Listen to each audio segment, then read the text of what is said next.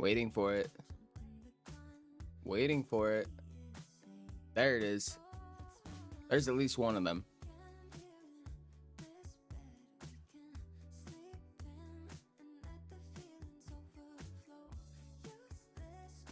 And mute this before it tries to talk to me. Gosh dang it, me. Why do you say things? Yo, congrats, Cancerin on the first. Let's go. Congratulations on your 1000 XP. Boodaloo.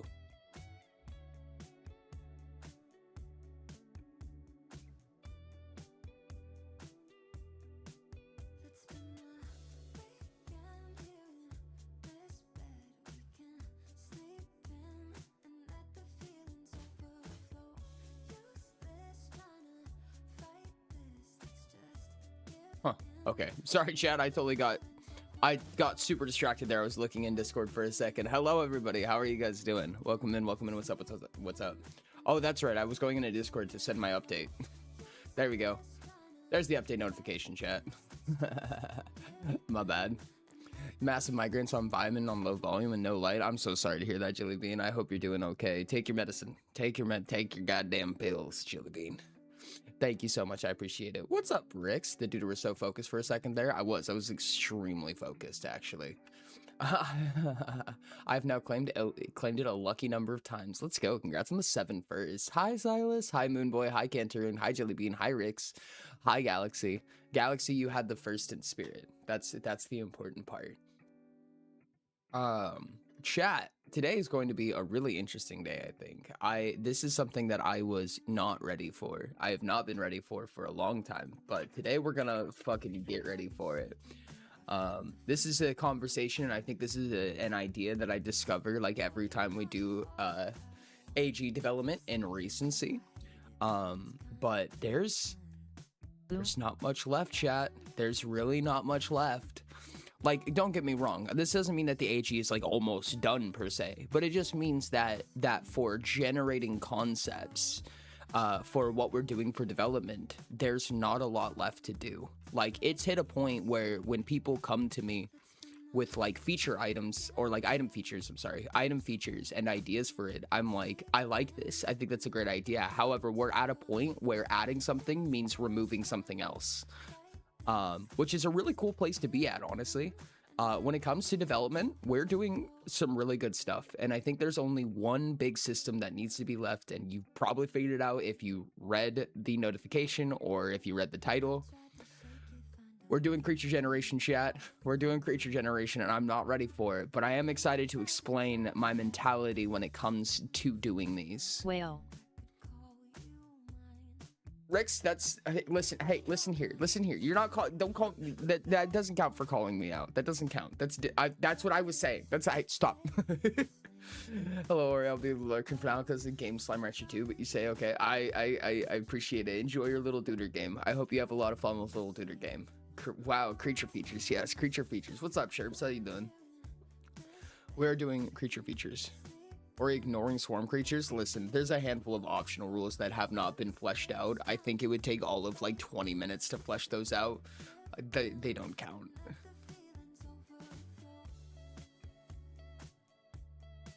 Swarm creatures is a hard one, and I think that swarm creatures does kind of fill in a large niche. I think swarms are probably the biggest optional rule to be considered, but like crushing, can we start with that? I think it's probably going to be, oh, congrats on the 10 streaks. Unfortunate that everyone's streak got reset, but congratulations on the 10 streak. That's really cool. Pull an enemy tank and switching characters 3 times. I fucking love that shirt. That's amazing. I don't mind working on some optional rules here and there, but I think that, oh my dear God. Battlecrow 520 just cheered 1,111 bits for funsies. 1,111 bits for funsies. Crow, you absolute fucking mad lad. What the Jesus fuck? Oh my dear God. Hi, Marvin. Goodness me, dude. That's crazy. Crow, can I have you pick a color, please? That was fucking insane, dude. 1,111 biddies for funsies, quote unquote. I do like Dynamic Initiative. Have you had the chance to play the new Barony update yet? It came out 2 weeks ago. I have not played Barony in a long time. I've not played in a hot minute. Yellow. 11 for yellow. This is huge, chat. This is huge. That's a lot of yellow. Bear on me. That's...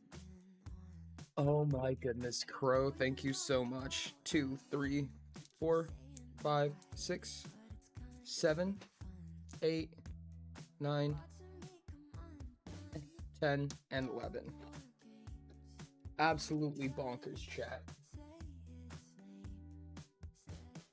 Have Baroni. You know, I should probably not cover it with my hand when I do that. One blue Silas_Rin just shared 100 bits. I don't have as many rocks as Crow, but here you go. One blue, please. Thank you so much for your one blue, Silas. All of them matter. I appreciate you a lot. The fight between blue and yellow. Hi. Not the fight between blue and yellow. The fight for blue and yellow is picking up quite quickly, I would say, because there's a lot of blue in here since Frost. Red started out taking over this yard, but blue and yellow are really taking its place. This is really cool. Thank you guys so much for the 1,211 biddies total. You guys are crazy, dude. What a start. Chat, there's a hands up for ads up. We're gonna have ads for about 2 minutes. Hi, Rain. How's it going? Hi, Moonchi. Oh my goodness, guys, what the hell? Rain, what color? Oh, Falling Crow. just shared 100 bits. Crow banker timer, Silas banker timer, Rain banker timer. It will still happen, don't worry, gosh dang Hype it. train started. Lover color rock. Rain, I also need a color from you as well. Thank you guys so much for the hype train, you guys are insane. And then another 101 from Crow. Okay, Crow banker timer again. Bank for Silas. Okay. 520 just cheered 101 bits. I told you, Rain. I said Urple in the TDS message, silly. What TDS message? Oh, in the... Oh, I see. In the biddy TTS message. Urple me. I understand. Thank you. We grab the Urple.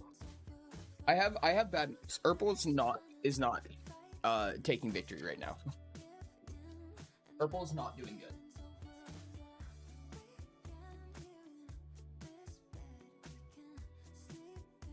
But it is showcasing. I think Urple is the last place though. No, actually, wait a second. No way. Wait, chat. No, I totally lied to you. I had survivor's bias. There's not a single orange in here. There's not one singular orange. That's crazy. I'm not gonna be here long. I'm gonna have to sleep soon since I'm still sick. I'm sorry to hear that, bud. I feel like everyone's has been sick recently. Blasphemy. That's wild, dude. I genuinely had survivor's bias. Like, I was looking at it and I'm like, out of the 5 in here, I think that purple is not winning. That there's more than 5 colors. That's crazy. I think orange might be losing, like, in general. Like, orange is not doing too hot in this one either. Like, there's just not a lot of orange, chat. Whoa. Biddy's all caught up? Oh, you added all the times and all the banks and everything like that? Oh, making an illness relay? Yeah, dude, I feel like everybody is getting sick recently, but I feel like that's always how it happens. Like, it just comes in waves. It's like, oh, the flu just came out with some new patch notes. There's a new update. Oh my dear God, Sherbert. God damn it, son of a bitch, you guys. Sherbert_plays just cheered 500 bits. You want some orange biddies? I finished a fiche last night and I'm coloring a second fiche. I love that. Timer. You guys are awesome. 5 orange biddies. It's straight out. Like, I basically just flipped to the exact page, but with grabbing a hand. Oh, thank you so much for the hug. Both in our chat. Bet.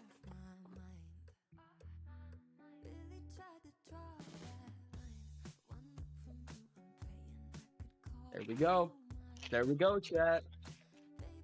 Ori sick? I'm not sick right now, but I did get sick the other day. Actually, I have a little bit of a story. Evening, Ori. I hope you're doing all right. The stream flashbanged me with a red instance of green for once. With red instead of green. I understand. Also, I hope one of the new creature kits gives away to engineering that isn't powerful. Gives a way to gain engineering that isn't powerful. You mean 4 creatures? Oh my goodness, Silas with the 2 blues. Guys. Silas_Rin just cheered 200 bits. Oh 2 blues, please. Goodness. 3. 2 blues for Silas. Gosh dang, dude. That's crazy. Oh my goodness. I'm lightheaded, but I think that's just me developing anemia because the fish can never rest, I guess. Oh no, that's not good. That's ungood. Okay. I'm gonna say, first of all, they can through interchangeable, but I am in fact going to talk about that. We are going to have what is essentially an engineering build for them, and I'm gonna talk about that. That's a class, not a key it. I understand through kits. Okay. But touche. No, actually, that's no. You're fair. No, you're fair. That's actually a really important distinction to make, and I'm really glad you made it. Quincy, I think that you just single-handedly saved all of Utopia. Good job. But Fortitude, I love Fortitude, honestly. I love the number of ways that Fortitude is very discreetly important.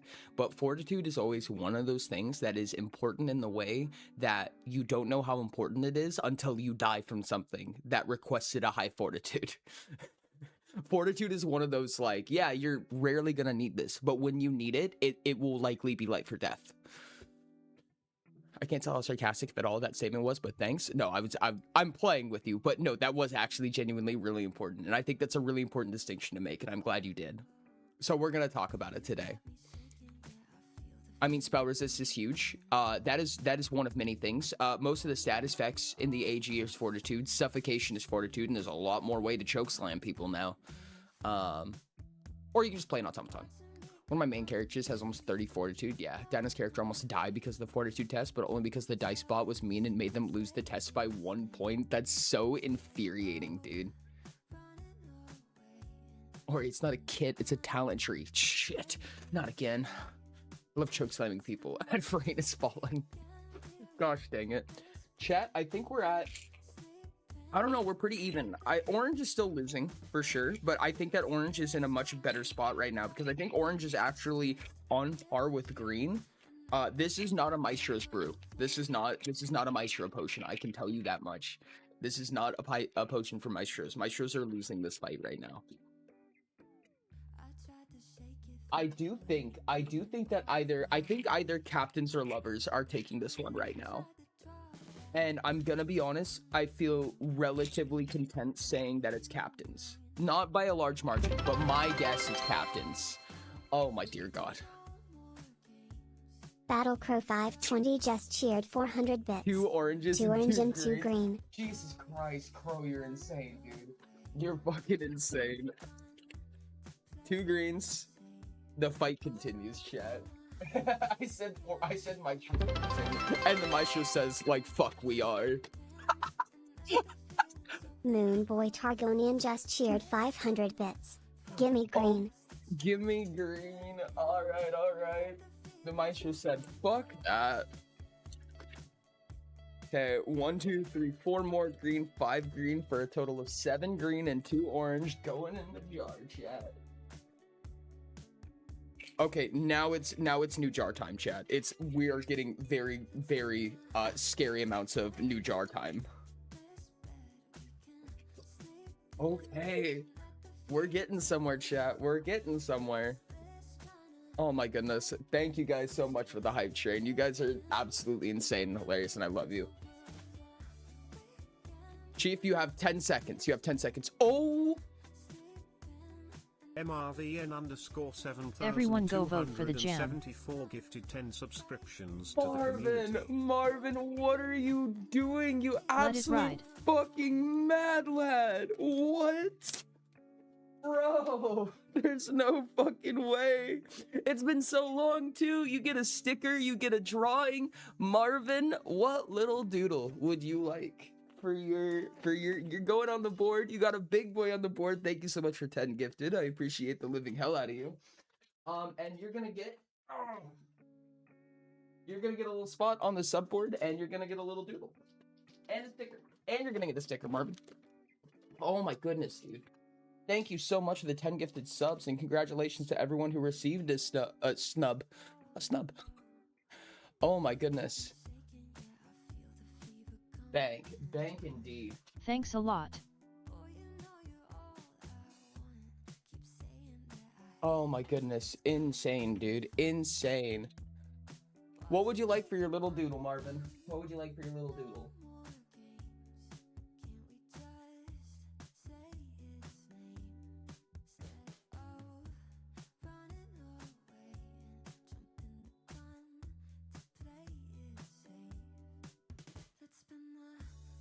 Let me go ahead and roll a sticker for you.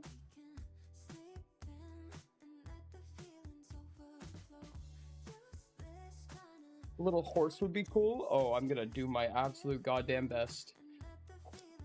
This sticker is wild, dude. What the hell is going on here? I have no idea what this is, chat. I have no idea what this is, but this is the sticker. Congratulations. All right, I'm gonna do my best to do a little horse, chat. I'm gonna do my best at a little horse. We're gonna see how this goes. Wish me fucking luck, dude.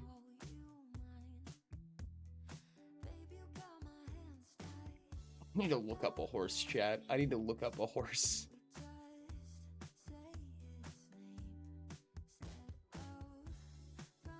That looks really interesting. Let's try this. Let's see if I can manage this.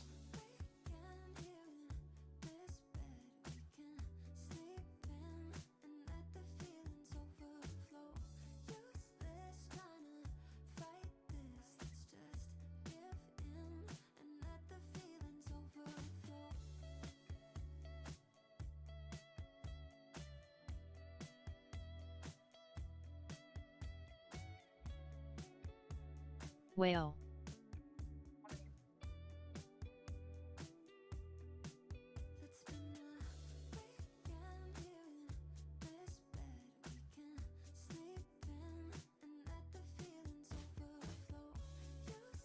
This is hard, chat. Horses are hard.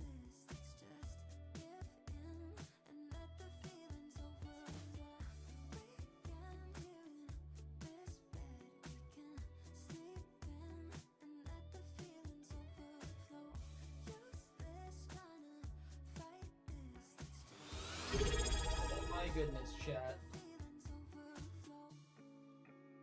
Speedy Spider Speedy just W. subscribed for 16 months. Hi Ori. Oh my goodness, dude. How's it going, Speedy? How are you doing, my guy? Hello, hello.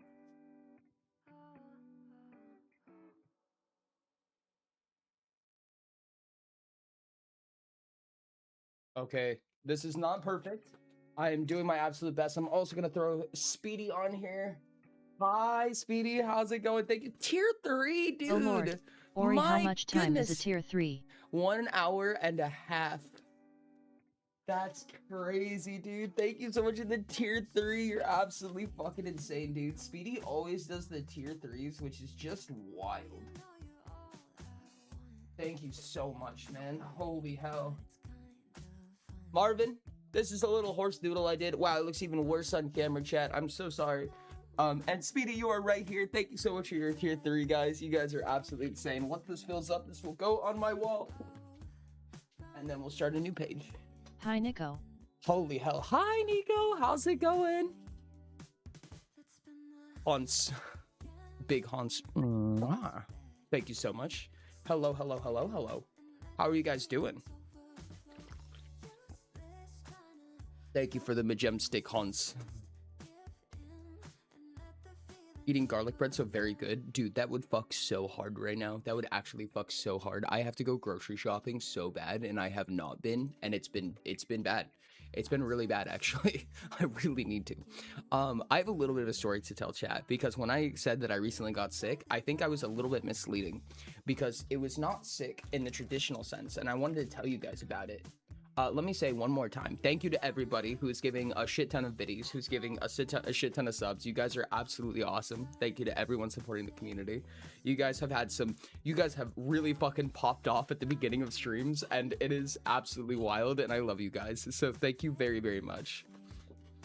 Are those brownies still there? We do not have any brownies, no. Luckily, because I'm pretty sure they would be considered a war crime if they were still around. I keep some cinder blocks in my kitchen, and by cinder blocks I mean the brownies I made.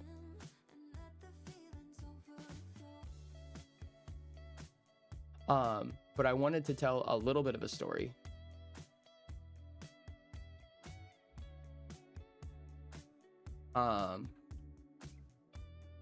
But I recently got like violently ill.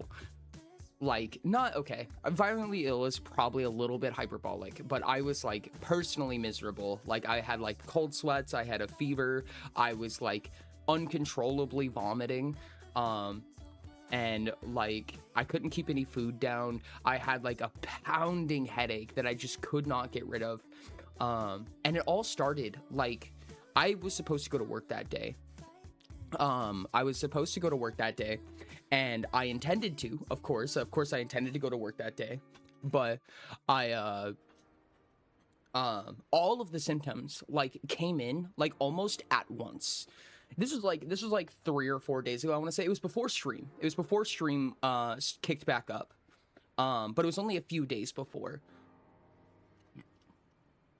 and it was like, normally when you call out, they're actually really lenient on how you can call out, because for most jobs this is not the case. Like, normally they request a lot more time than this, but they say as long as you call out an hour before your shift, you're good.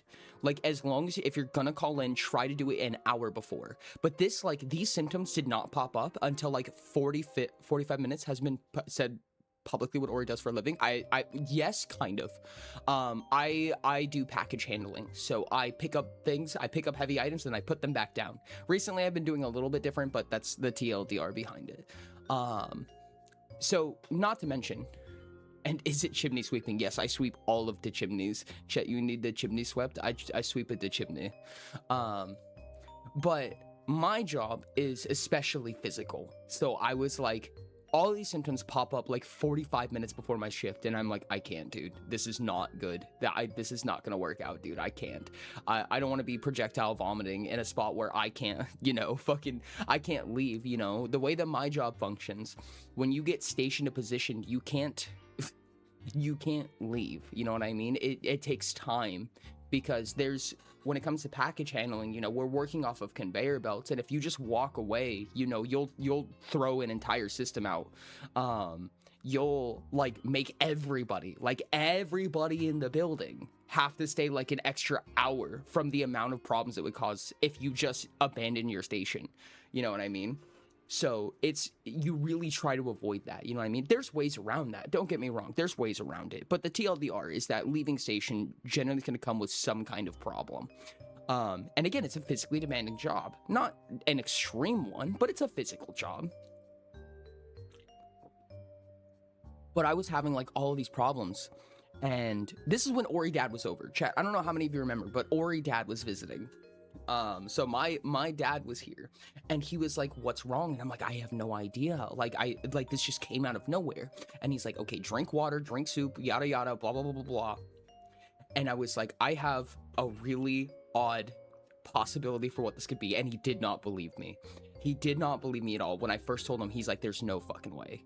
That's just silly, and you're silly. And he looked it up, and he's like, there's no way this is a real thing.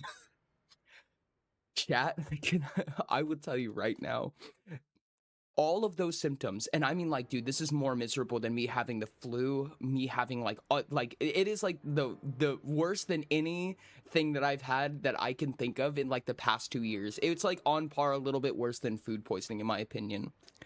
It was fucking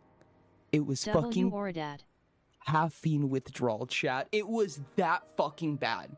It was so awful. It was caffeine withdrawal. I went about 48 hours, probably like 36 to 48 hours, without ever touching an energy drink, without soda, without tea, without coffee. And that's what happened. That's how bad it got, dude. It was insane. And to tell you just like how no, it is not Ebola. To tell you how extreme it is, dude. Like I literally, he's like, what do you think should help? Like he gave me like 2 hours. He's like, I really don't think that we should be feeding you an energy drink right now, but if you need it, I'll get it. And I'm like, okay. And I decided I was gonna give it like 2 hours, right? I was gonna give it like a couple of hours, and it just got worse. It got so much worse, dude. I couldn't keep down any food. I was having like awful like dry heaves. And again, dude, I'm like covered in a cold sweat. I'm dizzy. I'm groggy. Like I know it sounds like I'm being hyperbolic. I know it sounds like I'm fucking exaggerating, but I'm not, dude. This was terrible. It was fucking miserable. I could not think straight. It At was Galaxy insane. It was 3004, I was in a ton of pain. There was a ton of fatigue. I will help. It was ruthless, dude. And after a couple hours, I'm like, no, fuck it, dude. I just need an energy drink. I just need like a Celsius, a fucking Ghost, whatever. I don't fucking care. Just some kind of sugar-free energy drink. I don't want a fucking Monster. I don't want a fucking Rockstar. Something that's like caked in sugar so that I can throw that back up the moment that my body receives it. Just something sugar-free that's like fucking caked in caffeine. I drink like half a Celsius. I fall asleep, and like 30 minutes later, nothing. Not a single fucking thing, dude. It was insane. It was absolutely fucking bonkers. Dad, call Sabrina Carpenter. I need an espresso. I need an espresso IV into my body right now. Keep a note, your heart might explode. Maybe. I drink a lot of energy drink. Okay, hold on. This is actually a really bad example, chat. I swear I'm not that bad. I swear I'm not bad, but to be fair, I've got these before stream. I swear I'm not that bad. This is not a normal thing. But I think that genuinely... This is less. Okay, listen, I have somewhat genuine defenses towards this, but I'm not going to because it's a funny meme. But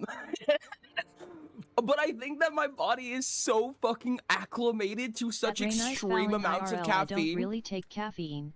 This is said for purely comedic effect. You're not the fish, you don't have 3 hearts. I think that my body is so extremely acclimated to caffeine that the withdrawals of not having caffeine for 48 hours was so bad, dude. It was, not a fan. Not bad physically. Look at the inspiration orange.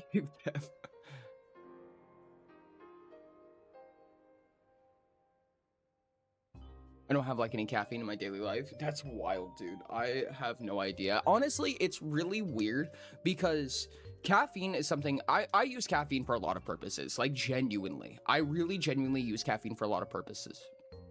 And one of them is because it helps me a lot with focus. As I know a lot of people are clinically aware that I have a short attention span. And I know this sounds hard, Chad. I know this is going to be hard to believe, but you're going to have to take my word for this one. Without this, it would be a lot worse. And I know because it is, because it happens often. It helps me focus a lot. And also when it comes to the amount of things that I do, my energy spikes and dips very often. Like my physical fatigue, my tiredness will peak and dip at really fucking inconvenient times. And when it comes to the amount of work I'm trying to complete, when it comes to streaming, when it comes to being employed, and in the 4 to 6 hour gaps between those two things, I'm working on events, I'm writing Utopia, I'm doing all the things that we have to do, planning for the next stream, doing YouTube content, whatever. I need to be selective when I'm tired.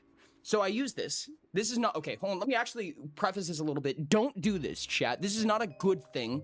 Don't do this. This is a bad idea. If I have not already portrayed that so far, don't fucking do this. But I do this as a bad habit. I would clarify, as a bad habit, I do this to control my schedule. I do this to control my bodily schedule, which is not what you should do. Your body has a natural schedule, and you should let your body have its natural schedule. I just don't.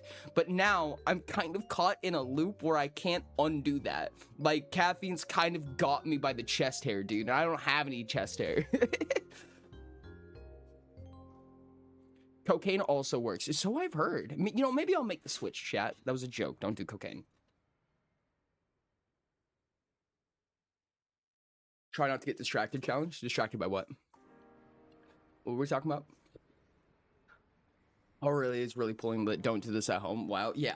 Don't do. Okay, listen, chat. There's a lot of things that I do are stupid and funny. This is one of those like life altering things. I know it doesn't sound like it, and I'm making funny jokes, but this is really hard to come back from. I'm gonna be honest with you. But I digress. Num num num num num num. God damn it, dude. This is crazy. I love that this has 100 milligrams of Neurofactor trademark. Genuinely. Like, that's what it says. It says 100 milligrams Neurofactor trademark. It's not going to zoom. It's not going to focus, chat. But that says Neurofactor trademark. Wild. I don't intake caffeine because when I do, it makes me tired. Understandable. Small That amounts of caffeine will do Nico, that. yeah, the madness. A cup of tea or a small cup of coffee with not a lot of shots in it will make me very tired. However, a lot of caffeine will make me tired but unable to sleep, which I can work with. That's not always true. If it's usually energy drinks are probably, I presume, are different because of like the carnitine, the taurine, and all the other shit that's in it. But a lot of like sports level energy drinks, sugar-free energy drinks like Ghost, like Celsius, like Bang and Rain, usually they don't give me that tiredness, and they don't give me the crash at the end of like the 3 to 5 hour mark when an energy drink usually starts to wear off.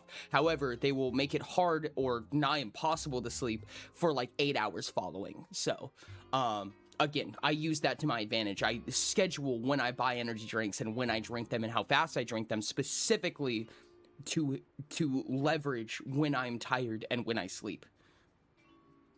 Don't do that. Oh my god, Gandalf, what's up? I would have to advise this comment on context after seeing you is no way condoning anyone to do illegal substances. Gandalf, how are you doing, dude? What is up? Oh my goodness. Dude, I was actually, I swear to God, I lurk in your streams all the time. How are you doing? Had a problem. There's a portion of my schedule where you're like the only person, like usually for me, it's like really, really late at night or like really early in the morning, I guess, at the same time. That nobody else is streaming. So whenever I see that you're streaming, I'll just pop in, I'll just lurk. It's usually right before I go to bed, so I usually have to go to bed, or sometimes when I'm going to work, depending on what my schedule looks like. I'll just pop in, I'll just turn on Gandalf. Chat, can I get a shout out for Gandalf and for Altruistic Nico while they're here?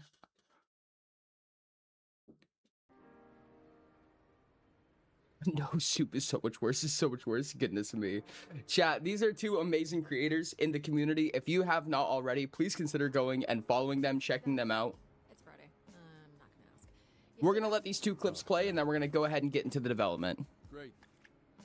Thanks, kid. Welcome to the team, Waterboy. Appreciate that. I've been good. I just destroying my self-esteem by playing Marvel Rivals, trying to get gold for free skins. Dude, that's so real, dude. I have not played Marvel Rivals. I have been playing Overwatch with my buddies, and I feel like I need to really bad. I don't like it. I didn't like that one. Nico, that's so real. Oh my goodness. Okay, one more for Gandalf. One more for Gandalf. We get a clip from Gandalf. Nico, pause. Nico, pause. Suck my fucking cock, dude. Like, take my dick, right? Take it in your hands and suck it from the back.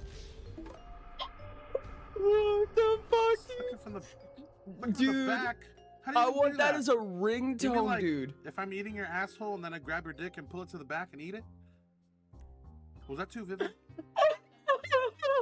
That was so good, dude. Dude, okay, honestly, if I wasn't already following you, that would have earned it right there. That would have earned it right there, dude. That would have been it. That would have been it, dog. That was fucking great.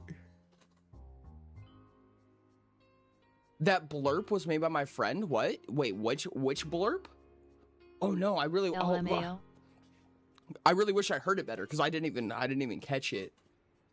That's so wild. I'm so intrigued. Wait a second. Yo, what?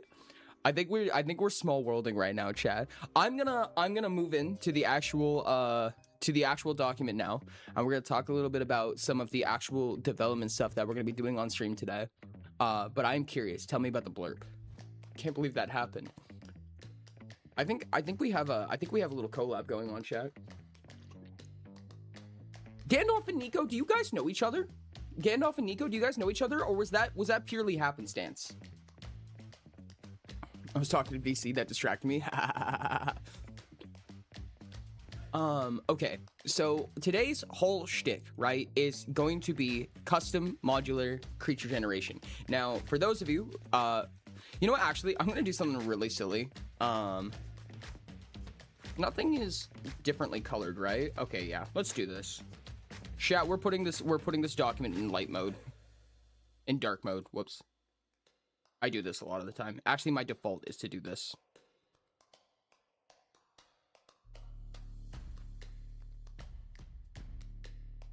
Gosh dang it. Ultra received through our mutual acquaintance. You guys want to, like, collab together sometime? That one's from my friend Jim Blackney, and he hates that sound. I can't believe someone played it on your stream. That's actually amazing. The background? That's so interesting. Guys, I think we should collab. You don't have to. This isn't pressure. This isn't pressure. You're free to say no. But I'll cry. That was a joke, chat. Okay, chat. This is in dark mode. Is this better in dark mode? OMG. Is this better for you guys to see? Is there actually a... This doesn't have a dark mode, does it? No. No, I don't think G Drive has a dark mode, but... So... We're all fucking vampires. Okay. If this makes it easier to read, we're gonna keep it this way. Yummy dark mode. Okay, cool. Gandhi and I haven't collabed yet. You haven't collabed yet? I'm just saying, guys. I'm just saying. Pick a really funny rage game, and we play it together. That's all I'm saying, dude. That's all I'm saying. We don't have to. I'm just saying. It's an option. Okay. So, modular creatures is probably one of the more complicated systems in all of Utopian. I'm gonna do my best to explain it. Yuki, how's it going? Welcome in. What's up? You guys are awesome. Altruistic and Gandalf, if you would like, you can post a link to your Discord if you want, or if you want to post a personal link, you absolutely can. Go for it. Give a little description on what it is, send a link, and people, if you guys have not already, please consider interacting with their communities, showing them some love, saying hello, and petitioning that we should do something together. Thank you. Have you altered the wording of kill switch? I have not yet. I'm not doing the refining right now. I'm mostly doing the generation of content, and then we're gonna go back around later for some of the refinement. So for right now, it's not the specific thing that I'm working on, but it'll come around. Okay. So if we go to actual Utopia, again, creature generation is probably one of the more advanced mechanics. Nico, what the McFuck is that? What the actual McFuck is that? And what does it end in .edu? I hate this so much. Chat, if you can't see what that is, good. I need to stop pointing at it. One of the fucking mods are gonna like fucking pin the shit if I'm not careful. I'm just gonna ignore it. It doesn't exist, chat. Okay. No, creature bodies.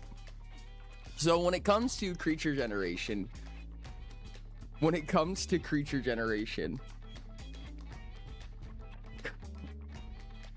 I can pay attention.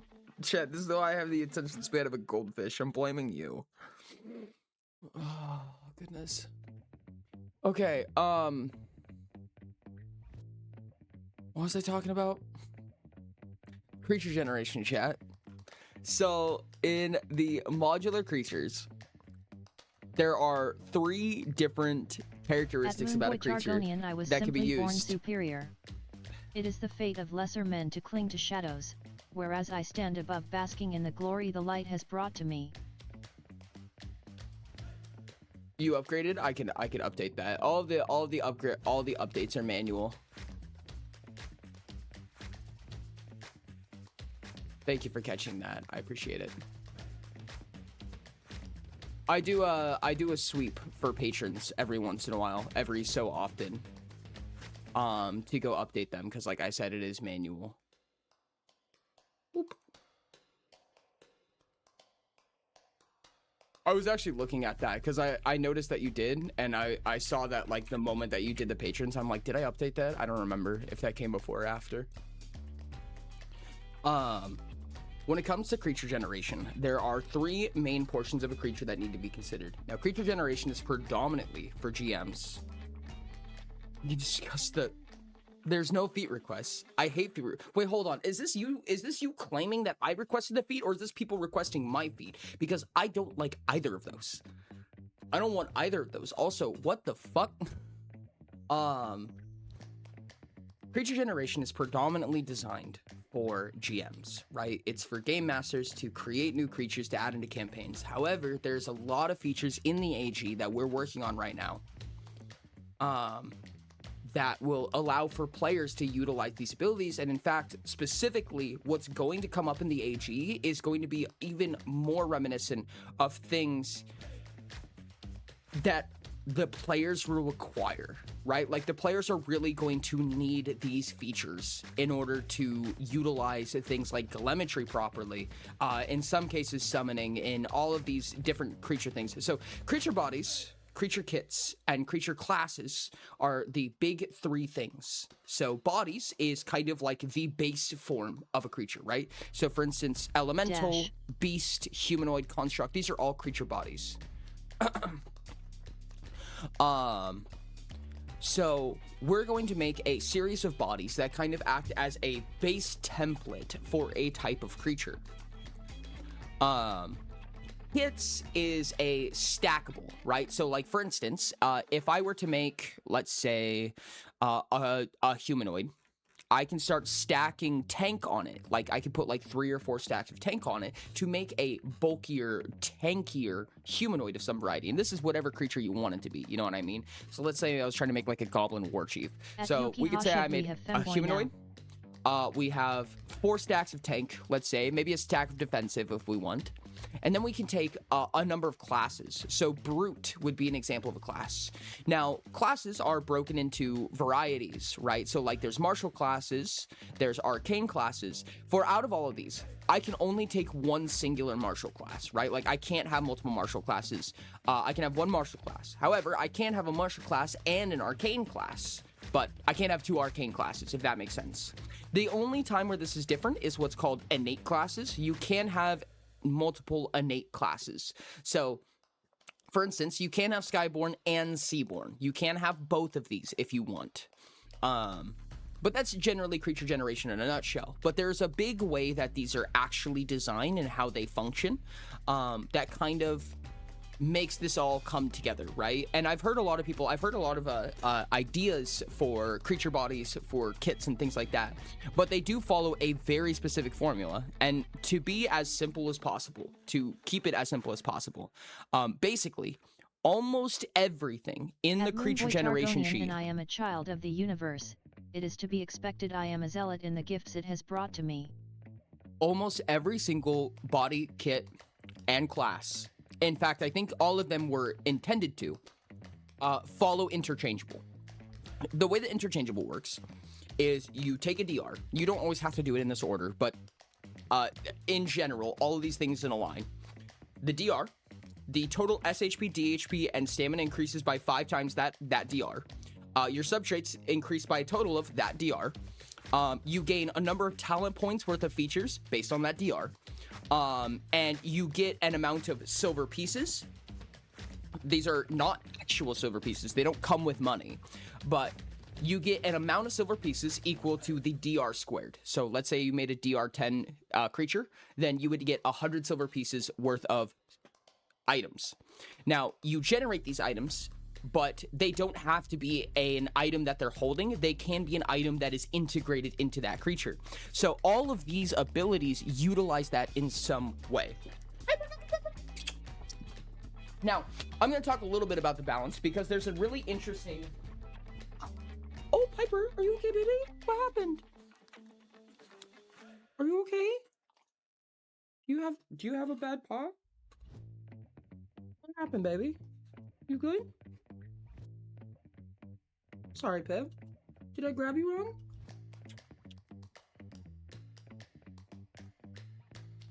Okay, baby? All your paws okay? How could you?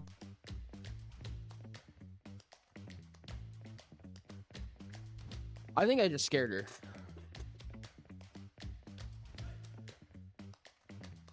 You go, Pep? You doing okay? You gonna go, Pep? Yeah. Yeah, Pep. Hi, baby. Hi, baby. Yeah, you're doing so good. Okay. She does startle very easily, yes. Beep, beep, beep, beep, beep, beep. Gosh dang it, what was I talking about, chat? This is the reason I can't get anything done.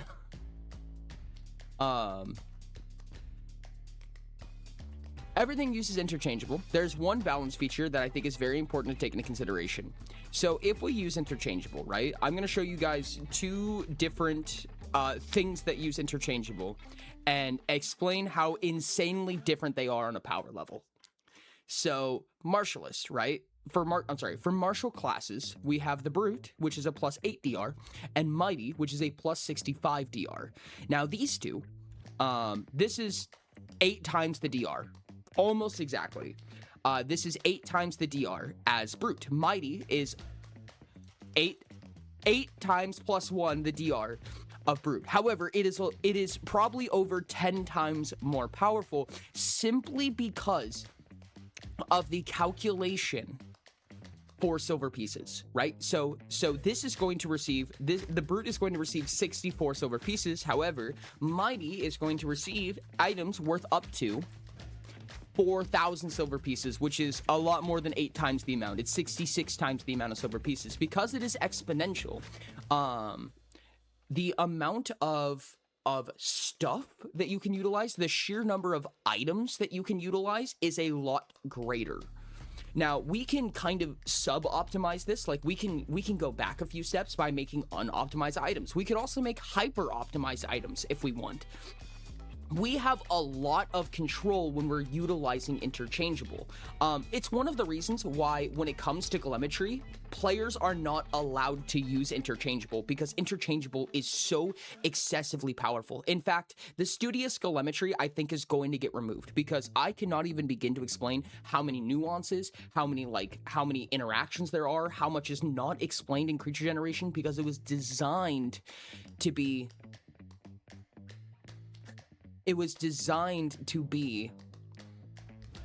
for the GM. It was designed to be like GM fiat with some rules. And the reason that I follow these rules the way that I do is because this is intended to keep a creature on level with the character. At MRVN_7274 id. So if, for instance, interchangeable shadows, it echoes how player progression works. So for instance, the SHP, DHP, and stamina increase times 5, that's assuming like a character with a 5/5/5 and endurance, effervescence, constitution would scale at the exact same rate. Subtraits by total of X, same thing. If you were a character, you would get 1 subtrait per level. You gain another talent points equal to the number of levels. Crazy, that's how characters work. And you get an amount of silver pieces equal to X squared. That's roughly how players work. Definitely not nearly as exact, and it doesn't make creatures that are exact to player level, but that's the idea, is that DR needs to match level. If we get kind of funky with it, then it's not nearly as faithful to that system. But 1 DR is meant to mean 1 level in some capacity, usually less optimized than a player can be, but a creature can be actually, in my opinion, a lot more optimized than a player by using interchangeable and really abusing that system. Which again, I do think that Studious Telemetrist is going to end up not keeping that.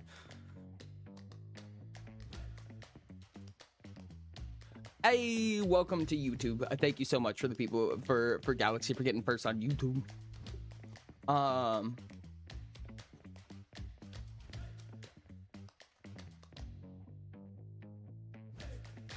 I'm sorry, Rix, and I'm sorry potentially Dino. I don't know how attached Dino was. Should have seen Elf's DR 7000 he was planning on using on us in WM.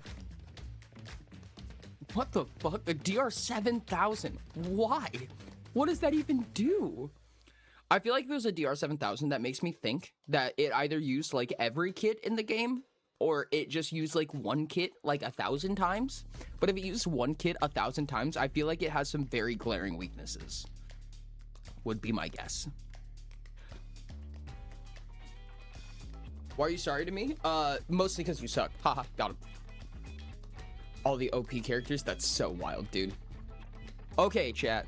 So the first thing that we have to do is we have to decide a number of bodies. But before we do that, before we get into kits, before we get into bodies, what I'd like to do is I'd like to create a general framework for what kind of archetypes we're trying to fulfill. What is the general like niches? What are the types of creatures that we are trying to include as possibilities, and how can we basically give something to those? Now, I know a lot of you might not love this subject, and I know a lot of you might not know a lot about it, and some of you might even be sick of it, but I'm going to say this in a very different light from what I normally say. We're going to use the compass for game development terms, not for personality type things. We're going to use it to make sure that we cover as many bases as possible. So one of the ways that I would generally utilize this is, for instance, I'm just gonna jot something down real quick. Yellow, green, blue, purple. And I'll explain how I use this as a framework. Executive, mastermind. This will not end up in the final game either. I also want to say that this is not something that's ever going to pop up in the final game. In fact, in this specific instance, it will not even be symbolized that way. But this is something that happens inside the development process for me a lot of the time. And this is to kind of cover my bases when it comes to play style. Inquisitor and Genius. So what we could do is make a body that fits all of these archetypes, quote unquote. And in Utopia terms, we would say martialist of some type. Martialist, combat, we have crafting and engineering. We have magic and arcane / utility. Green would be roguish / fey / tricky. Double XP is true on YouTube, correct. Blue would be approachable / charisma / support. And purple would be balance, control, I would say. So we can come up with a body that follows these general premises, if that makes sense. This has nothing to do with the personality thing. The personality does not matter at all. For a game development term, this is specifically to make sure that we cover our bases with what we are trying to develop, if that makes sense. By using all of these, this will hopefully give us a better idea of filling out the entire set of petals, you know, that we touch every side of the arena, instead of just making a bunch of combat builds or making too much magic or forgetting to add healing or what have you.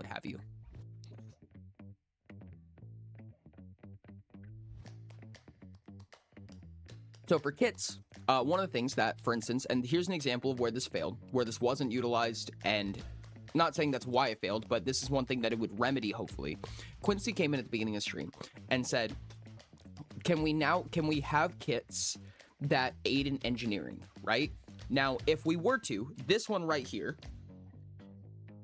and this one right here, these three would all be some form of engineering or intellectual type of kit, just based on how these archetypes function. Because Mastermind is orange, Maestro is orange, Genius is orange, and orange in Utopia generally turns into crafting in some way, engineering in some way, or some kind of logical basis.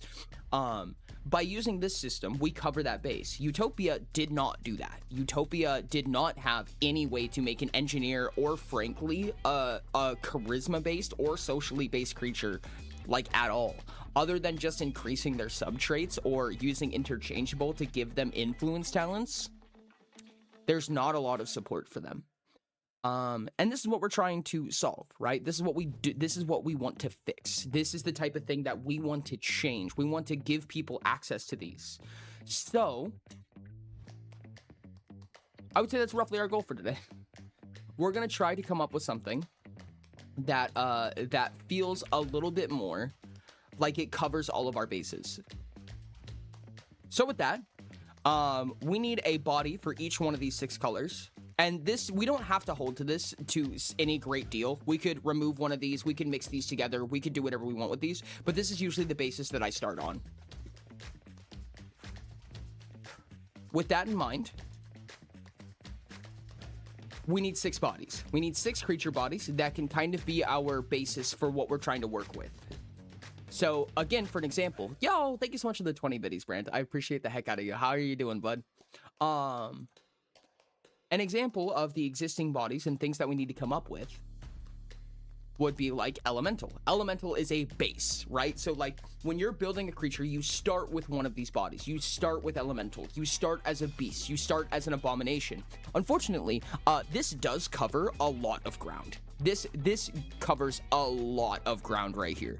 So it's going to be potentially a little bit difficult to build off of this because all of these are so vague. So we have to build things that are less vague. But we can do that. We can definitely do that. I'm doing absolutely amazing, Brand. Thank you so much. I appreciate you. How are you doing? I do think that realistically, green could just be Fae. Like literally Fae. If I were to take a swing at it, we can definitely have a tricky / cunning type that uses this ability. I could see this pretty easily.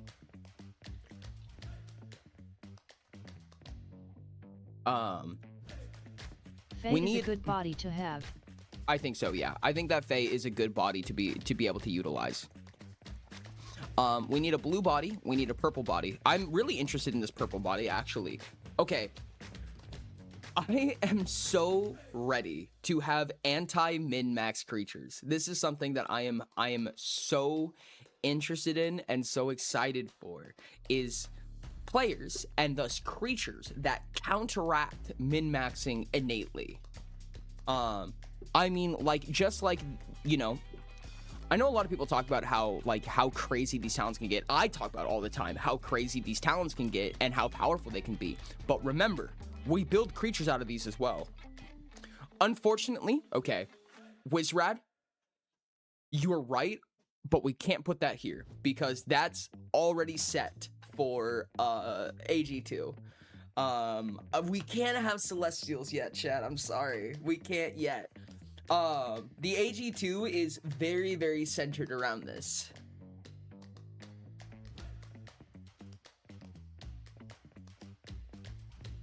But I do think that some kind of like Celestials, I do think follow the concept of like counterbalance in that sense. Ooze? Oh, ooze is actually really interesting. What would an ooze be? Rain would put ooze in charisma and support. Actually, could we put that in the magic one? Because oozes in Utopia generally, they're a primordial creature. But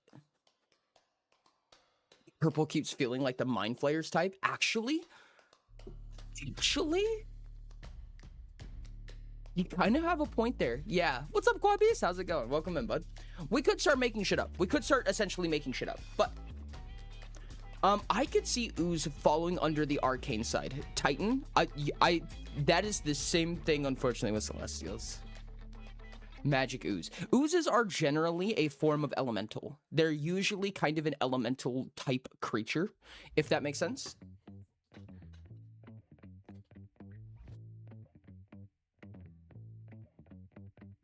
So usually they'll be tied to something like fire, or they'll be tied to ice, or they'll be tied to whatever. What is ooze? They're like little gloop creatures. Uncovering all of the AG2 by pure chance. Honestly, I would believe it. I would absolutely believe it. Oh goodness, there's something I was gonna do. Oh no. Oh yeah, I wanted to peek through purple. You know, honestly, I think you guys might hate this. Purple is likely going to get a lot of buffs. I think purple is going to get a lot of buffs.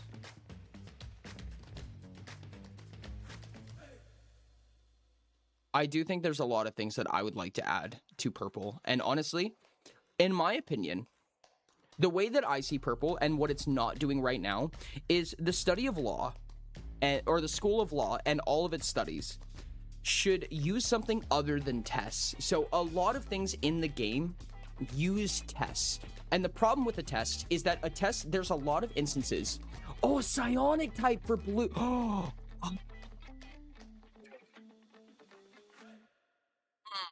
Yes.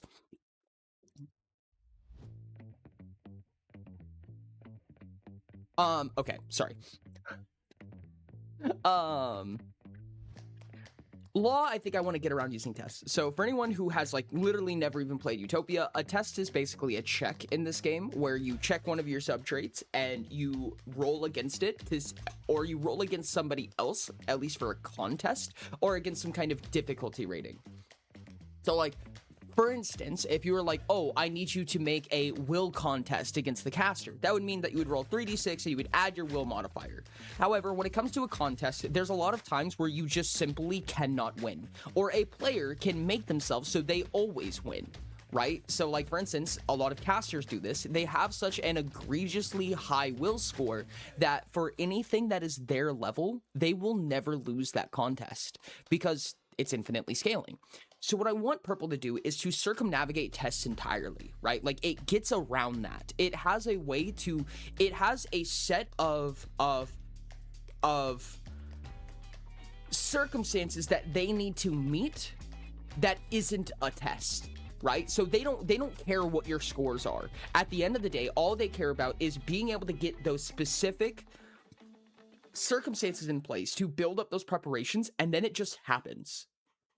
If you let them set up that way, then they just do whatever they're trying to do. They just enforce their will on you.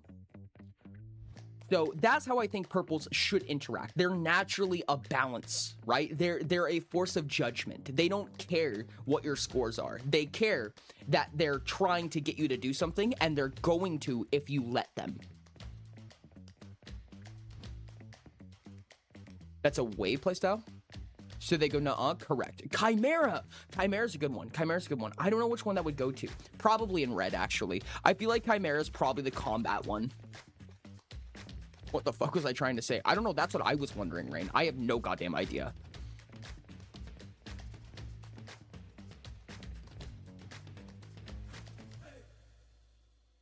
Build up a nuh-uh or a yeah-uh. Yeah-uh is so funny.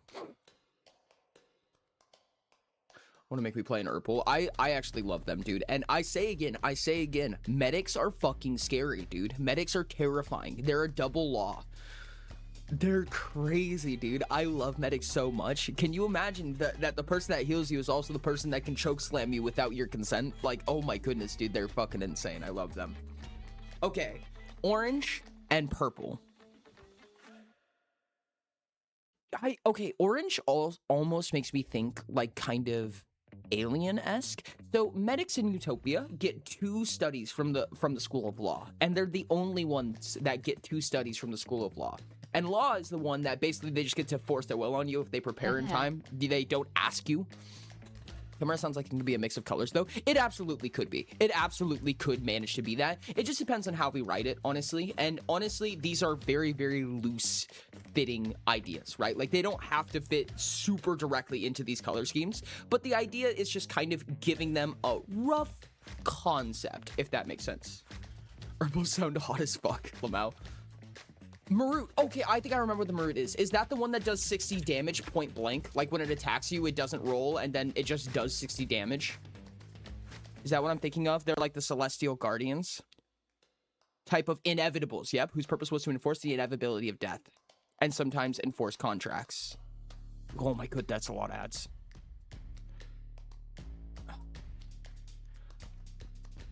Made entirely of Onyx. I did not know that. What's our stat block? Do we have a stat block here? No?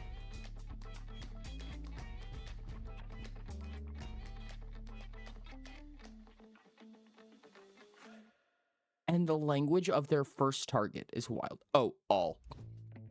They just know all languages is wild. Do we not have a stat block anywhere here? I'm cry chat. Wait, were they in Magic? Why is that common?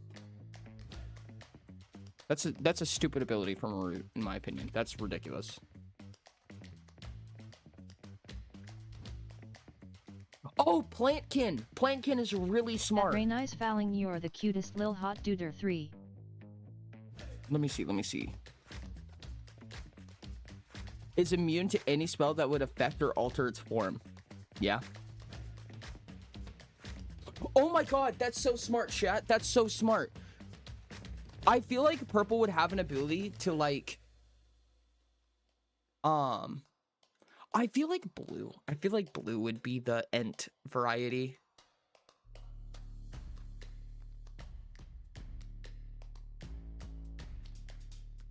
We'll get back to that. Hi, Ashton. Actually, you know what? Orange could be. I feel like orange could be. We could get... At Moonboy Targonian, yes, I agree, but without any workarounds. I have a purple weird way. discipline. I have a weird way to make plants and treants orange. I think we can work with this. I think we can work with that actually. But I feel like it would be really cool if purples had like some kind of passive ability or anything like that that basically stated that they can resist alterations to themselves, that they can prevent themselves from getting like you guys get the point, I think. They can resist any form of modifications to their body that they did not wish for. That's the type of things that I like on purples. This is a modular creature design. So this is building up the basis of how creatures will be made for GMs and for players. Right now we're making bodies. So there's only one body that we need, and it's the balance or control body, if that makes sense. Homunculus is actually really interesting. Homunculus would also be... making new creature designs. Homunculus would also be a fair orange one. I also actually see Homunculus probably going into yellow or green, personally. Or actually, I can see Homunculus in any of these. I'm just gonna put that down as a general one, honestly.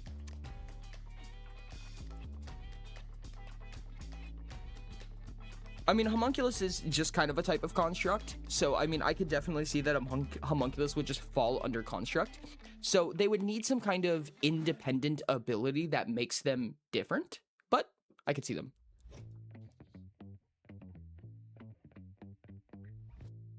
Like a Shogoth for control, not being just of one shape. That's fair. I actually need to look up a Shogoth. Hold on.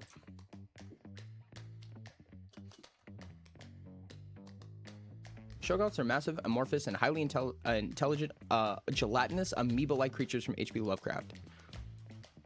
Okay. No, I could see that. No, I could actually absolutely see something like that. Shapeshifter style. Oh, you know what? I feel like... I definitely think we should have a shapeshifter here. I could actually see these being... Yeah, no, I actually like the idea. I think that more horror-based stuff is probably actually a really good idea. I'm gonna smack that on the Shogoth. We get to play around a little bit because at the end of the day, these bodies don't represent a ton yet. You know what I mean? Like, a body is a very base level that doesn't have a ton of features to attach them, right? This is meant to be our base level. So a lot of times we'll be like, oh, this is the orange body, but it doesn't really actually do that much. You know what I mean? Nephilim, if that is what I think it is, it might be a little bit too powerful for us.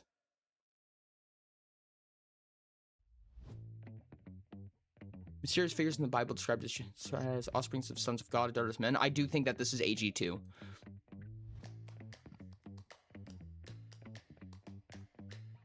Yeah, I do think that that would be AG2 content.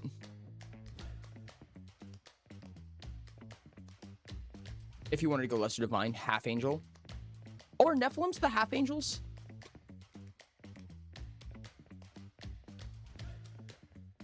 I thought they were like bad. Yes, the angel equivalent of demons Cambion. Gotcha. I do think that when it comes to a lot of stuff, and even in general, I think like when it comes to like biblical level, like type content, I think it'll probably usually end up in the AG2, even if not for power level, then just for thematic purposes.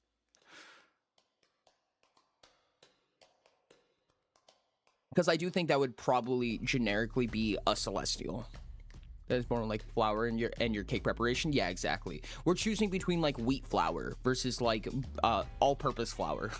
This is what the body is. Living magic type thing for Urple. Well, there is magic is kind of like one of the big things, like a mana-based creature, but that's also what an ooze or an elemental is. Purple really is just going to be something like. Yeah, I think a Shogoth is going to, yeah. It's going to be something not made up, but essentially made up, I presume, because they're just creatures of balance. I do think that it's gonna probably end up being that way in some way. Like, they have to be like a balancer of some type. However, I do think that Shogoth is going to be replaced with something a little bit more generic. And I'm going to call it a horror right now. If Cambion has an angelic version, the Nephilim is human. There's Cambion, kind of an Nephilim, aberration already. Angel/demon. There is already kind of an aberration. Now, it doesn't have to be an aberration. Or I think it's actually called abomination in Utopia. Yes, abomination. However, I feel like aberration would like, it would be hard to tell the difference between an aberration. No, I think an aberration works actually. No, you're right.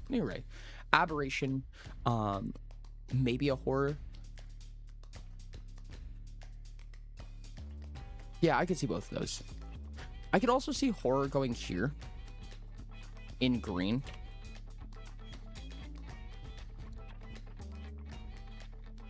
Okay. Let's turn this into a bolded list. So we have Homunculus, Chimera, Treant, Ooze, Fae, Horror, Mystic, Shapeshifter, Aberration.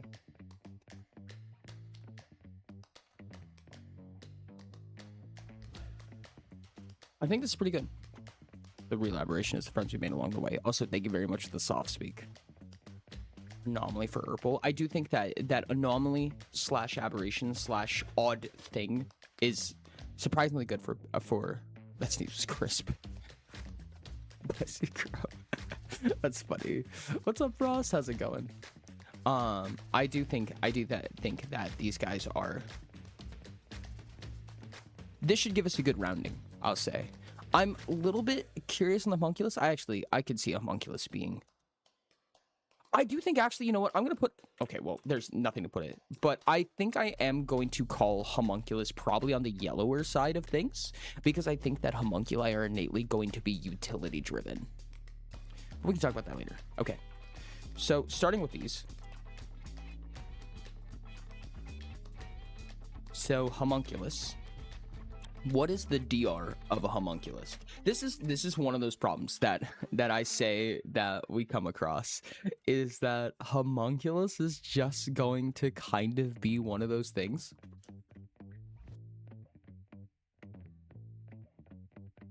A homunculus feels like it should have a base DR rating of like 2, which means if it does have a base DR rating of 2, it will have no abilities. It will have actually 0 abilities. There's nothing it can do unless we find some way to manufacture a quote-unquote negative DR. Which is possible. It is possible. Homunculus could also be, because we have Golemetry, a genuine XDR, which is something that I think would really work. I think that we could absolutely work with that.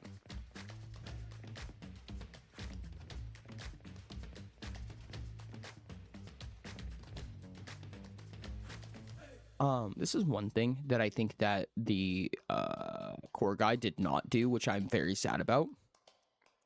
Yeah, it does not tell you what creature type these are. And I think part of that was so that people could decide, you know, so that they can make it elemental and then can make it a construct instead of a primordial, or they can make it a humanoid for some reason if they wanted to. But realistically, there's elementals are virtually always primordials. Like, that's just the nature of it. It's just how it works. And I think that the AG is going to actually solicit this information. Like, it's going to tell you, like, if you make a homunculus, it is a construct, because telemetry does care now. So we have a base DR of X. I'm going to set out, basically,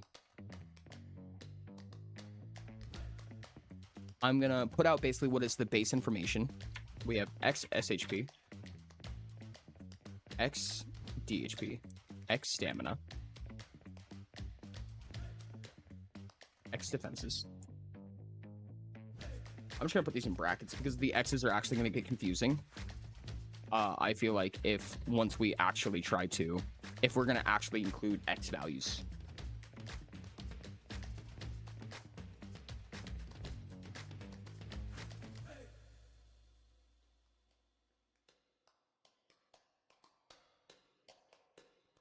We have subtraits.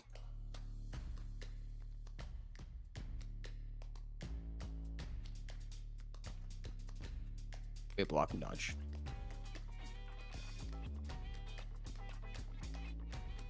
Talents. Number sign also works number. Actions. Looks like it could have a curse as negative DR. I could definitely see if they're going like, can they be more augmentable? I could definitely see something like that. It would be actually really interesting because I could very much see that homunculi would be basically, when it comes to telemetry, homunculi are commonly like the go-to, right? Like, you want to build homunculus because their features are just more inclined to be good for a telemetrist. You know what I mean?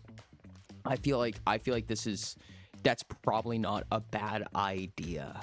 This is where we get into the ability to kind of play around a little bit, if that makes sense.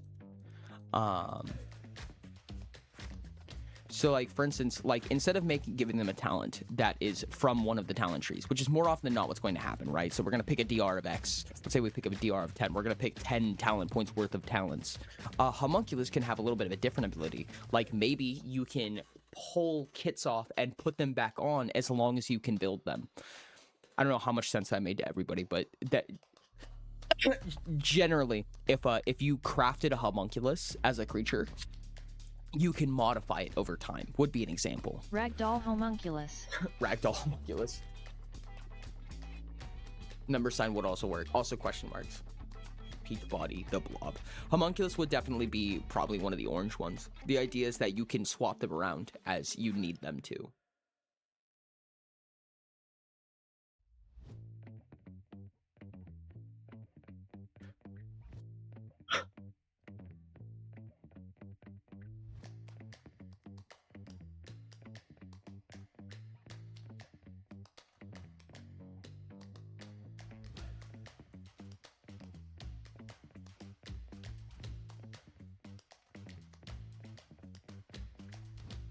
The abilities are swappable hatches, yeah. Forget homunculi. I'm going to anime shopping malls worth of blank mannequins to give my foes new sleep paralysis demons. I love that. Can innately use something like Prodigy Glimmers on homunculus without needing the talent? That's kind of what I was thinking. Something along those lines where you can kind of swap them around. However, I will say, we don't want to make something that's so strong that it borderline like is never not the thing you make, right? So if you could make a homunculus and the homunculus's ability was that you could simply just swap around their features, why would you ever not make a homunculus? Like, there's literally no reason to ever not make a homunculus. You know what I mean?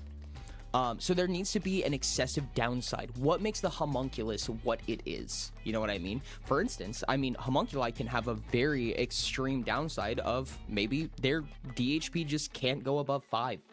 Their SHP just can't be above 5 ever, you know? Or maybe they are, you know, innately, you know, they die in one hit no matter what. They're designed to be utility creatures. They're not made to be combat.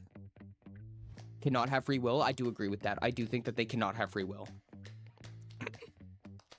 Like, special perks for homunculus you can add, like, aka the 7 deadly sins. I mean, I feel like the 7 deadly sins kind of gets into flavor territory. That's where you kind of get into, like, curses and oaths, which is almost purely just GM fiat. Oh, you sack DR every time.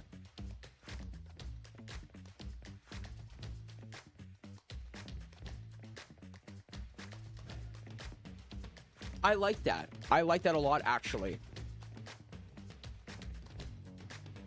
See how this is written. Yeah. We're gonna do the common construct spiel. Does not need to breathe, eat, drink water, or sleep.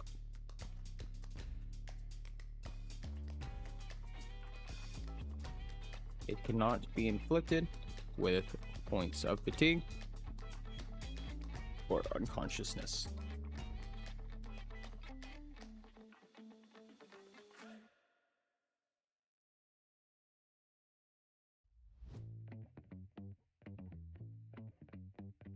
This creature cannot have free will. Period.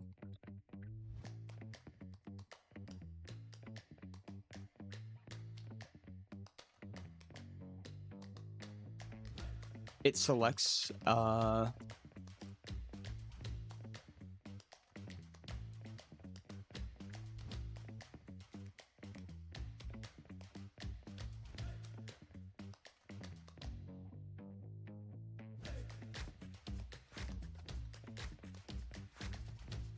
it would be granted free will. It selects a creature to command it and loses free will instead.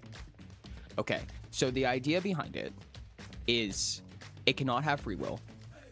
It always has a single commanding creature in its head. If it is given free will, it selects a creature.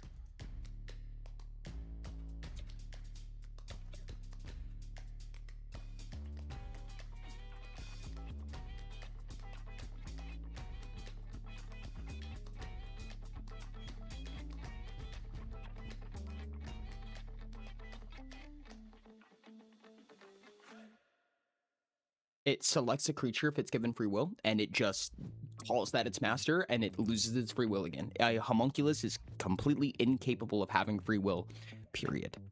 Just GM discretion. I think that this is definitely one of those the GM should decide this. When it comes to Telemetry, there's a lot of things. When it comes to creature creation, when it comes to necromancy, it's one of those things, again, that I find to be kind of like setting based. And I think that there's too many variables here where a homunculus could pick its master. You know what I mean? Realistically, it's, in my opinion, probably going to tend towards the creature who made it. And if the creature who made it tries to give it free will, it'll just not get free will and then go back to its master.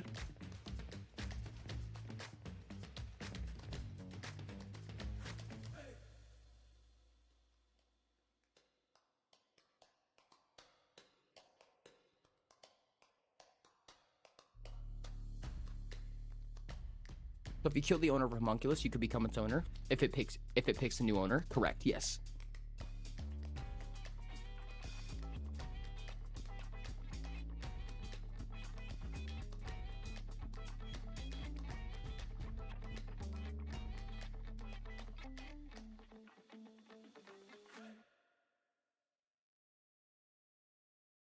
A homunculus should probably have a heart attack if its original creator dies. I could see that.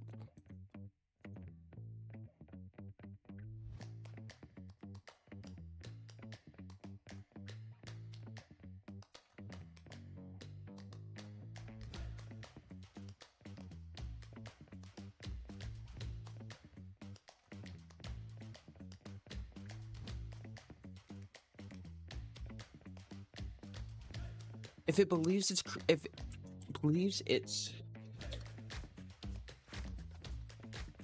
this creature believes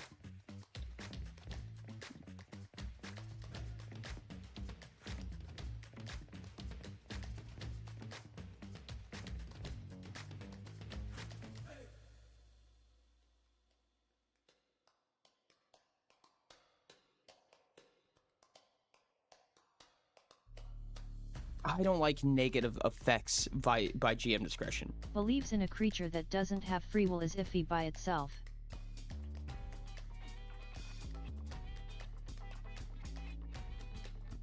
Yeah. Believes its creator to be dead, feels too open to bullshit. Would it be too much for a simply know its creator is live or not? That's actually pretty fair.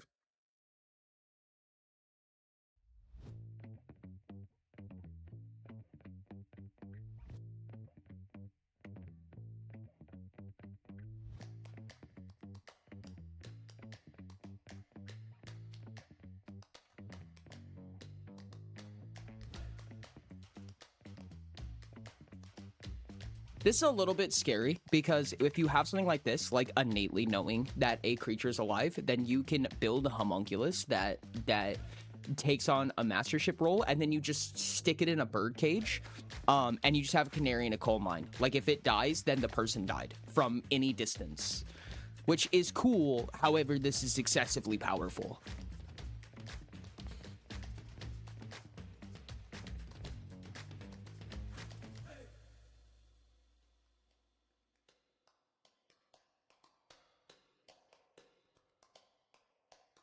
I think that we're probably just going to leave this part out, honestly. I think we just leave it to, if it loses its commander, then it gets a new one. That's all. GM discretion. Imagine killing a big monster and all its servants die. Yeah. Yeah, homunculus death candles, exactly. It's interesting for a world building standpoint, it is.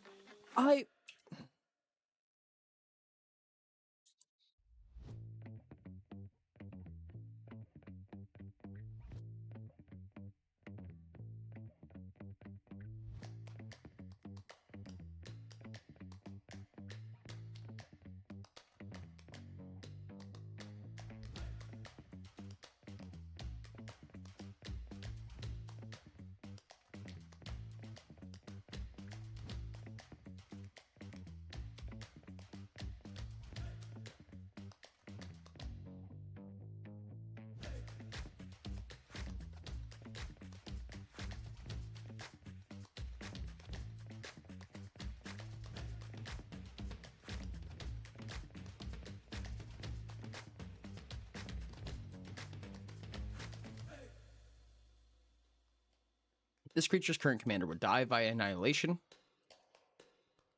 This creature dies and its maximum DHP becomes 0.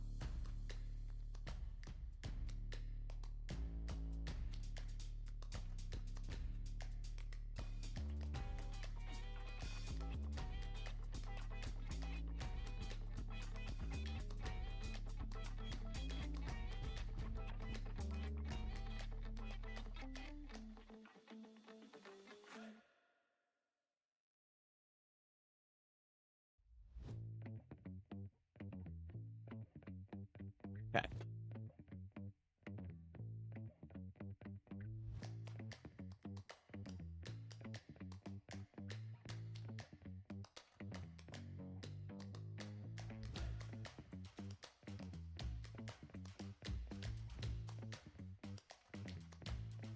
Ache, done There we go. lurking. Gonna Okay. eat now. Bye Okay. guys. Final answer. This is one of the reasons why these types of mechanical effects are really, really difficult. They can be really hard to describe. They can be really wordy, but they have to cover. It does feel very bloated, and that's what I'm talking about. Even a simple death trigger can be really difficult to word, but it's written like this to cover a lot of bases.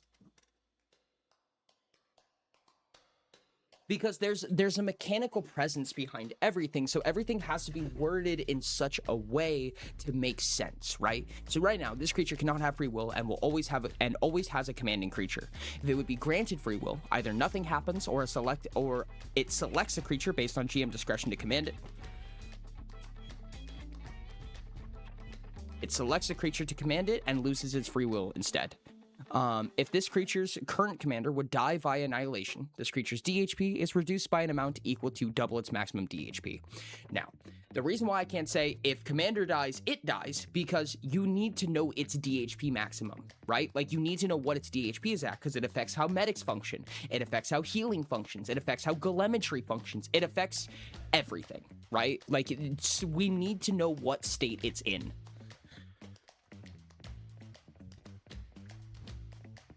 If we have a range effect, this is one of those things, like every single one of these effects that check for range, that check for all of that, it's all just bloat, right? Like it's going to expand how this ability functions, which is fine to an extent, but we have to be selective. Otherwise, these creatures get really convoluted really fast.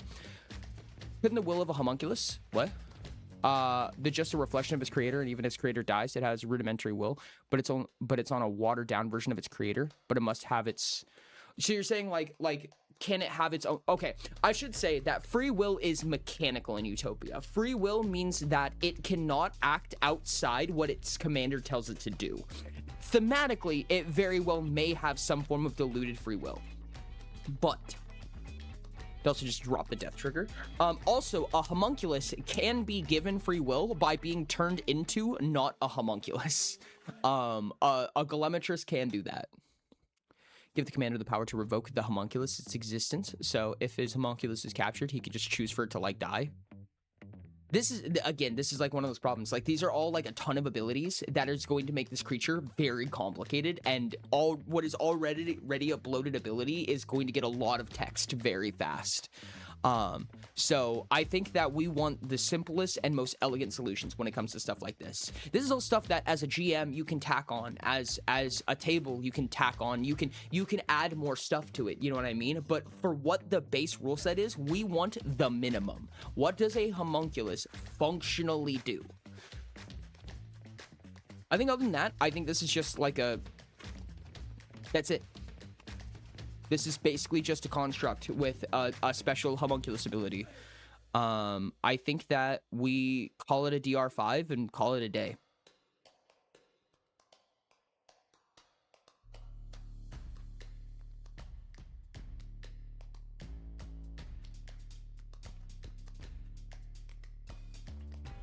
$15 stamina, I would say.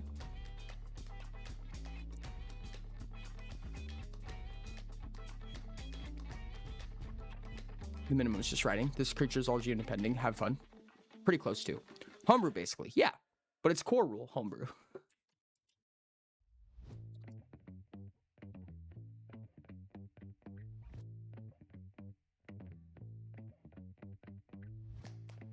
Oh, and of course we have to put the ability. For, I think constructs have this, right? This creature is being controlled by a caster. You said it hits the negative of what its DHP is, yes? Or is it double its max? That it hits the negative of what its DHP is, yes, or double its max. It takes DHP damage equal to double its maximum, yes, which is automatic annihilation, barring special abilities. This creature is being controlled by a caster. It ignores psyche damage. I believe it's dealt to it. Ignores psyche damage dealt to it. Instead, psyche damage is dealt to the caster.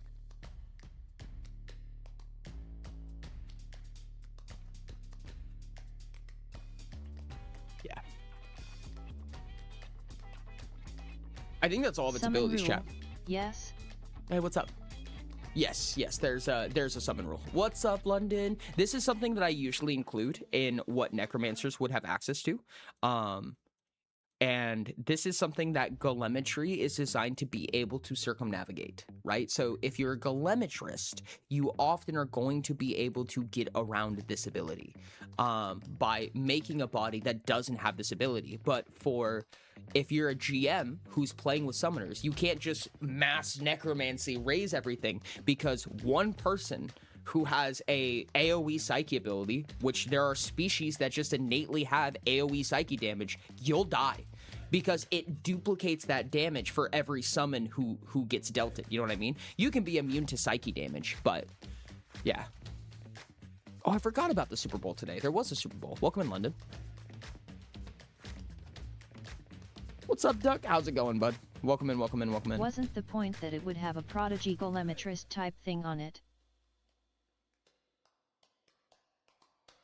Oh, that's right. Yeah, you're right. Can you remind me whether psyche damage transfers to his controller if the minion has psyche immunity and or if the master is psyche immune? It does not. So if the psyche damage is outright prevented, then it gets, by either source, it gets automatically prevented. But I will say there's a lot of ways to circumnavigate immunities in this game now. And there's going to be more.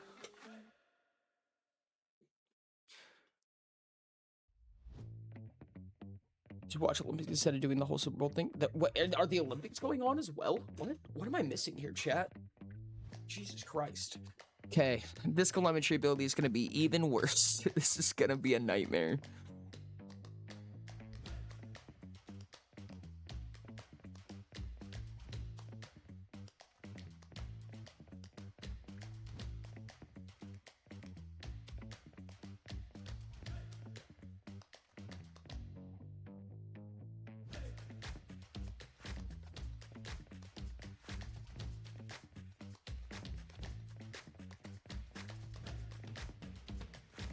Commanding creature that is able to craft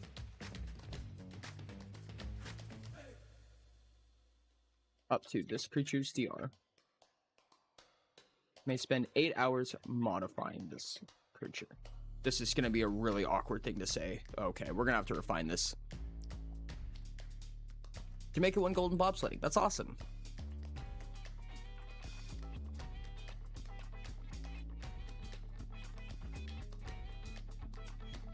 Three DR? What does Construct have? Because Breathless. Breathless is a 2 DR ability, I'm pretty sure. Or whatever it's called. Oh no, they actually have extra abilities. Okay, never mind. No, we can make it 3 DR. I don't mind that. 3 DR is the minimum, by the way. We really can't go below 3 DR. I think that this is innately a positive. So, like, if you were to use something like... No, I think it does have to be 5 DR for that reason, because it has that ability, if I remember correctly. I don't know, Construct's a little bit awkward. No, I see extra abilities on it already. Yeah, that's fine. It can not have it. It doesn't need it.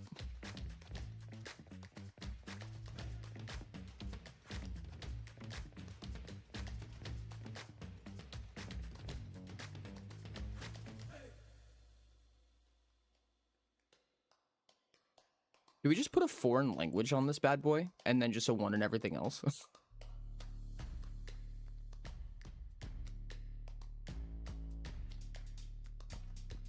You know where Jamaica is, right? I mean, roughly, at least. Oh, I understand. I understand. Why language? So it can communicate with its commander. Well, because feature also a net negative. That's fair. No, that's a good point. That's a good point, Archway's Red. 8 hours modifying this creature.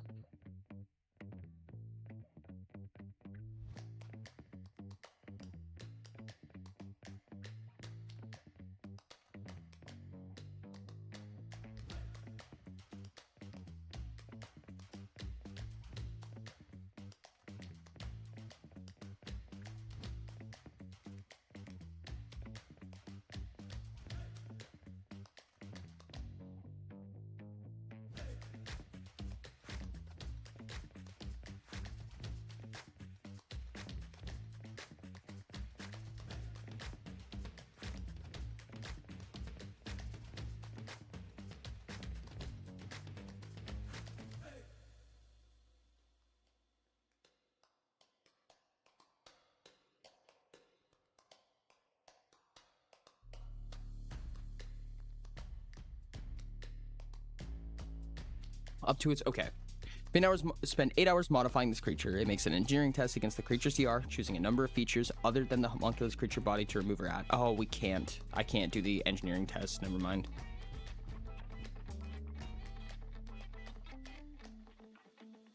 It chooses a number of features other than the homunculus creature body to remove or add up to its current DR -1.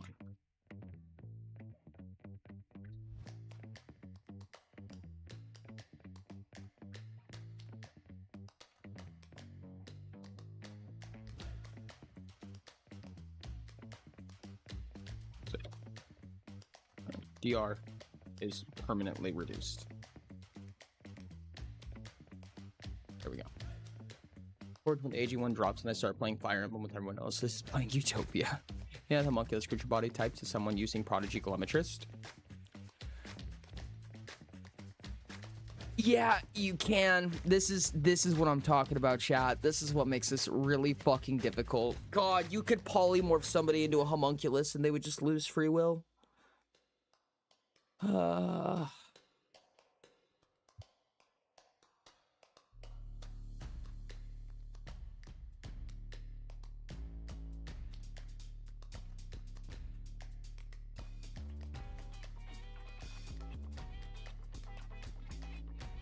No, you're right. This is really important because this is really bad.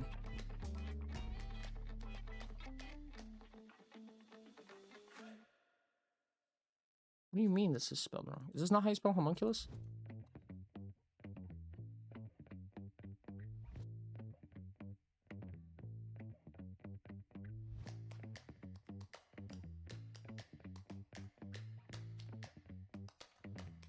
Oh, it's homunculus. Whoops. Why were we not able to fix that? I spelled it correct here. Feels like D&D I polymorph you into a worm. Yeah. Do you plan to share a demo for the AG outside of Patreon? Or maybe I'm behind, it's already out? It's not. Usually around the Kickstarter time was the plan. What's up, Snacks? How's it going? Welcome in. There is also a proto demo, correct? You can also transform them into paralyzed and just kill them. Yes, however, there's a lot of effects that, okay. Let me say it like this. There's no effect in all of Utopia that removes agency entirely from you, or there shouldn't be, right? If you were to paralyze somebody, they could use the Warden feature to counteract it. They could use the Zealot feature to ignore it. There's a lot of ways to remove, paralysis from something like that.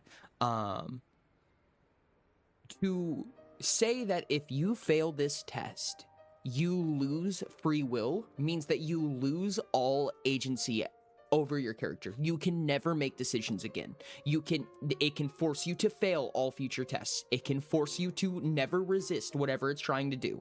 It can true polymorph you, and then you forever lose access to your character. Like, you just hands off the character sheet, it's not yours anymore. Because homunculus states it cannot have free will. So as long as you're a homunculus, you can't control your character. That's a problem.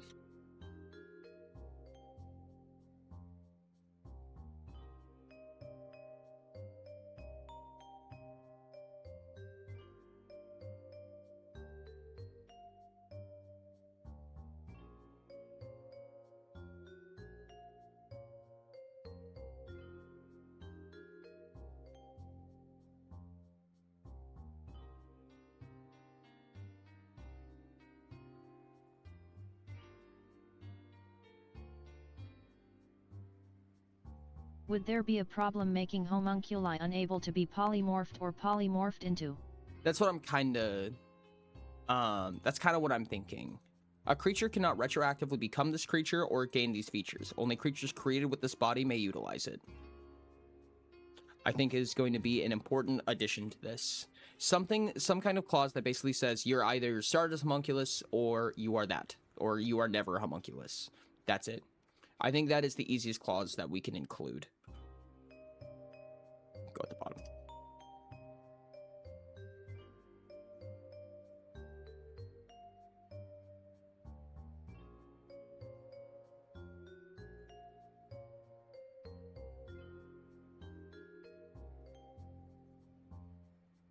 Okay, so the TLDR behind the homunculus body, I'm going to put foreign language 1 in all other subtraits for right now. We can change that later if we want. I don't know what else they would have. Maybe dexterity.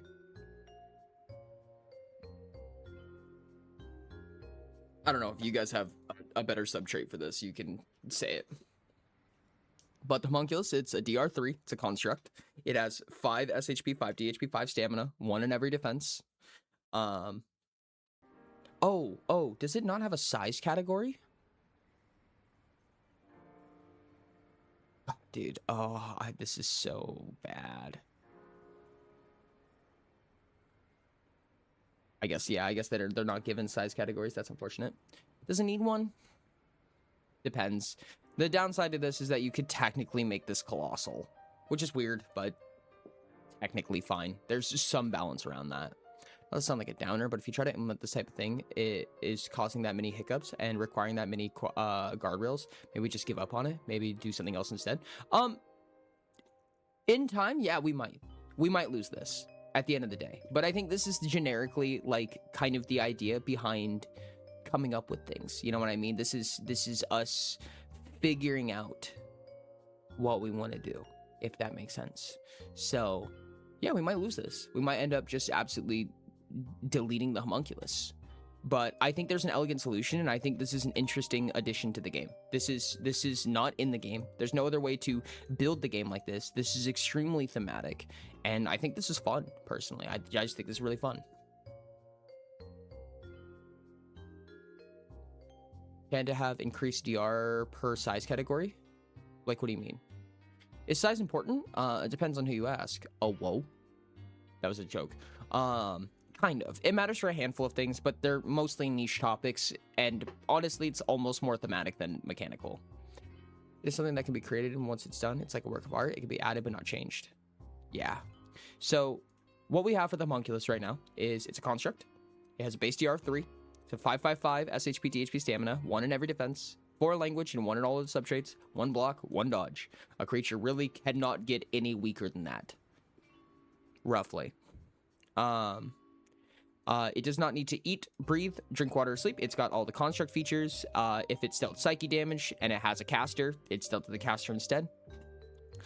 It cannot have free will and has a commanding creature. If it be granted free will, either nothing happens or it selects a creature to command it and loses his free will instead. The creature's current commander would die via annihilation. This creature's DHP is reduced by an amount. This creature gets annihilated. It's dealt exactly enough damage to be annihilated at full health.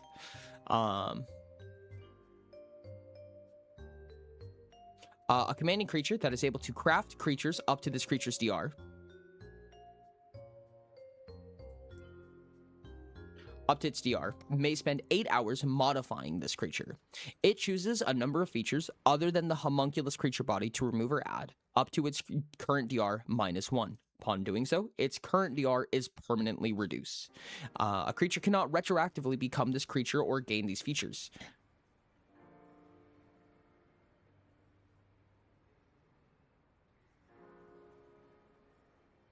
A creature cannot retroactively gain this creature body or gain these features. Only creatures created with this body may utilize it. I think that's kind of the long and short of it. And of course, it gets a weaponless attack. It gets a physical damage attack.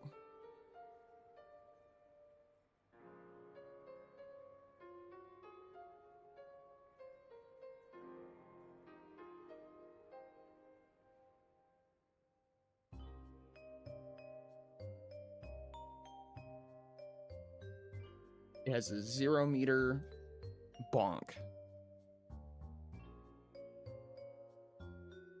Turn actions attack 0 meters melee. 1d8 plus power mod physical damage.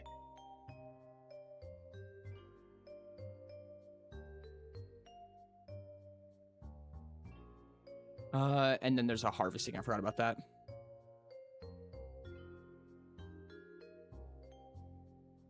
Following harvesting requirements and loot. None. I think that it should be impossible to harvest this creature.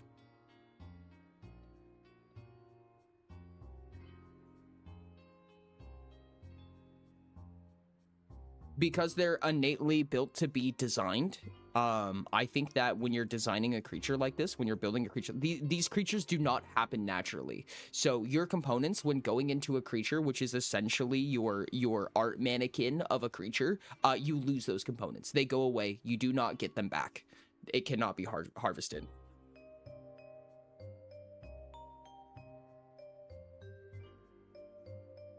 What happens if you make a base homunculi and add nothing else and try to use this feature to lower its DR by 1? You can't.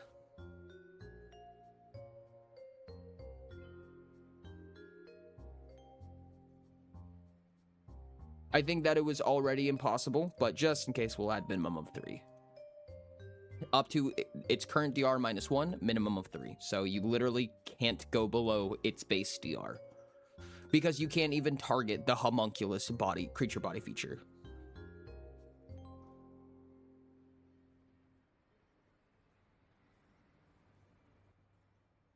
Actually, that solves it. That solves it a lot more elegantly, in my opinion.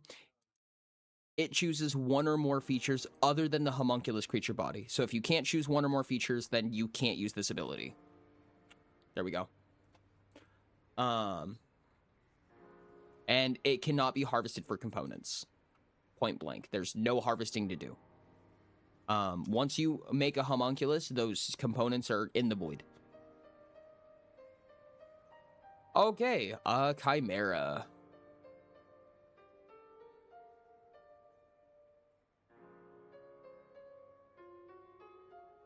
Ah, thank you for the spray. Oh, Jesus. Okay. This one's a little bit interesting because, like many abominations, I feel like,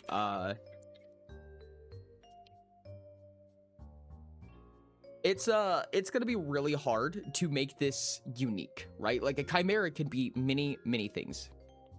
It is very specific for a body. I agree. However, I think most bodies are going to be. No, chimera is not. Okay, let me say it like this.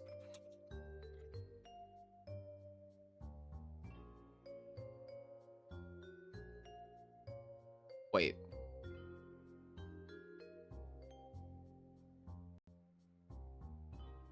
Yeah, okay. This is what I thought. There's multiple definitions for a chimera, so let's be a little bit more specific. So in Greek mythology, it's a fire-breathing female monster in a lion's head, goat's body, serpent's tail. But a chimera is also any mythological creature made from pieces of other animals. This is what we're talking about. A griffin is technically a chimera. So we're not talking about specifically the lion's head, goat body, serpent tail. We're talking about any mishmash of animals. So a chimera can be, again, a griffin. This is another really annoying part. So, like, for instance, if we made a body called undead, it's kind of annoying that now the zombie and the wraith didn't use that. Yes, abomination is already a thing, which is why aberration is a little bit more on the horror side, which is the only reason why, which I feel like makes aberration kind of stand out a little bit. Monstrosity to me is very synonymous to abomination. Yeah. So chimera needs some number of abilities, preferably combat-based abilities, that are based on the fact that it has a shit ton of extra parts, I guess. To give it some examples, the first thing that pops into my head is basically the entire mutant tree. Not the entire mutant tree, but basically just giving it rapid blows, so its weaponless is 1 turn action instead of 2. Give it a bonus, maybe 2d8 physical damage. However, we can use items to make that happen rather than spending more talent points. Giving it just really good base block and dodge, I think. Why? Can you hide the comments, please? Why is it? Whatever. Giving it the 1 turn action, giving it really good block and dodge, really good base stats, and maybe what I was thinking of was something like Stampede. Where it gets the ability, basically it's a weaponless creature build. I could see leap. I'm a little bit on the fence about it, but, like, does every chimera have leap? But honestly, I could see that it does. TBH. Let's bust out the notepad chat. So we have chimera. We have leap. We have stampede. Hold on, let me actually... I need to keep track of how many of these are.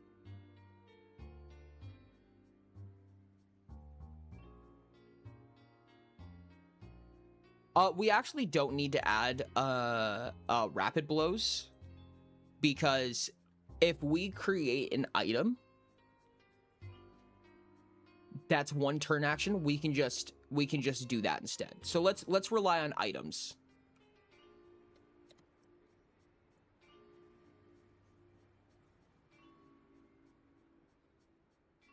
So the goal for this thing is to just do damage, from what I'm hearing here.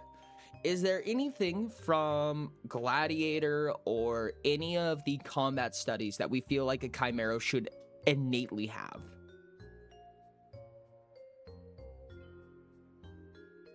I do think we're gonna stay away from the disciplines specifically, because I feel like these are gonna go into classes. I definitely see this. However, I do think that classes are going to be a little bit more accustomed to this, realistically. We could parse them out. We could use the top 6. We could use the top 6. I could see us using only these. Medic through Gladiator, at least for the bodies.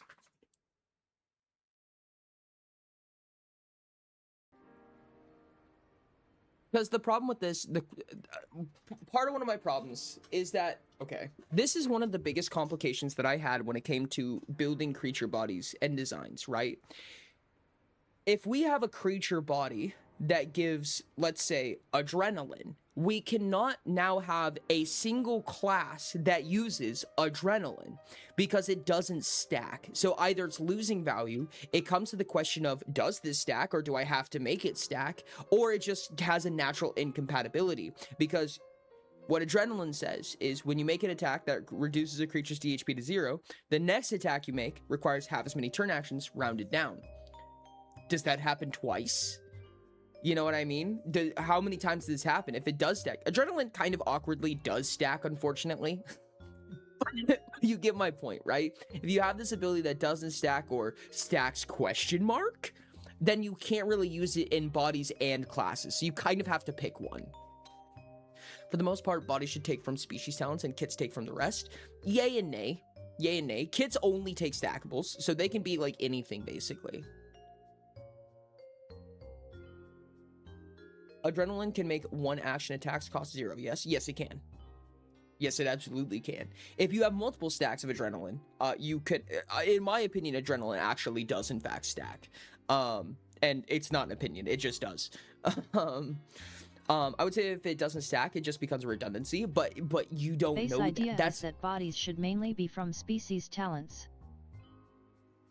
That is already not always the case, I'm pretty sure.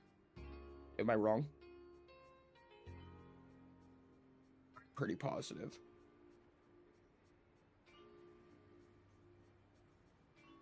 Immunity is technically from an item. That's from an item.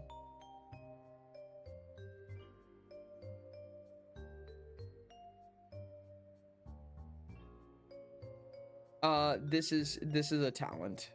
Beast has a talent attached to it. Have it enough times to reach 1, then 1 more having to hit 0. Yes. This is what I'm talking about. This is the number of ways. And remember, players will have access to these abilities now. So we have to be really careful with how we use these.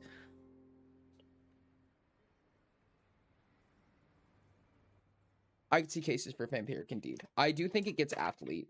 I think we just give it athlete, because the beast body already has athlete, and this is basically a beast on steroids. And athlete is 3, yeah.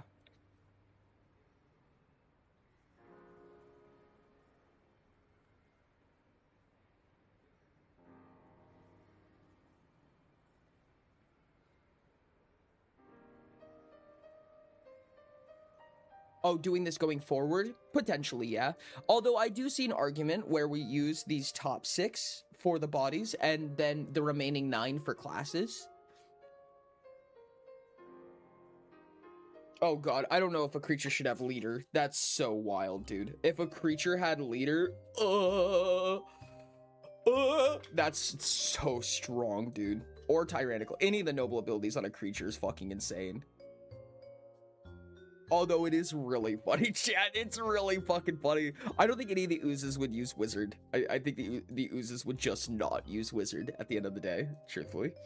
Black hat's really hilarious. I love hacker It is on a really creature. funny. I do see worlds where this is kind of redundant. Like hacker feels like it should be on a class. Hacker absolutely feels like it should be on a class, in my opinion. I think we're just gonna have to do this kind of granularly and just be careful with how we do things, in my opinion. So not put hacker on something or yada yada, whatever. It's gonna be tough. It's gonna be tough to be 100% honest with you, but we're gonna have to write it in such a way, I think, that reminds us what we've already used. Building the cutest robot diplomats ever. They have global opinion up times a million. When an attack you make reduces a creature's DHP to 0, the next attack you make this turn requires half as many turns rounded down. I know how to fix renown. Oh my god, hold on a second.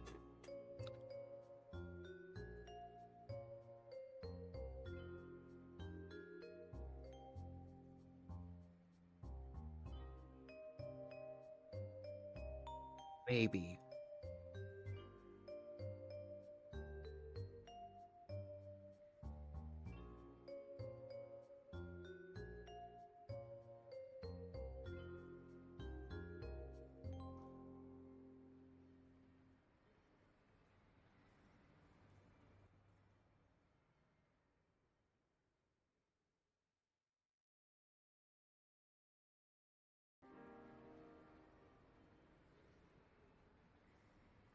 Yay, I finished homework.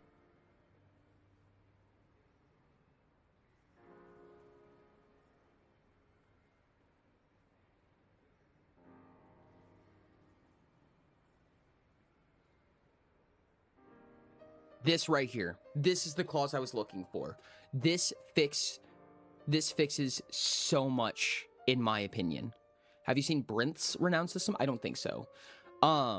Global renown. So as many people know, you can kind of just have like 26 billion global renown and then everybody immediately falls in love with you, which is innately a problem. But this is exactly...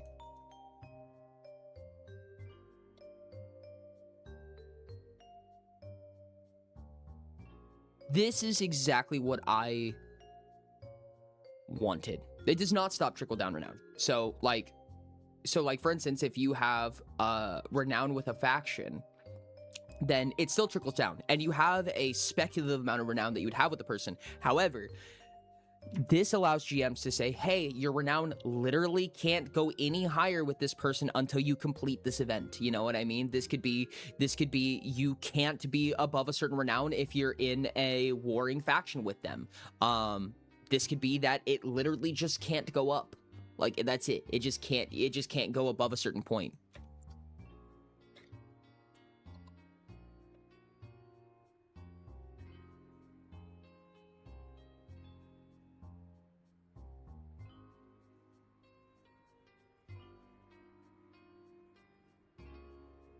They're just bigot/J.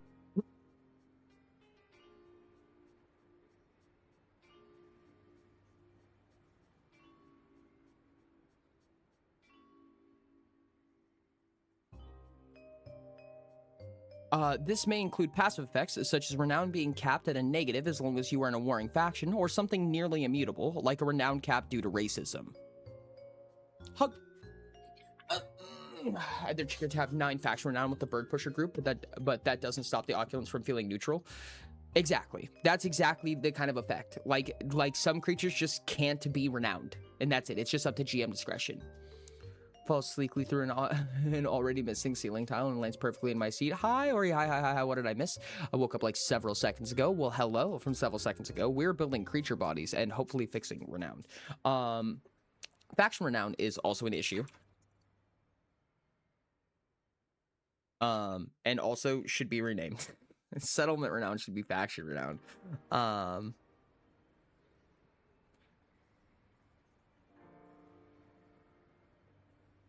Anything that mentions settlement renown, like increasing your settlement renown in some way, there needs to be a clause that states that only certain factions are applicable. You can't just pick Paya, because Paya is a faction, right? Like, Paya is an applicable faction. However, obviously, if you're able to pick Paya whenever you get a positive settlement renown, of course, you're just going to pick what is essentially global renown with a slight contingency.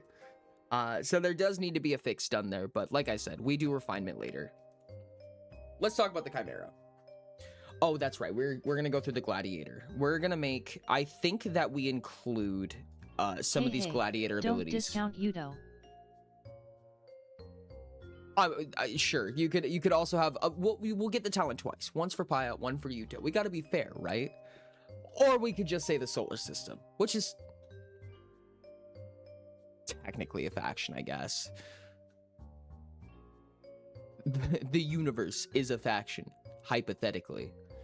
I see no exploitative possibility here. All of Myra myth. Oh no.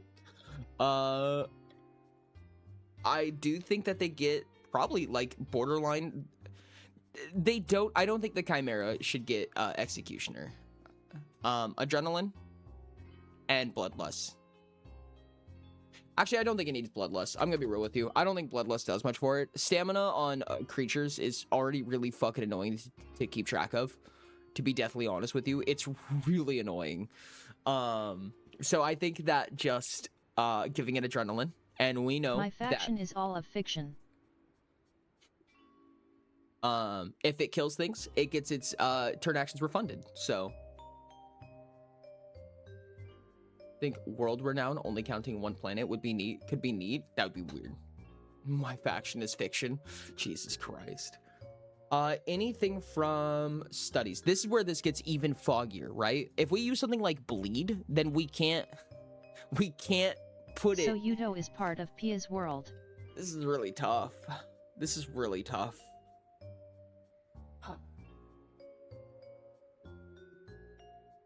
If we use bleed in a creature body, it technically can't be used in a class. Studies are where this is going to get really difficult. Make only stackables on bodies. Stackables go on kits. Technically, realistically, kits should stackable. Okay, let me correct myself. Stackables can go virtually anywhere because no matter who has it. Classes yet. Bleed has to be on classes. Is that true for everything? Bleed was an example, I should say. Any strategy that is non-stackable cannot be on both classes and creature bodies. So for each one, if it's on a body, it can't be on a class. If it's on a class, it can't be on a body. Hey, Ori, start making a list of which talents are going on bodies and which are going on classes. I'm going to. You will thank yourself.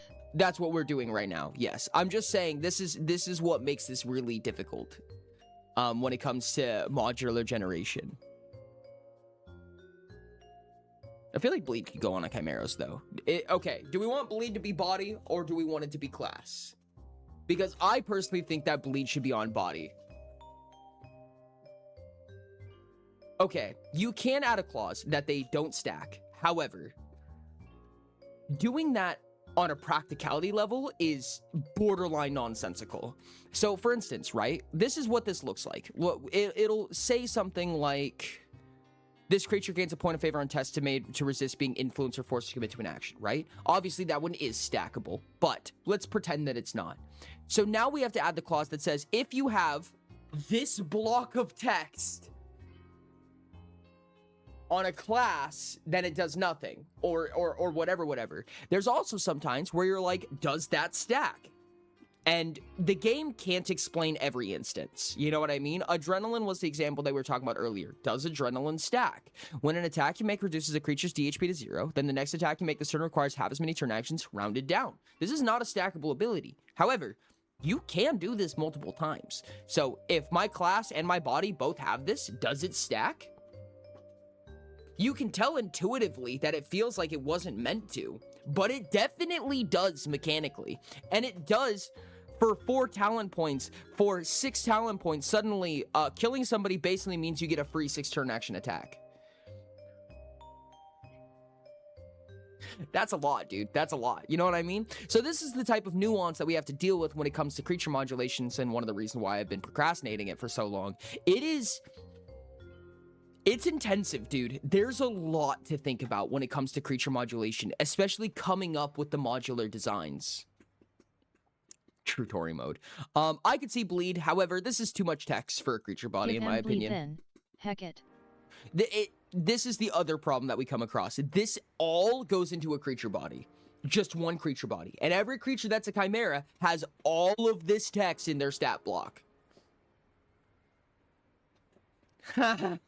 There's a lot to go into this. And this is the hard part about strategies. Like, I borderline am almost like, if I see a strategy like this, I'm like, nope, it's not going in. Fuck it. That's too much text. Unless it is a very, very impactful ability for the creature, I don't think it needs to be included. This is cool. It's a neat ability thematically. Leave it to interchangeable. Sorry, Glemetrus, you don't get access to it. Eat shit. Makes an amount of damage at the beginning of the next turn equal to the highest amount of rolled damage with a single die.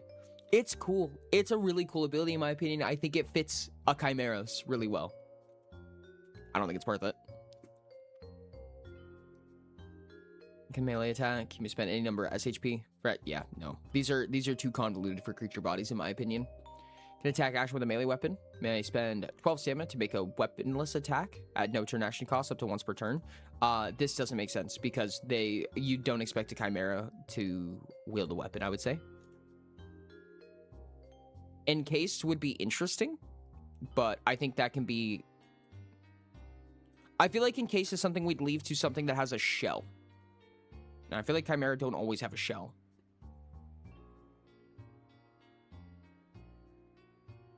Block rating? Oh my god, block rating comes so much cheaper now. Block rating and dodge rating are excessively cheap talent point wise. Oh my god, creatures are gonna get so much stronger, dude. Creatures are going to get insanely strong in comparison to what the core guide had. Holy hell.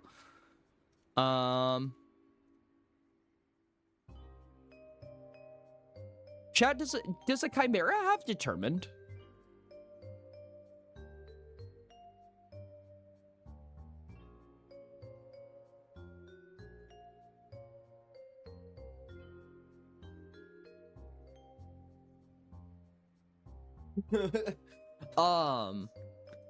This would make a chimera a fucking damage sponge, dude. Oh my goodness. You don't think they have determined? I feel like, okay, there's a number of abilities. As of right now, what we have right now, minus adrenaline and arguably stampede. This chimera doesn't really do anything. It's just a beast on steroids.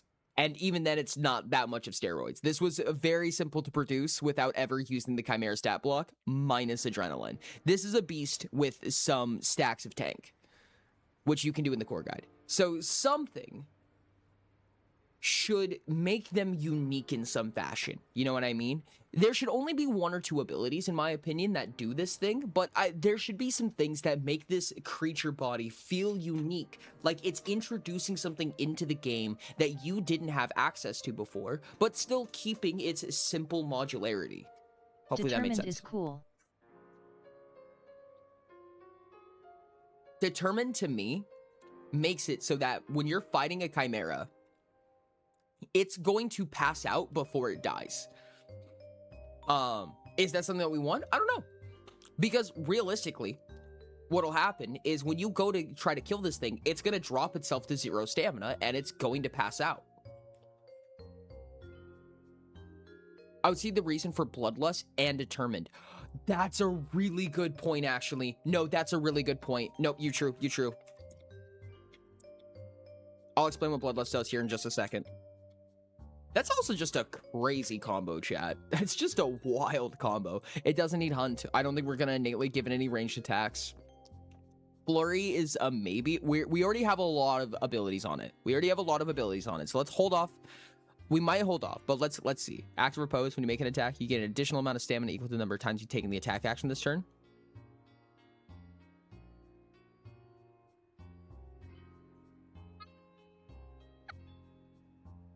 It gets smite. Chat, Chimera gets smite. Right? Like we give Chimera smite. Tell me I'm wrong. Come on. We give the Chimera smite. Okay. Yeah, the Chimera is getting smite.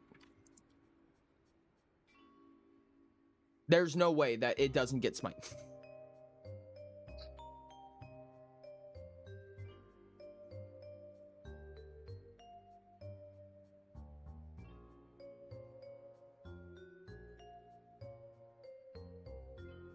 Yeah. Okay. I think that's fine. We already have a lot. I'm going to be really honest with you. We already have a lot. So let's talk about what we have here.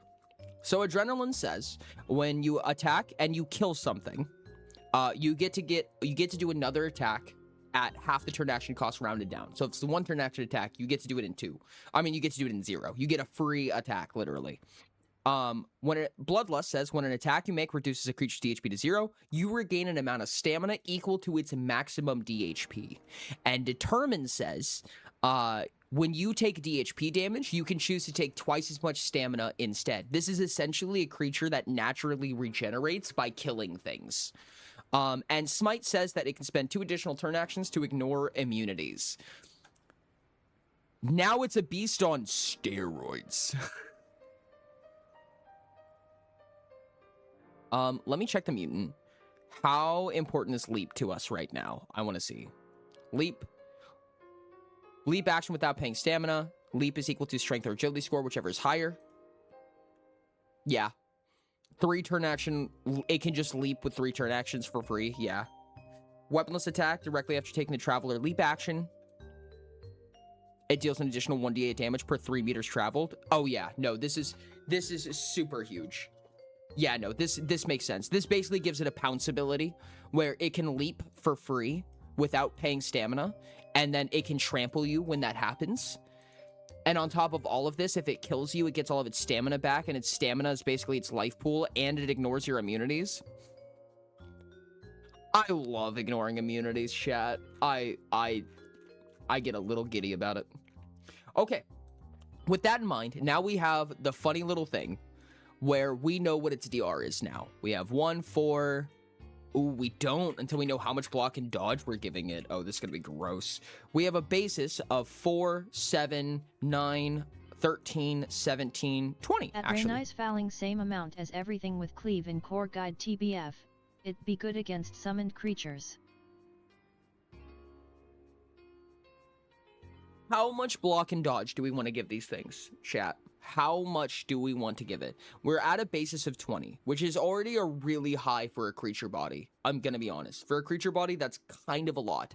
This also isn't giving us any defenses, and we can do this through items. We can do it through items as well. So, in my opinion, if I had to take a smack at it, I would say we spend 6 talent points on block, which is a total of 4.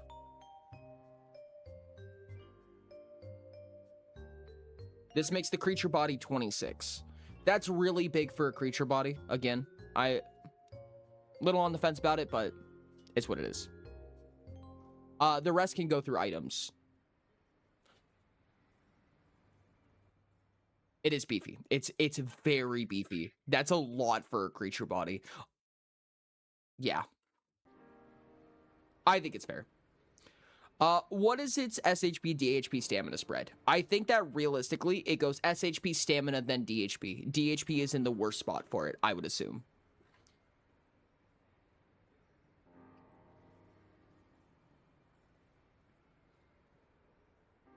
We have a total pool of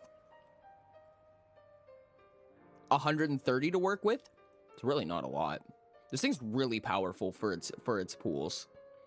Let's go, let's say 50 SHP, 30 DHP, 50 stamina, and then not stay that way just to give a basis, 40 and 60. So 60 SHP, 30 DHP, 40 stamina.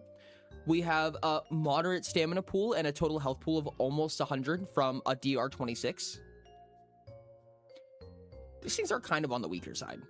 Creatures, I think, innately are often on the weaker side. And I don't know why, because this pool is pretty normal. This is pretty normal. I guess its defenses and its block and dodge are kind of what's saving it from there. Kind of the nature of things, I would say. Defenses. We have not spec'd any TP into defenses.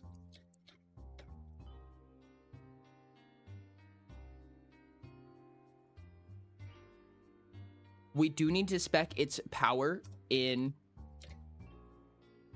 We do need to spec its subtraits, which is going to be a lot. It's going to get a lot of points in its subtraits. So we're going to need to figure that out here in just a second. And we said that we spec'd 5 into block, 4 block, 1d12 dodge. And then features. Actions. Leap. Stampede.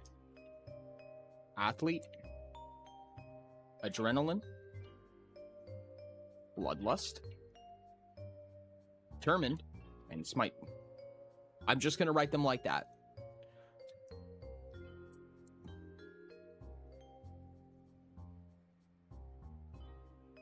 Species. Athlete is core. Adrenaline is gladiator.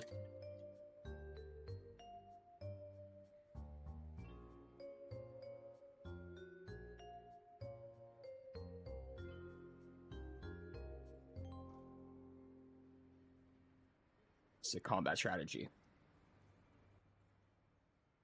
Should have italicized all these beforehand, but oops.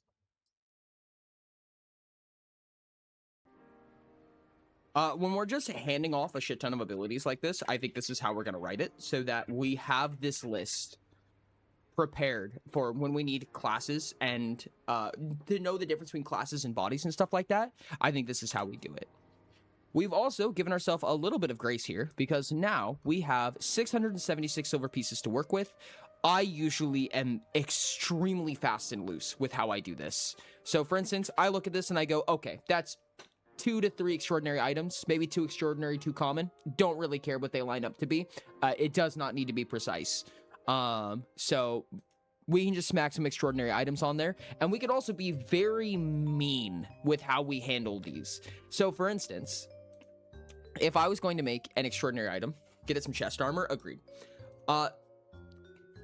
There are effects that are on items that will not actually affect this creature. So for instance, this armor takes up 27 slots. Yeah, we'll throw an inordinate on it. It's if it becomes integrated, it doesn't take slots anymore. So we're definitely going to throw that on. Let's do that. We have negative 30 RP so far, and we have 70 to work with. So, with inordinate. And honestly, I think we just take this entire chess piece into just... I know we could put Tricky on this, chat. I'm not going to be that mean. I'm not going to be that mean with putting Tricky on this. Plus, we don't even know what subtraits. So, 25 points into defenses. Non-psyche defenses, specifically. That's one of our extraordinary items. Keep it simple.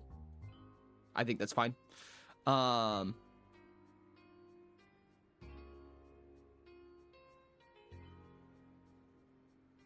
That's one of our extraordinary items spent. And that would be a 10 physical, 1 psyche, 5 in each other defense.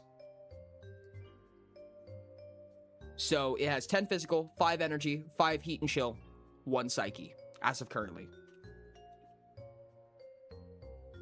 Do we want to give it a helmet that does do psyche?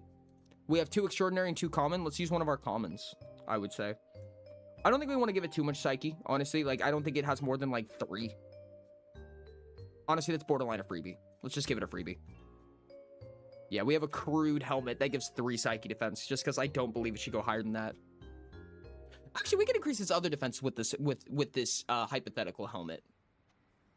Sure. Yeah, fuck it. We're going to save one of the extraordinaries for its weapon, so let's make a common one. Inordinate, of course. So we have 40. Inordinate is another plus 40. Cool. 12 per screen, so that's our 3 psyche defense. Divide this by 5, we get 13 more defenses. Easy.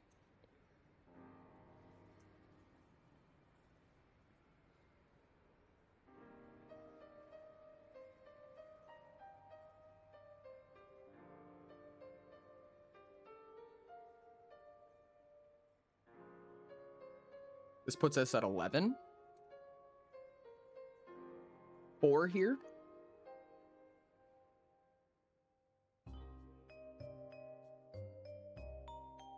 9 here. 10 here. Whoops. And then 2 and 2. So it's 7 heat and chill. That would be enough for a common headpiece. There we go. This is a beefy fucking creature, to say the least. One more common item I would like to spend on something extremely basic is just a shield to give block and dodge. This is one of many ways that I give creatures their block and their dodge abilities. So with a common item, we can make it inordinate and unwieldy, which is perfect. So we're back up to 80 RP again. A common item is up to 40 RP.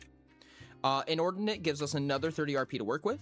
Unwieldy gives us another 10 RP to work with. That puts us at 80. So this requires 2 hands to equip, and it takes up 27 slots. This is an integrated item, so those are completely negated entirely. So we ignore those. And now, for every 15 RP, we can either put +1 dodge or +1 block. This is 5 total. If we were to divide this by 15, it's 5.33. So we can put 5 stacks of guarded and spry, which is the block and dodge bonuses. Its block is already 5. I think we give it some dodge because in the Adventurer's Guide, relying super heavily on one or the other can be very punishing in this game now. So let's put 2 into dodge and 3 into block for an 8d4 block, 3d12 dodge. I think this is good.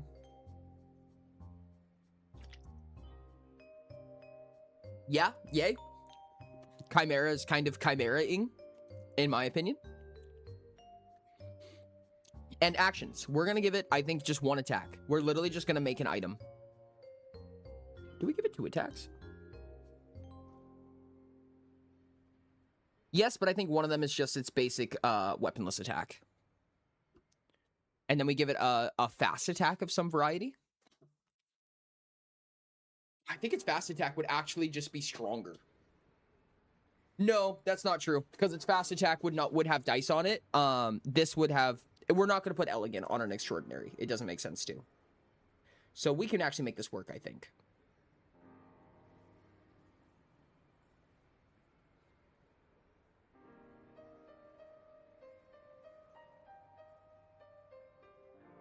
Do we give it poisonous, chat?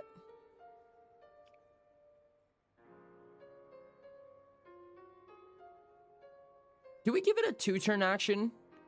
And then like a 3-turn action poisonous?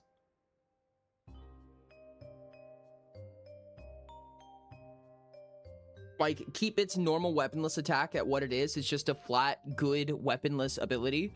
But then we give it like a wounding ability.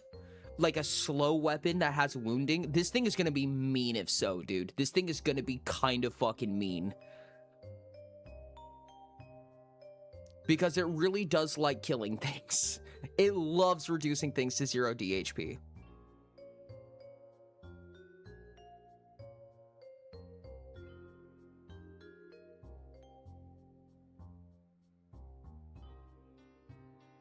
Add sapping to the wounded one. Oh, give it sapping? That's pretty crazy, actually. Chimera would be kind of like anti-caster, which is hilarious. I don't think we can do both. It's really expensive. So we have 70 RP to work with. Weapons have a lot more downsides, luckily. So we can add 10 for unwieldy. We could add... Oh, add sapping. Oh, sorry, not exhausting. We could make it exhausting, though. Are you only making combat creatures or any roleplay focused creatures? This is actually the only combat creature we're making. Everything after this is going to be either roleplay or utility focused. Making weapons MB. Oh, we're making weapons for creatures, yes. This is going to end up being a creature. Or on a creature, I should say. Inordinate is 30, so we have 110. We don't want loaded. We don't want armed. We could do sapping. So, let's say 5 stamina. I don't know if that's worth it. Chat, do we give it exhausting?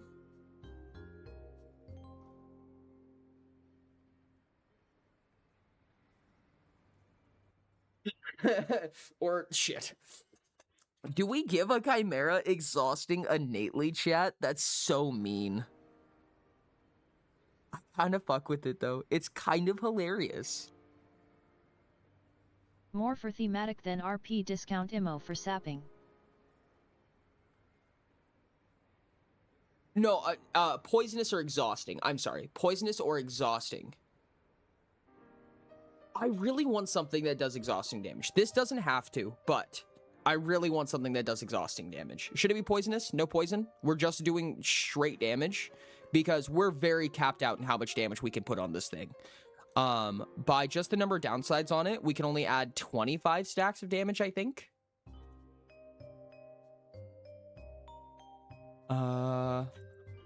Yeah, we cannot cap out its damage at all. Doesn't feel like a body thing? I don't think it has to be.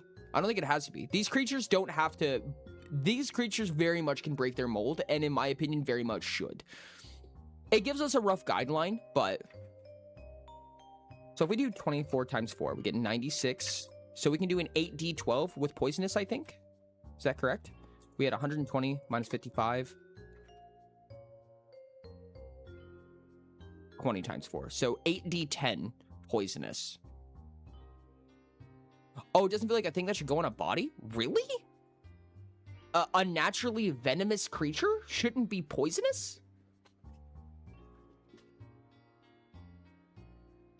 3 TA, 5 stamina, 8d10, physical, ignore, SHP, non-construct.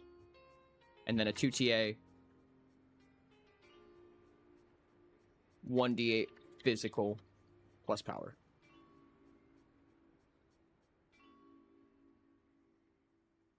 We're talking about adding poisonous to it, so it ignores SHP. Max out the rarity. Instead, focus on a good dice count, like 5d10 over 13d4. No, 100%, yeah. That's why I say 8d10 is a very happy number, in my opinion. I was talking about poisonous or exhausting. Yeah, that seems fine. I was talking about poisonous or exhausting, personally.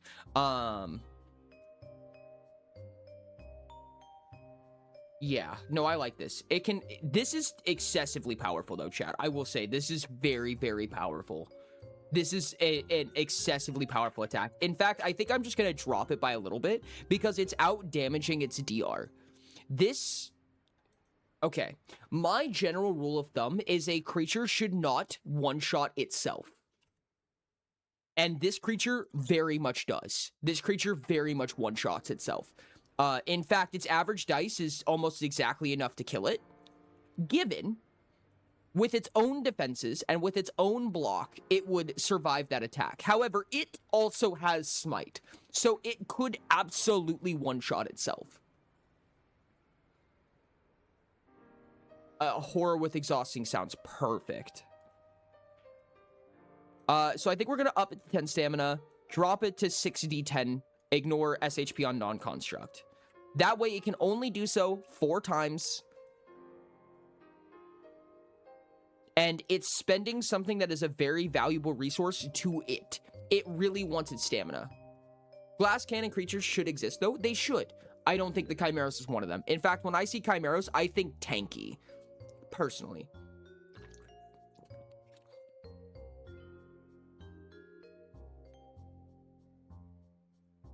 In fact, I think this is fine, personally. I think this is fine. This is a strong ability.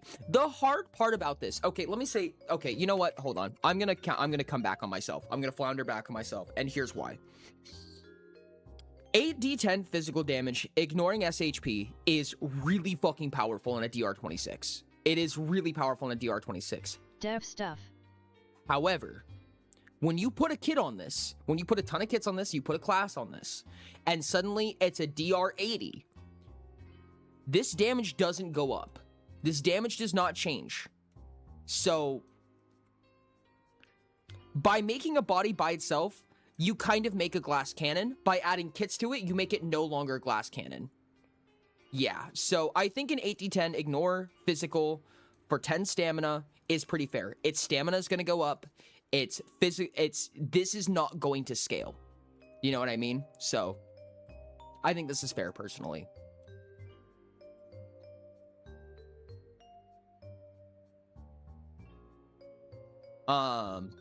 We do have to do... Oh, what's its travels? What are its travels right now? It doesn't have any travel abilities, right? No, it doesn't. I don't know if we want to be married to poisonous, personally. Really? It just caps out its damage, like, really bad if it doesn't.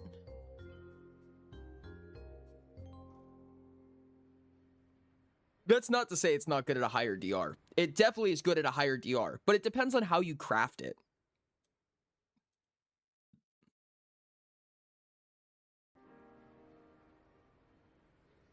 Could have a poisonous and non-poisonous variation, but that's just a different problem. Kinda, yeah. It's like a whole thing unto itself, realistically, in my opinion. 1 power, 1 fortitude. 8d10 poisonous is just wow. It's very wow. I agree. It is excessively wow. However, when this thing's a DR 50 and didn't get any additional attacks, it's kind of like meh.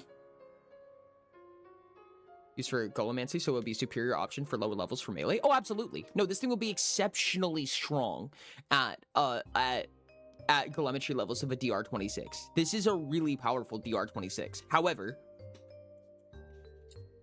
it dies to its own one-shot. It dies very easily. So, if you want to make that this for Golemetry, first of all, 26 is a lot for Golemetry. It's a strong creature, but it's not a hyper-optimized creature. It just does a lot of damage for its DR. Doesn't one-shot itself? Not necessarily, but kind of. If 8d10 does an average of 42 damage, yeah. Average of 42 damage, which would be more than enough to kill it. However, it's going to block an average of 16, 18 damage. So 42 minus 18, it barely does not... Oh, and of course physical. So it does not one-shot itself. If it uses Smite, then it doesn't, but it gets really close, and it only has 1 turn action left. Can it one-turn itself? If it blocks twice, yes. If it blocks twice, if it just attacks itself twice and then blocks twice, it will die. It will die to its own poison. Weight to length for attacks. Smite ignores immunities, not defenses. 3 turn actions. Oh, you're right. Never mind. It couldn't even ignore defenses if it wanted to. You're right. Thank you, Dino. I don't know what I'm doing. I'm being silly. But also, to be fair, it would survive it because it does have its own, determined, which would mean that it can sacrifice its stamina instead of its DHP. So it actually kind of survives itself. All right, fuck it. I'm happy.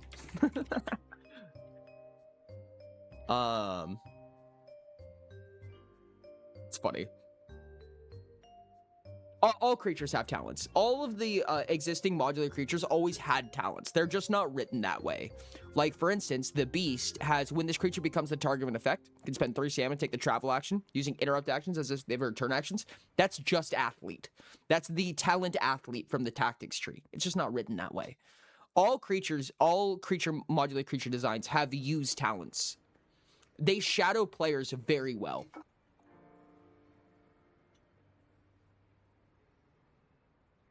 Memory, fuck, what's it called? What was I gonna say?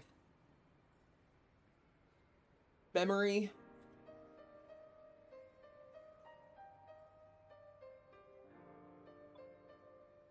Resolve awareness.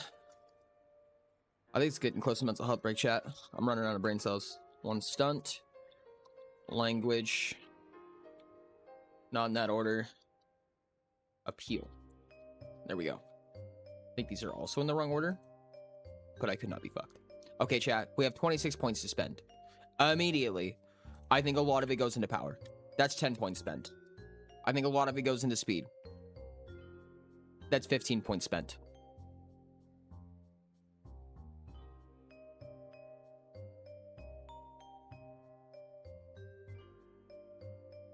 $16, 17, 22,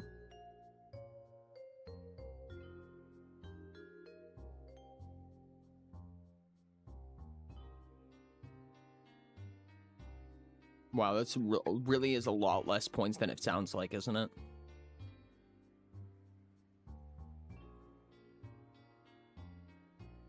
That's what I would do. $1 million Mr. during the Super Bowl, I guess. Fucking whack. Mr. Beast is on some shit again. Mr. Beast is back on his bullshit. That's actually kind of neat, though. That sounds cool, in my opinion. Wow. How do we feel about this stat spread, chat? 6 speed, 2 dex, 10 power, 6 fortitude, 2 resolve, 5 awareness, 2 stunt, 1 in everything else. Basic militia. We kind of have that. We have a class for that. Are you talking about a group of creatures or a creature? Because we do have martialist and militant or militant specifically. If it's an ARJ, it's getting cracked in a week max. No, 100%. Group. That kind of is already how swarm mechanics are going to work. So generally you would create one creature or have one creature and you would create a swarm combat and it would become a militia, I think is how this game would handle that. You should have a mystery or something. Wink, wink, nudge, nudge, push, shove, attack. So funny story about that. Okay, next topic. Soon, chat. Soon. I'd lop off 2 power and give it 2 stunt. This thing is an ambush predator. You know, that's actually pretty fair. I can agree with that. A slime monster? Oh yeah, we have that. We have a lot of stuff to make. And ooze is one of them. Which again is just a base body. It doesn't mean it's the only thing it has, but it is the base body for it. So it does have this. And then it'll have a 3 turn actions. Attack. 0 meters. Oh, let's make this 1 meter because we.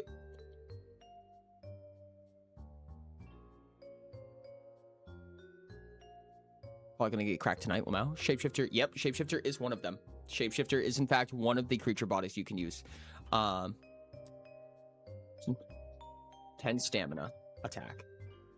8d10 physical damage.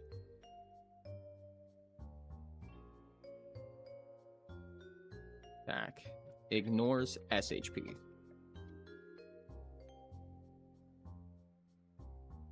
Damage dealt by this attack.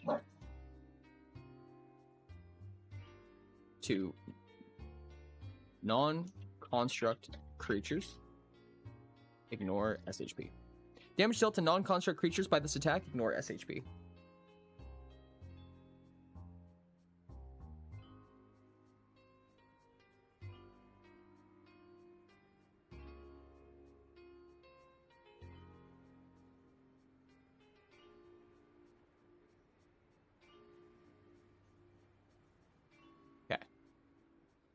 We can't say this attack, otherwise it starts, if you imbue it, then it would still all ignore SHP, which this should not.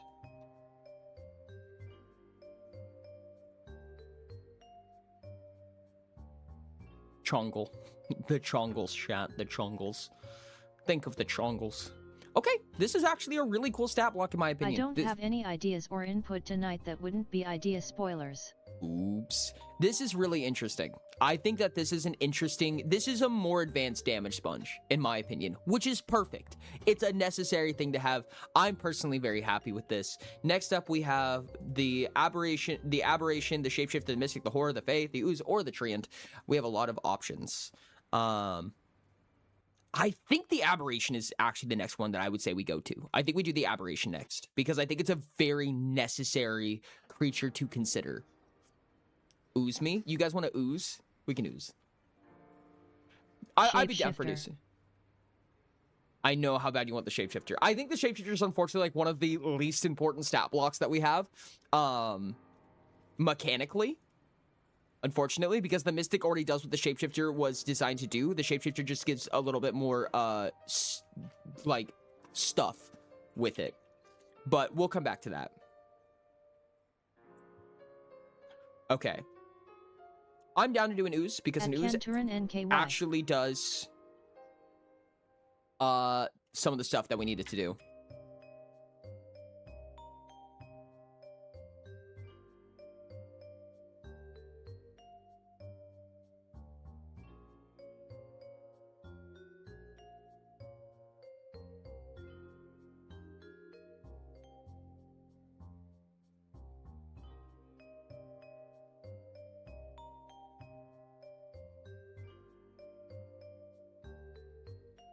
I'm gonna set this up as a template and then just copy and paste it for all the other ones as well.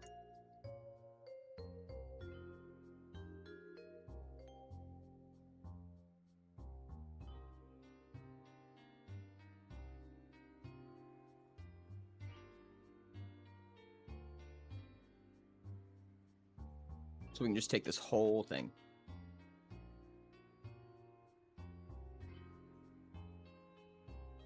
And we should be able to do that for the treant. I don't know, we might need to change the name of that. What else do we have? We had treant, then Fae, horror,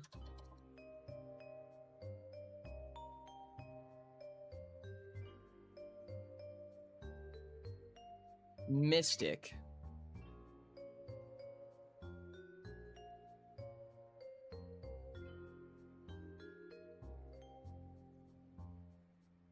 the shapeshifter, and the aberration.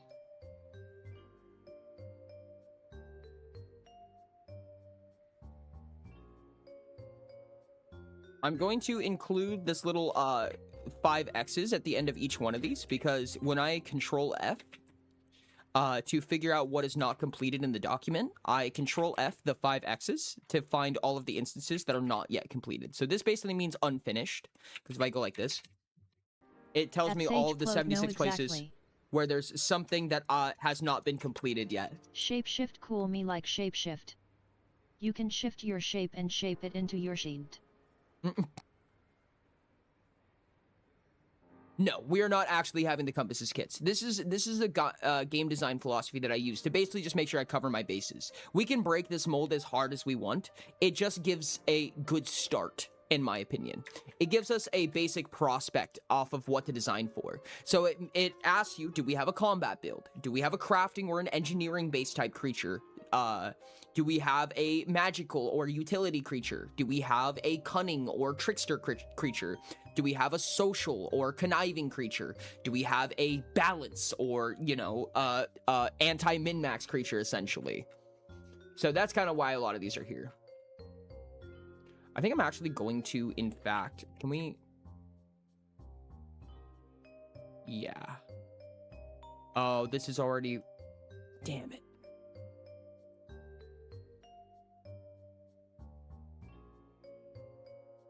What if we have a cursed creature? That's kind of what the horror is, I would say. I could see it kind of fitting under that mold, though. Yeah, I think we're going to do this for the ease of being able to kind of traverse this document a little bit easier.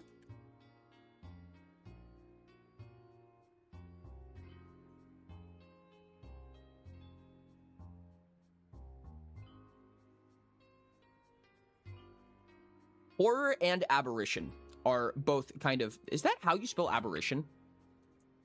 Are both kind of filling in that...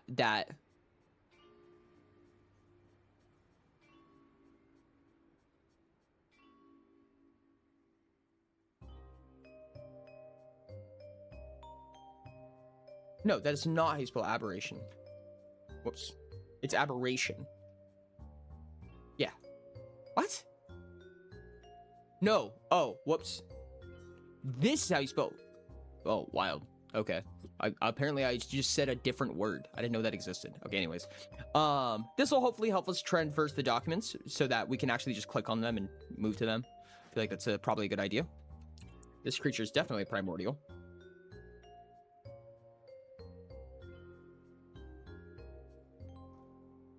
Let's fix all of these to put little brackets around them so that we know that that needs to change at some point. Ooh, is a horror or primordial? Is it a construct? Oh, I'm so curious. This is going to be interesting. I want treasure chest trappers, lol.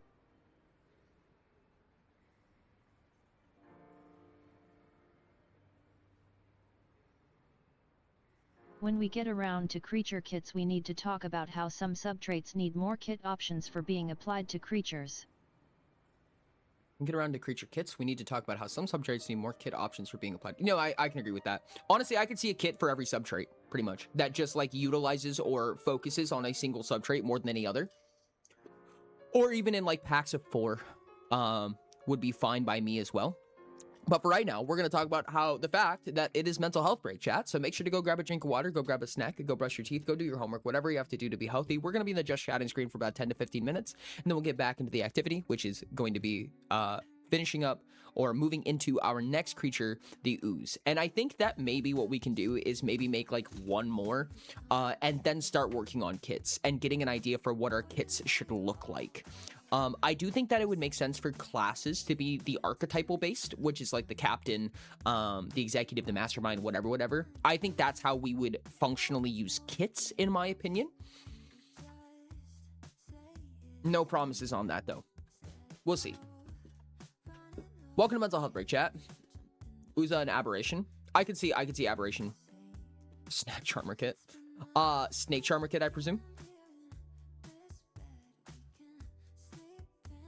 God, I need to stop doing that, dude.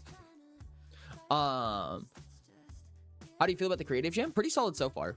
I think that there's always something to learn. Whenever we run an event that we haven't ran before, there's always a billion things that I learned that I didn't realize was going to be a problem or was going to be something that I should have considered. But nothing really horridly bad. So I'm pretty content, I would say. I'm pretty happy. I like how it's going. Kits that crank specific subtraits. There's not one that gives resolve plus spell discount.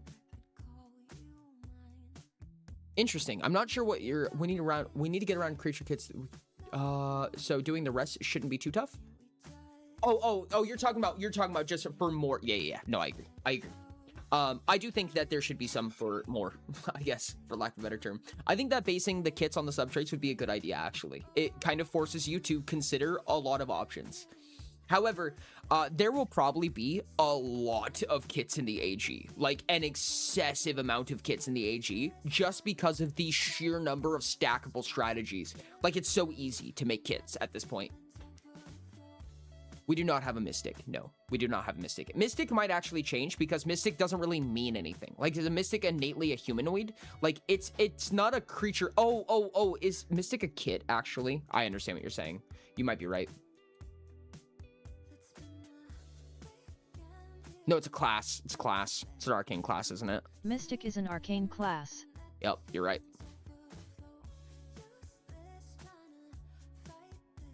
I'm going to rename it to Siren for right now, but I'm going to put that even in brackets so that we know, because the goal is to make like a Temptress style creature, if that makes sense. I don't know what that creature will be, and bodies are not like that generic. Bodies are a specific creature variety, so we're going to have to come up with something, but we can figure it out. Whatever that may be. I hear to make kids because I wasn't paying attention. I had to take a second there. Kits. My loser don't even know his own classes. What a dumbass. True. Chat, during mental health break, we usually turn on stream racers, which is me getting a moment to be able to walk away for a second. At so Reichset 404 while I walk 18 away, bonk. I'm going to turn on a little game that you guys can play. It's kind of like a physics sim, basically like marble racing, but a little bit different. And I'll be gone for like 8 to 10 minutes, and then I'll come back. I hear, oh wait, no, so that I can be an artificer playing endgame Minecraft, automating most of my workload. You can do that. I'm pretty sure you can do that in the AG. I'm gonna be real with you. I mean, spellcasting is a Turing complete when it's put on Artifice. I mean, yeah, there's so much you can do. You could have creatures that do, yeah, no, fucking, yeah, no, 100%. I can't wait for an artisan that literally just makes a bunch of summoning creatures just to run their shop for them. They don't actually use it for combat or anything like that. They just make a bunch of homunculi and they say, go run the shop. Into Captain proper. Aye, Captain. But before you do that, make sure to click the button. Or I'm sorry, not click the button. Do ! Race so that you can join us in this time trial race where you guys are basically going to do a little physics sim thingy-mabobber. You don't actually have to do anything. You just get a little car. And you guys will race each other. The winner's gonna get 1,000 XP in chat, which some of you might care about. Some of you might just want the victory points, the bragging rights, if you will. But on top of that, you also get little in-game currencies that you can use to customize your car if you use Stream Racers on any platform. Mine, somebody else's, doesn't matter. The in-game currency is completely tied to the game in your account, so kind of neat. Vroom vroom bitches, vroom vroom bitches indeed. Do ! Race, and you can join the game with us. You can do exclamation point boost in the middle of the race as well. There's been a lot of strategizing on how that functions because it's a physics sim. It's got a little bit of jank to it. You're gonna fly off the track a lot in this game. And if you do boost at the wrong time, it'll only make that worse. So I think I can make computers using delay, but the issue is that there's no way to refresh the delay automatically. At At least. Explode, Correct. that's always been a thing correction. yet. Correction. You can do it using spell tech. If you use a spell tech with a nested delay in it, then every time you click the button, it does the thing. So if you can make a computation inside a spell tech, 1 turn action trigger, or a 6 turn action, whatever, it will begin to compute. Running Doom and Utopia, yeah. My dream in AG1 is to have moving truck full of mannequins that are each ready to do increasingly alarming dirting work. Yes, that makes sense. Auto refresh? You would probably need creatures. You would need creatures for that, I would say. I mean, a creature without will, you could literally just say, do this every X amount of time. Or you can use the spell's animated path to trigger a delay. For instance, if you used telekinesis, if you use telekinetic force, you can say, because it says a predetermined animated path, you can say, click this button every 1 minute. And the button that's getting clicked is a spell tech artifact. And that's the spell on the spell tech artifact is a nested delay. If you make that alteration spell permanent, you're good to go. That's it. It is completely self-sufficient computation.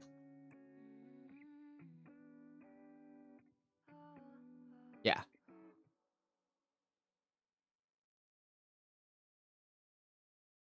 I'm heading down a rabbit hole. Real. Chat, you have 25 seconds to join the race. You have 25 seconds to join the race if you'd like to. I'm pretty sure I have a canker sore on the inside of my cheek. Or I just bit it and cut it. Oh my god, no, it's actually... No, I think I just cut it, actually. I either cut it or I bit it really bad. Because when I swallow, it cuts against my teeth, and it's actually pretty painful. I mean, when I play Fire Emblem in Utopia, my mannequins are legions. I love this. Rinse either way. Probably a good plan. I should probably do that. Good morning, Munchie. Chat, the race is beginning. Do exclamation point boost in order to... Oh my goodness, the track is fucking bonkers. Oh my goodness. Oh, chat, boost means something completely different this time around. Good luck, chat. I believe in you. I'll be back. I love you. Have fun.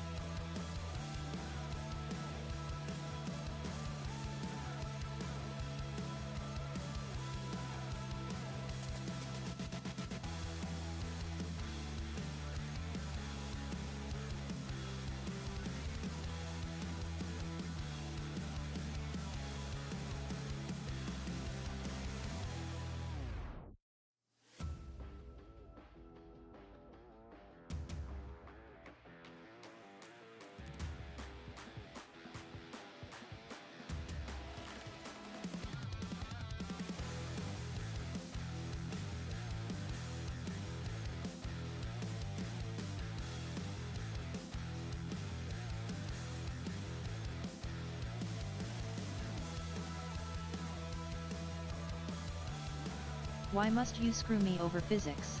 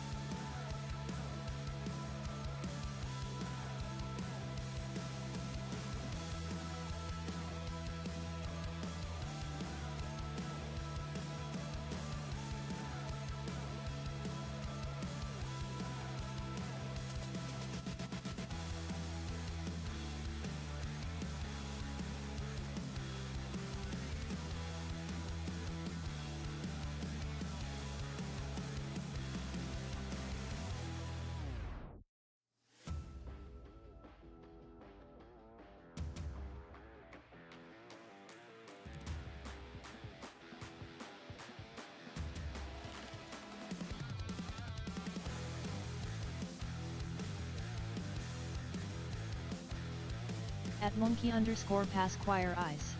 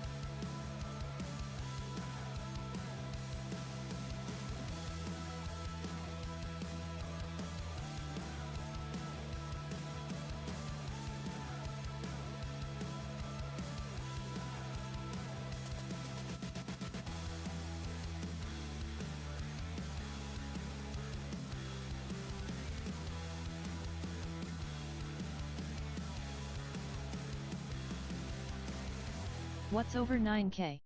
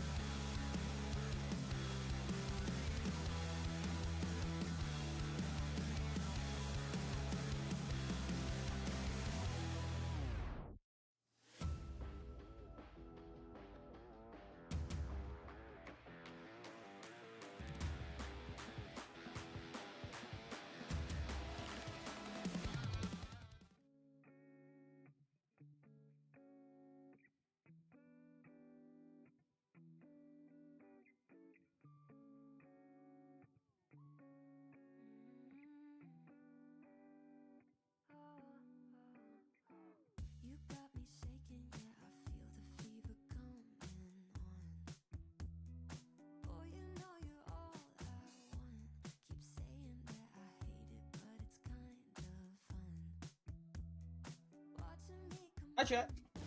Give me just a sec. I'm gonna throw away some of my garbage, clean up a little bit, and I'll be back.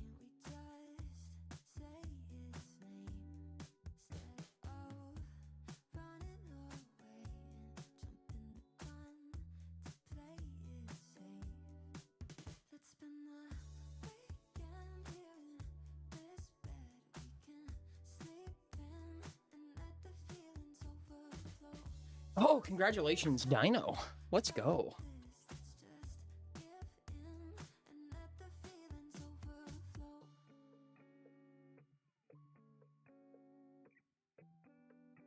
Also, can I just say, chat, thank you. I don't know if you're in chat right now, and I don't recognize the name, but thank you to a new Paragon. Oh my goodness, this is huge. I don't know if it popped up. I don't know if it popped up. If it popped up, I didn't see it, and I'm so sorry if that's the case. But thank you so much to a new Paragon. This is super exciting.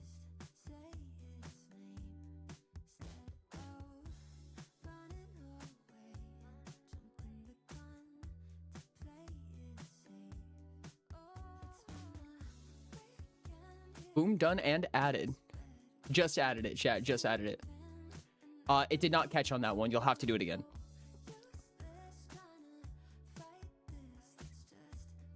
GDI.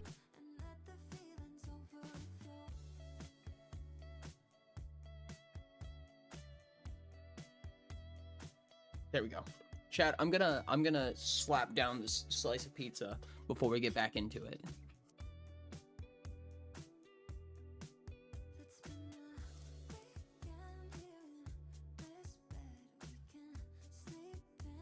Oh whack.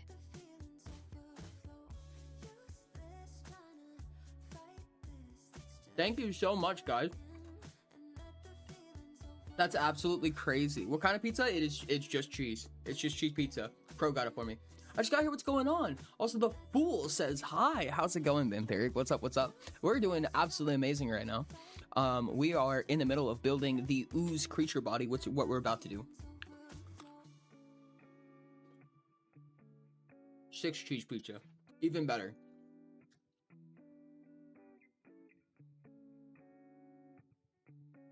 Cheese pizza is the best pizza. You know, the best pizza is not pineapple. That's the answer, chat. You can fight me on this. Listen, man, I don't care how many war crimes you've committed. I don't care if what you have done in your life. At Vampiric Pineapple ain't gaming okay. Pineapple ain't okay. Krusty Krab pizza is the pizza for you and me. Have a good one, Speed. The king of yellow and black who wields good luck. That's neat. You like pineapple and ham pizza? Moderators, whack their pee-pee.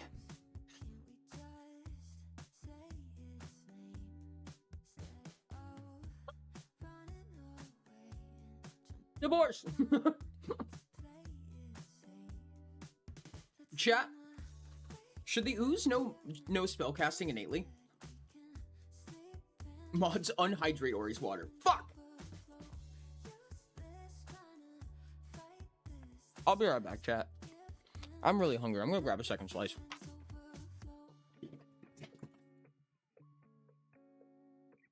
The Ooze innately knows only enchantment.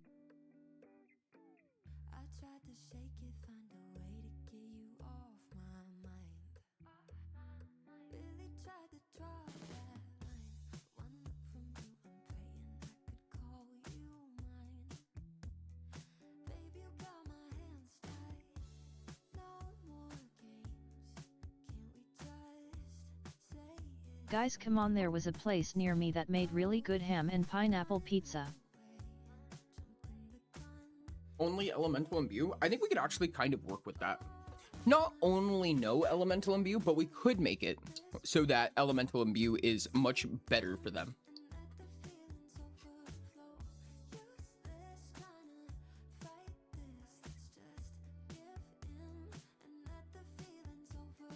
Fuck. Can't ruin my plans. They've been foiled.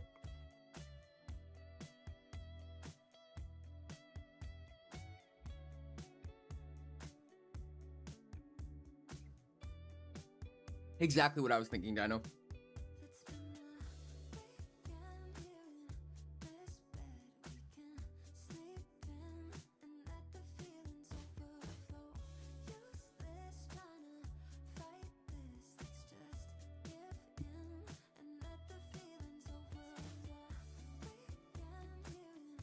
I'm trying. I don't want to get political, but pineapple on pizza should be against the Geneva Convention.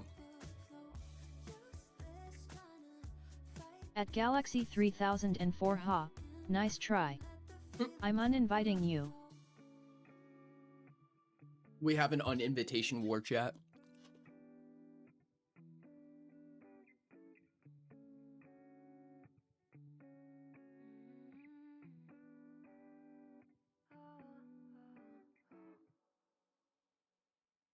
Ashton, you can protect your pizza with whatever statistics you want. I'm still gonna have the moderators whack your PP. I'm sorry. Disappears into the aether. I spent 6 hours to ban Panto.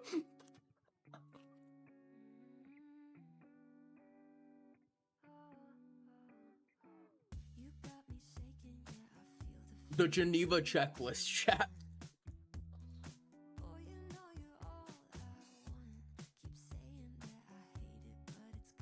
I stowed it away for whacking purposes.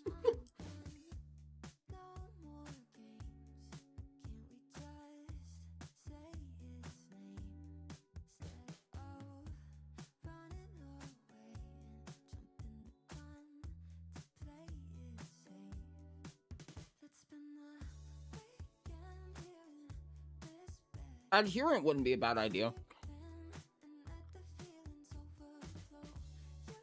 Spend 2 hours to take one from Galaxy. Ashen is a trongle. Whack his sense of self.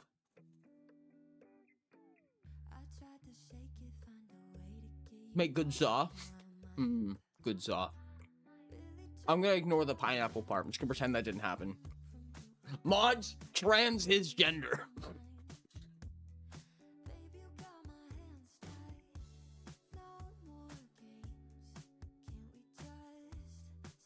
Engage rule 63. What is rule 63?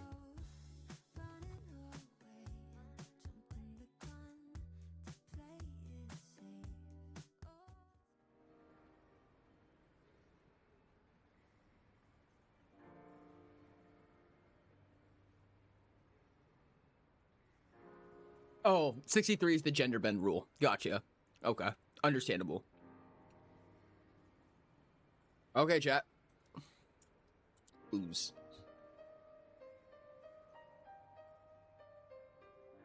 Evocation. So these bad boys know evocation. And that's it. Just evocation for arts. We're transing the gender this early in the evening? Truly. Truly. Is there anything from Wizard we want them to have?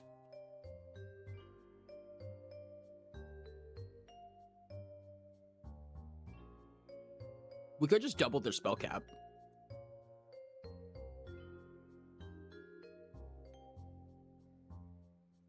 When do you take all the hours away so we can get rid of all the abstracts? Why? But you priced it at 7 hours? Oh, I'm so glad you priced it at 7 hours. God damn it.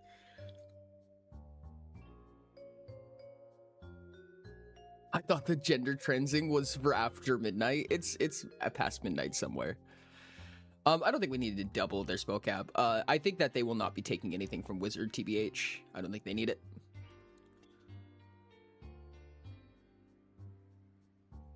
I think that we could do something interesting here. What I think we could do is choose one from... Or not choose one from. We don't even need to write this because we just do energy, cheat, chill. And we'll talk about that later.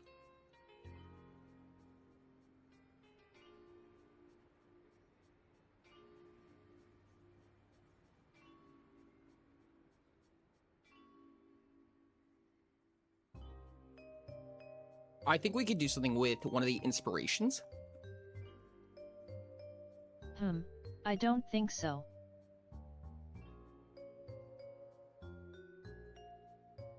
Target deals the additional damage for an additional attack. Do they need Glacial Edge? I think they might just be Evocation. I feel like Glacial Edge might make it a little bit too complicated. It's a stackable, so it probably, if anything, probably belongs closer to a kit than anything.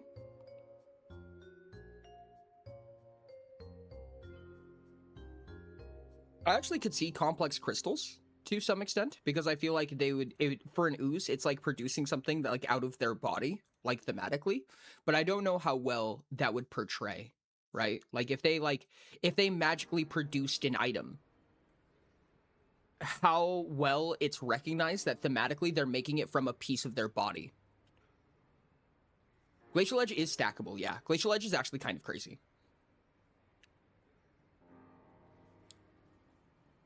Wait, Moonchi... I thought Moonchi's only 2 hours. You guys are in different time zones, aren't you? Moonchi, aren't you on the equivalent of MST? I don't think it's called MST, but aren't you on the equivalent of MST? I'm sorry. CST. CST.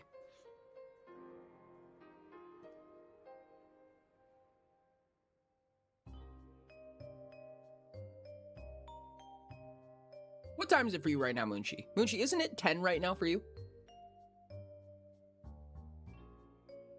I would say giving them fucking, what's it called? Thunderous would be cool. Ooh, Thunderous. That's by using instant elemental feature of evocation. Get an additional die of a similar type to damage rolls. I could see that. It's currently 3 p.m. for Monkey. Oh, Hale, my bad. Hale, I thought you were EST for some reason. It's currently 3 p.m. Gotcha. Understandable. Do we want to make them damage dealers? I kind of feel like the ooze is just not innately a damage dealer. Oh, fuck. We can't give them evocation, chat. Fuck. A body can't have evocation. Or it can. It can. Under the guise, because of classes. This is what I'm talking about. It's really annoying. STFU. Otherwise, they need some kind of separate instance that changes things, I guess. Because otherwise, if you take Elemancer, if it takes the Elemancer class, then it just loses... Like, it's just losing value. It's not the worst thing in the world, but realistically, I would really like to avoid that from some fashion. Innate Arcana? That's smart, actually. That's actually really smart. Is that a quirk or is that a talent? That's it, yeah. Novice Arcana, yeah.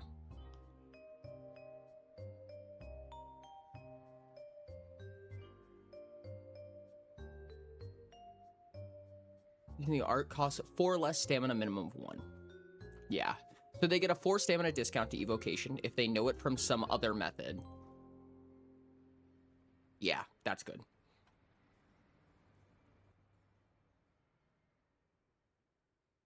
No, I think that's good. I like that. That was smart.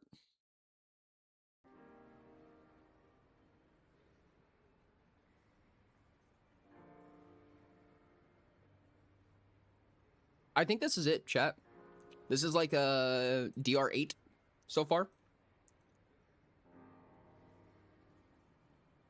We could give it like that and it'd be a DR10. But I think honestly a DR8 is fine. Having a low-level Primordial is actually really nice in my opinion. Using 600% of chat's cranial capacity right now. Spell Force item? No, I think Innate Arcana is... Novice Arcana is perfect, in my opinion. I think Novice Arcana is the exact solution. Because if you have a class that allows that gives them evocation, then they just get an additional 4 stamina discount. They just become better at casting.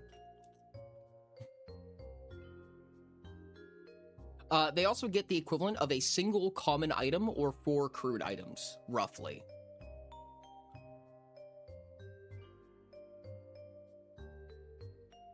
I'm actually kind of a big fan of this. They have a base DR of 8. Their features are Novice Arcana, Evocation, which is from Species, and they have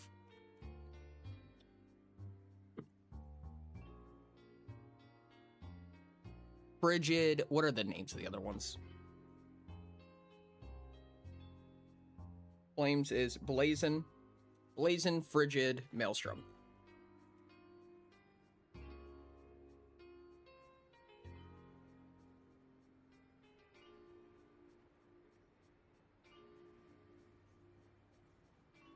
Inspiration.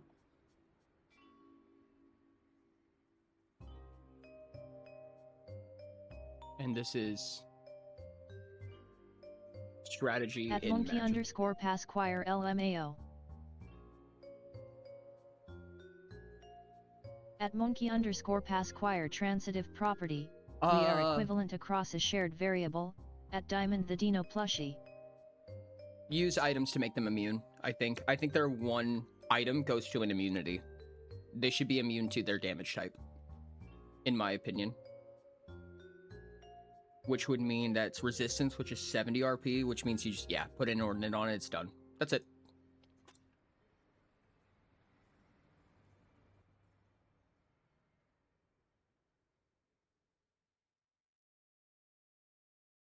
That's their whole item used. We don't have a method to give them block or dodge. Currently, they're 1 block, 1 dodge. And 1 defense in each. Although I do think that they should be 0 in each.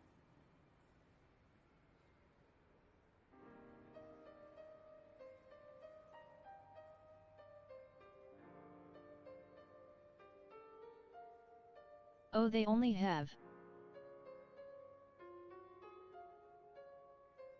However, we can do this. We can do 5 physical and 0 in all others, and then just make them immune to one of True. them.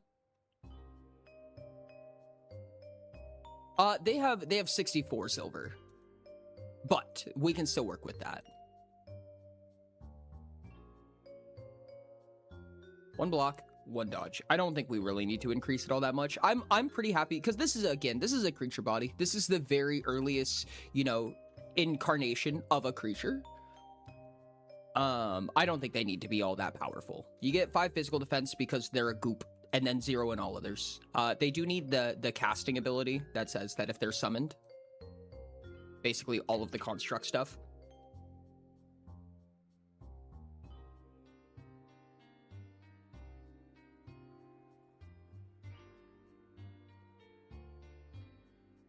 Yeah. I think that's pretty sick. I think we just cheat. Oh, this is technically a talent, isn't it? This would push them up to a DR10. I think that's fine. At hail underscore the underscore abyss LOL. Do they just do physical damage? Do they do physical damage? I think they just do their damage type, honestly, right? We don't give them any extra. No, they're primordials.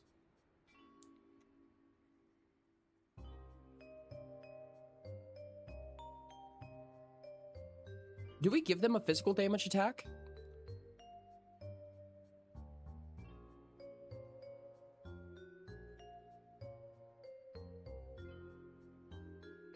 Why the summon clause? Elementals have that too. Because you can summon elementals.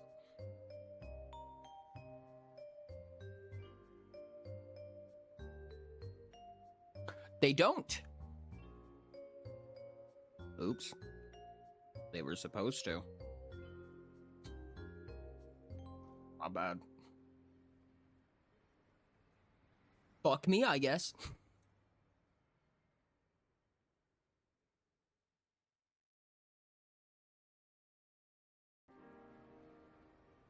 No, you're right. You're right.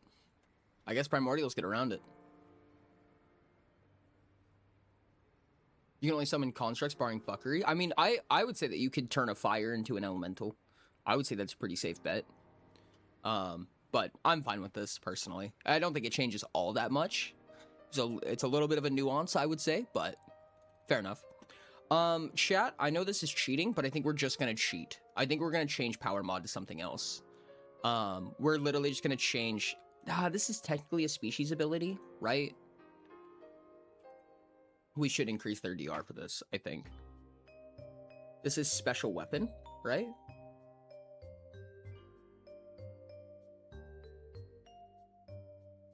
Yeah. Weaponless attack, 2d6 damage, but we don't want to give it range, is the problem. It should be 1d8 and it should be no range.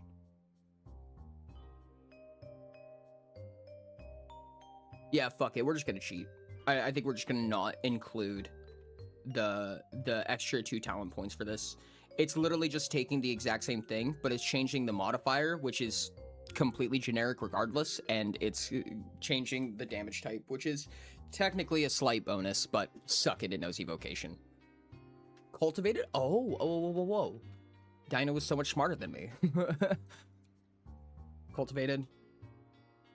Make a weapons attack with all your hands are unoccupied. You may spend an additional turn action. If you do, you may calculate the damage using any subtrait rather than power. That would make it a 3 turn action attack for what I would say is kind of just a base ability.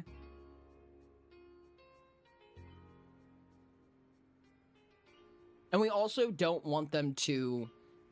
I could see them having cultivated.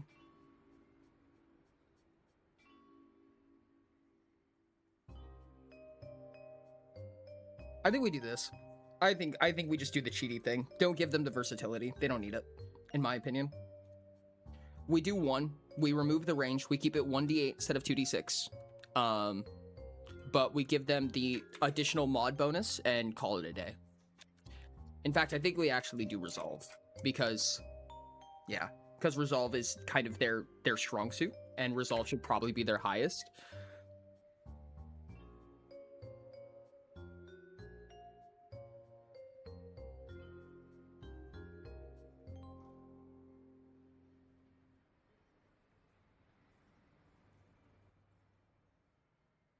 You killed the colors when you changed the theme of the dog. This is terrible. Oh, fuck, you're right, I did. Damn it.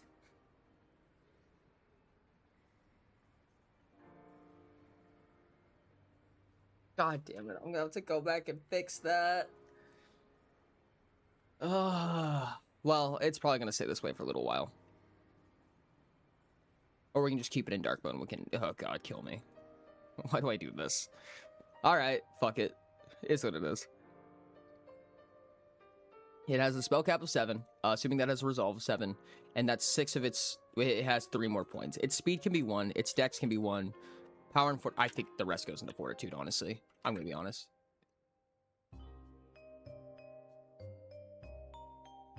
Hold on, no wait. All except for 1 to appeal. That was a question. That was a joke. I think this is its stat spread here. I'm gonna be real with you.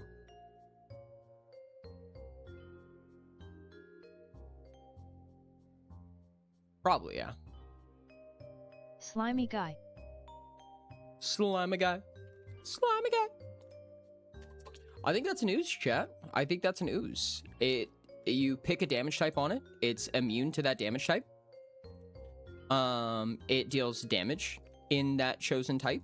So, let's say we have a storm slime. Then it's immune to energy damage. Its weaponless attack does energy damage and it adds its resolve mod. Normal 2 turn actions. Obviously it has the no breathless, no breathing stuff. Inorganic.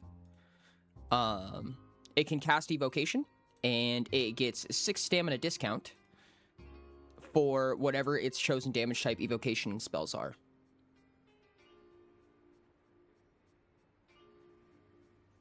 I think other than that, we just tack on some extra stamina at that point.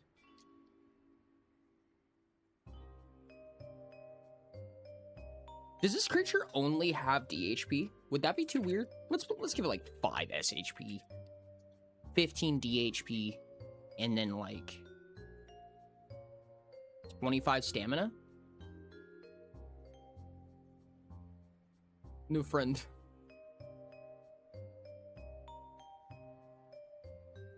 I feel like that makes sense? Question mark?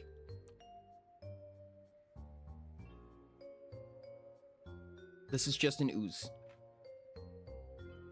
This would be a base ooze. So DR9 ooze would have these abilities. It would have evocation. Technically, it can imbue its own weaponless attack. 7 stamina with Blazing Inspiration, or whatever inspiration it has, would be 13. So it can do up to 8d4 or 4d8 additional damage.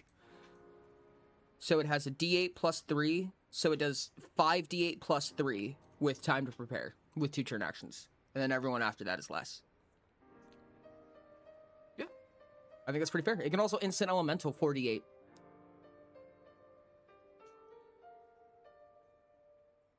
Turn a bonfire into a blazing slime. Oops, it has free will. That's weird. Oh, well, new friend. New friend in the bonfire. I found him in the bonfire. Wow.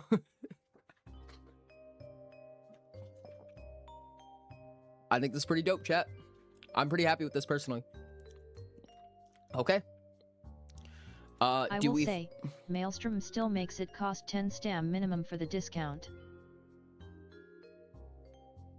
What? Oh, you're right. Yes, it does. No, you're right. We cheat. This is like one of very few times that we're allowed to cheat. So I think we just cheat. It's close.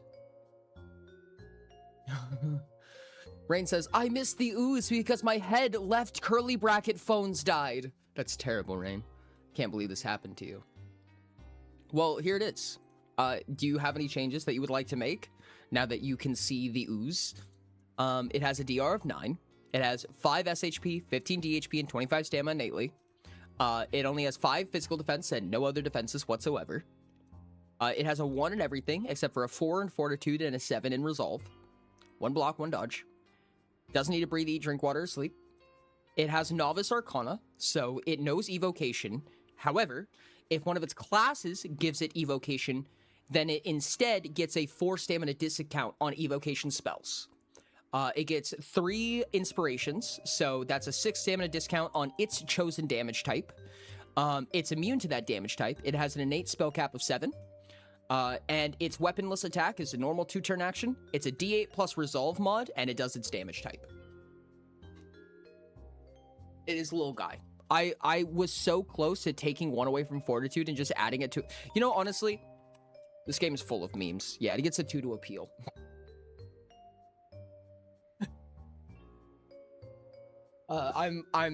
This is for Rain.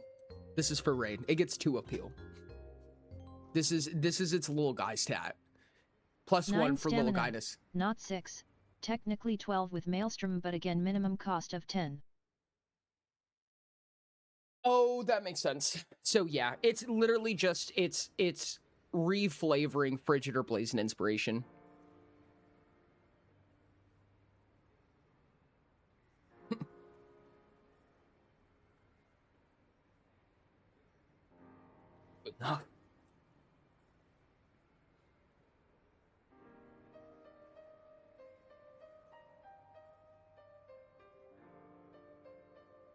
This explains what we're trying to say here, I guess. Rain? Little guy. Okay, yeah. I think Rain's happy. Shall we do one more? Do we really want to do... Okay. Do we want to do the aberration? The aberration is going to be exceptionally complicated. I'm warning you guys. This is going to be a very complicated thing to make. Because this is going to need a lot of stuff. Like, knowing this is going to have to deal with all of our min-max interactions. You know what I mean? This is going to be a tough one. You want horror? Aberrate me like one of your French girls. Purple is going to go through a lot of changes as well. I'm a little bit scared to make the purple one because this is going to go through so many changes. Because like I said, I think that purple should be removed of tests. Purple isn't about making tests. It's about setting up and preparing in such a way where you just succeed. I just aberrated my pants. God damn it. So, with that in mind, do we want to move on to making the... Okay, I have bad news, chat. I think the horror is going to be probably more blue than anything. Because modifying somebody's perception and senses is usually a blue ability. The ability to intimidate is blue. All of that is blue.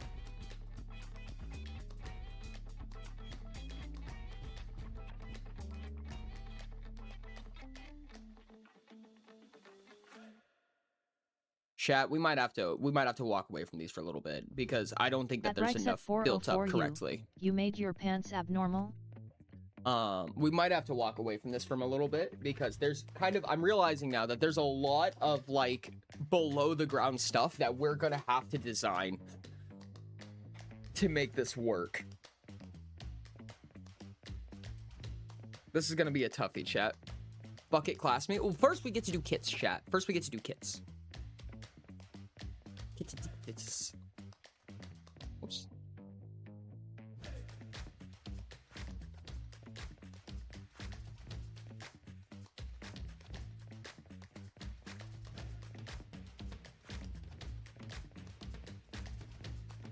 Oh, that's why. I was like, where does it say kits? What am I missing here? Oh, okay. Huh. Got a bad case of the stupid chat. Okay, so this time, I'm gonna highlight this so it's very obviously out of place. We have speed, dex, power, fortitude. Those ones are probably the most obvious and probably the least necessary, but we'll hold on to them for right now. Be very obviously out of place, please. Oh god, that's abysmal. I hate that. Okay. Fortitude, engineering. This is the one I'm excited for. Memory, I'm even more excited for. Resolve, awareness. We probably don't need those as bad. No green either. The green was going to be the Fae. That's going to be the green one. We're just moving on to kits because we're not gonna have enough time to go through a ton of these, and this does give us a little bit more to chew on as we do more AG development. And I think in the background I'm gonna try to fix the purple to the best of my ability. I think groups of two make more sense innately. I agree. I do agree. I think they do. However, I think I'm just gonna use this as kind of a checklist.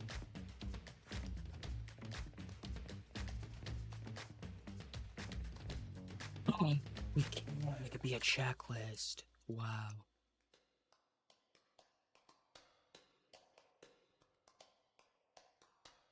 This is so much better, chat.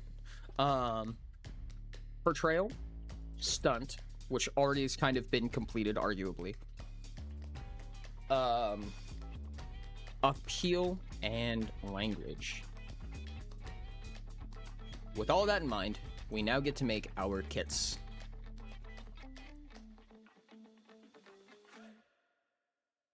I mean, honestly, going down the line, we could probably just have a fast kit, if nothing else. Healing factor is an interesting one. This is a cool fortitude one. However, getting 1 DHP per turn is bonkers.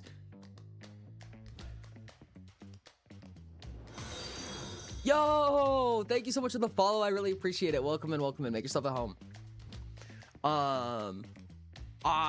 This is higher than 4DR, chat. This is so much higher than 4DR. I'm realizing suddenly. Right? This is ridiculous.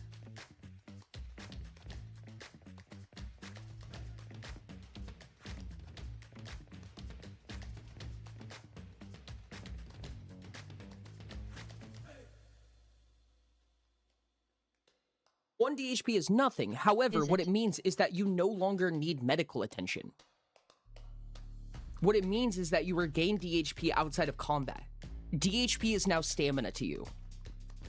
It's fucking insane. Nothing that heals DHP is naturally regenerable, right? It always costs some kind of non-regenerating costs, such as components, or, I mean, obviously you can get more components, but there's no, like, innate. Creatures don't really care about this, though. Rain. This is the problem, though, is that using the AG, people can become this creature. You can polymorph into a creature with a healing factor. You can create a creature with a healing factor. You can use Prodigy Telemetris to push this onto a player. You can remove a talent and replace it with healing factor. You can put these on characters.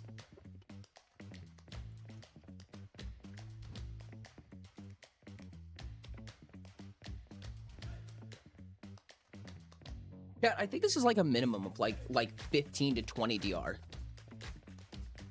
Why do you do this to yourself? Hey, listen. I have no fucking idea, actually. Let's do this. Let's do 12. I'm gonna be so real with you. This is like so much.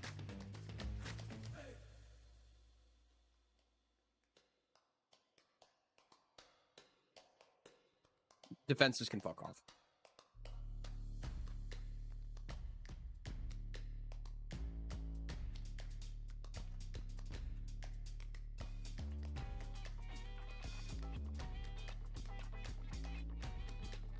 So ridiculous. Okay, well, that's Fortitude done.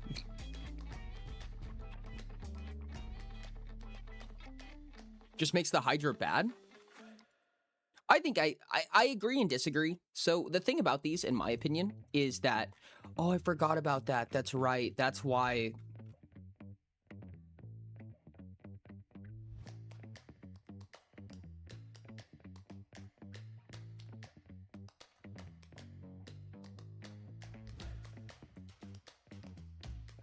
I see what you're saying, yeah. This really, I think, honestly, isn't a kit. I think that this is a class. This should not be stackable. Yeah, I think that this needs to be a class. That makes it a little bit easier to deal with. I think that its stackability, quote unquote, is kind of what's cucking it. It being stackable is the problem, though. Yeah, making it a class makes it not stackable. Oh, is not the problem. I think it is and it isn't. Because what we can do is if we do 12 DR, then we can do something like this. So instead of saying, oh, for every... Okay, let me say it like this. The first stack of healing factor is the problem. Every stack of healing factor following that is basically useless.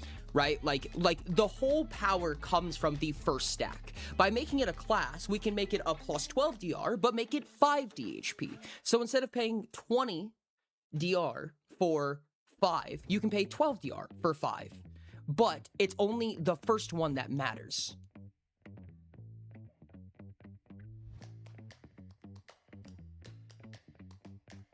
To me, I think this makes sense, personally. Hopefully this helps out. Which means we do not have a Fortitude kit anymore. Lamau.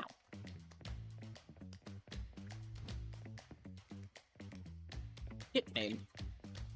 Plus XDR. And then the ability.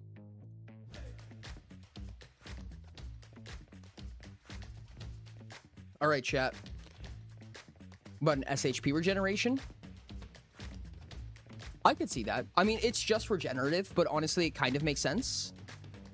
It's a little bit awkward that it's stackable, in my opinion, when it comes to being stackable.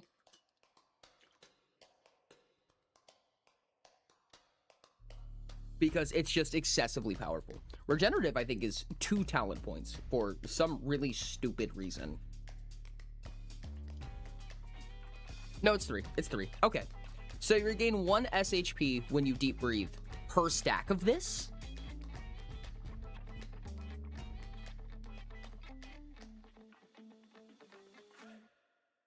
Mobile plus speed plus stamina. A travel score increases by 1/2. What do you mean by increases by 1/2? Should be passive? Oh, you mean a passive regeneration effect. I understand. I could see that. I could see that. Oh, 1 or 2. I see. No, that's smart. That's smart. Do we have something that does that? Is there a kit that does, or yeah, is there a kit that does that? Kind of, if I remember. Evasive. It does increase your land travel by 2. It increases your speed and dex, your dodge by 1. Kind of does the thing.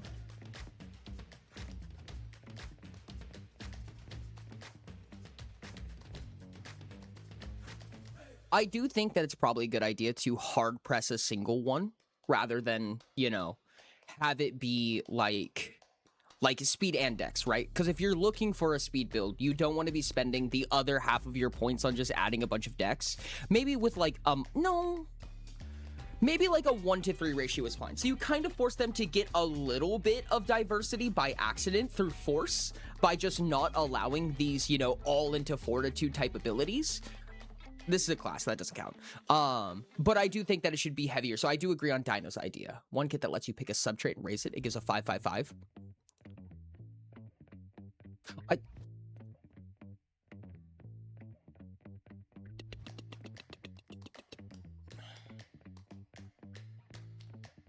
I thought I did that.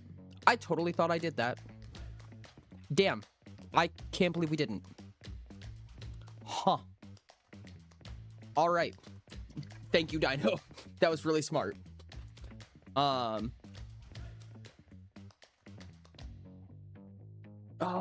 need adaptive, but adaptive is you already kind of use.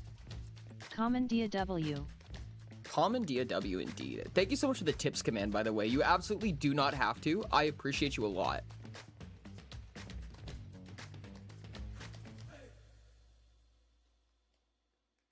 Evolved. Let's call it evolved.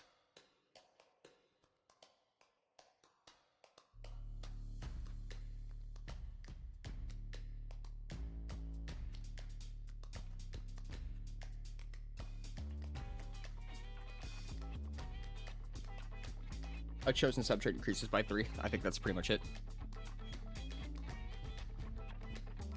SHP, DHP, and stamina each increase by 3. I think stamina is not capitalized, if I remember correctly. No, it's not. Okay. That is enough. That's like 9 silver pieces. We could increase block or dodge by 1.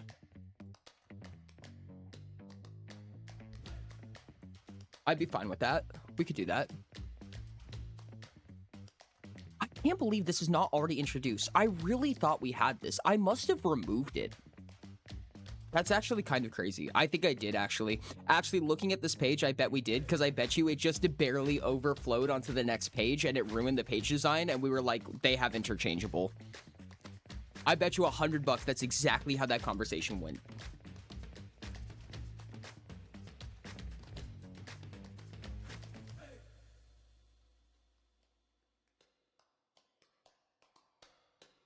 Dodge rating or block rating increases by 1d12 or 1d4, respectively.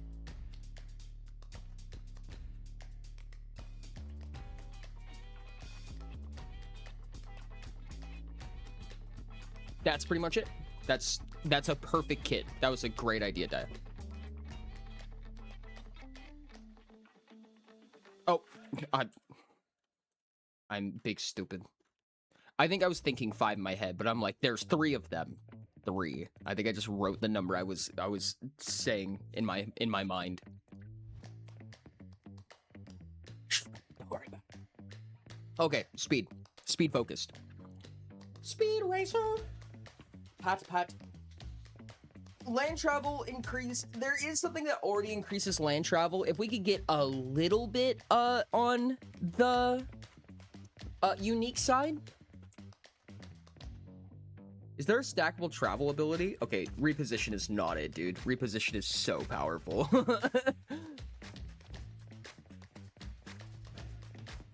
Wait, chat, fuck me. Do we... No, because this is kind of stunt focused, I feel like. This is not stackable. Not stackable. Not stackable. Ooh. Number of meters of... Yeah, that one's not about you moving, it's about somebody else moving. Or rather, not anymore, because of you. Make an attack action against an enemy. Spend an action, turn action 6 stamina. If you do, fortitude test Are gets there damage rules up. for given creatures spec talents? This is decreased. Not an interchangeable. Okay, I'm gonna be real with you. I give specialist talents out pretty freely when it comes to kits. I either treat it like it's 3 talent points, or I just give one for free every 10 levels. Every 10 DR, I should say. Yeah, I think we should I feel like we should make a kit that's, like, based around a subtrait, each of the subtraits, that just has a unique ability. Like, around that subtrait. We're just using the subtraits as a cast system, if that makes sense. We're using it as a mold to know what we don't want to miss, you know what I mean? So we want a speed-based kit. We want a whatever. But they all have an ability tied to them. What's kind of my thought process, at least? Free stat between land travel, water travel, air travel. Each type of defense or armor is crafted enhanced grants against an additional 1 of those stats.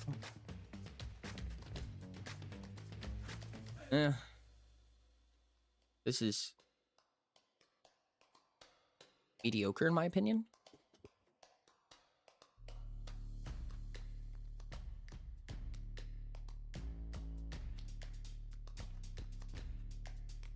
That's not it. Plus him to increase your defense by 5, and you cannot take the travel action. Yeah, no, none of these stackables work for us. These stackables are ass, chat. These suck. Not for what we're trying to do here.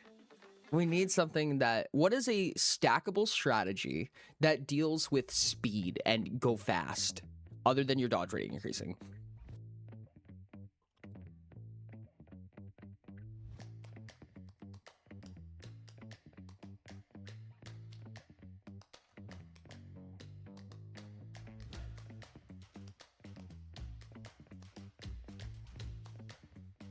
Crowd tactics would be interesting. Actually, I could see crowd tactics in a speed base. When you're the target of an effect that targets multiple creatures, you gain an additional point of favor and test made to resist that effect. I could see that.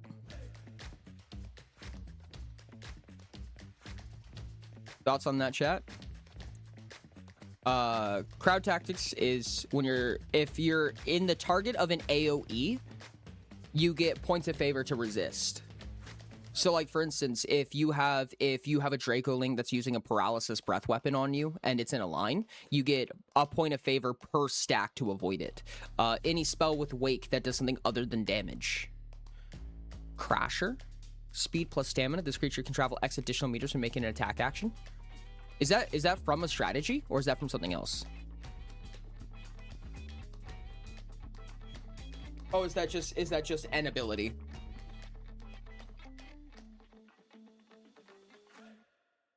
It's a new thing. You generate so much content, Dino. How the fuck do you do this? Basically a lunge, yeah. No, I could see that. Man, I was gonna say I feel like we should use the strategies because I feel like it's free, you know, for us to be able to do that. But that's just a really cool ability. Now I just kind of want it to be a strategy, honestly. That's just a really neat ability.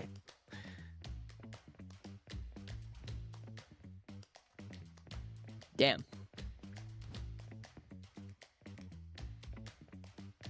Purple creature body, something similar to studied egalitarian. I remember what that does.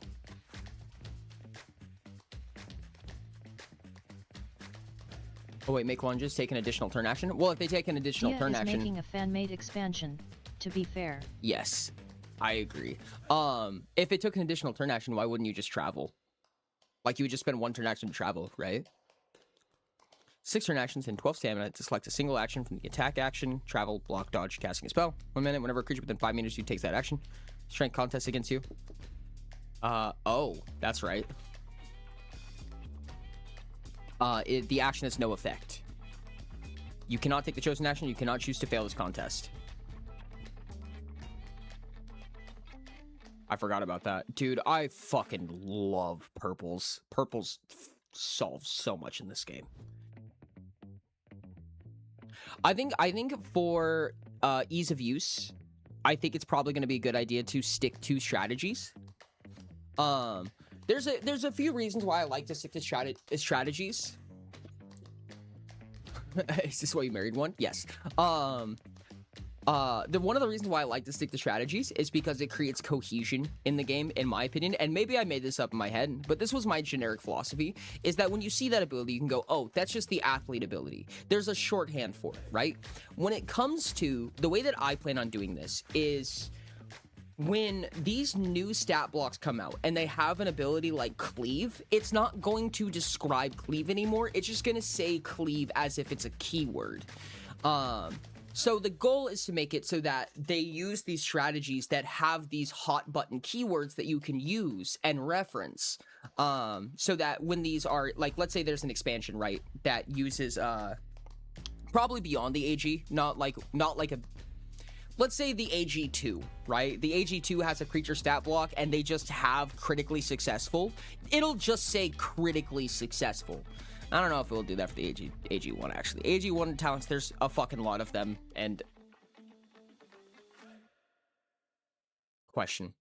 If there's an easy fit strategy, then yeah, else we plop in a new thing. I could see it. I could see it.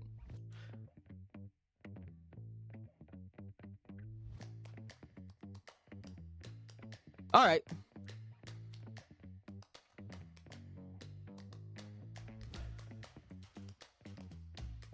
How many talent points would that ability be worth? 3, I almost want to say?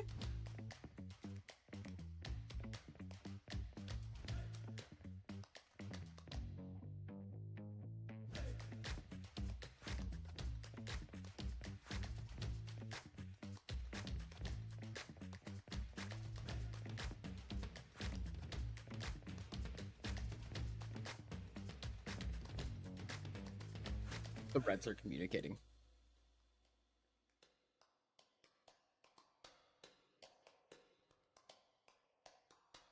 +3/+2. They can be bigger or smaller. I don't mind them being within the range of like 2 all the way up to like even 8.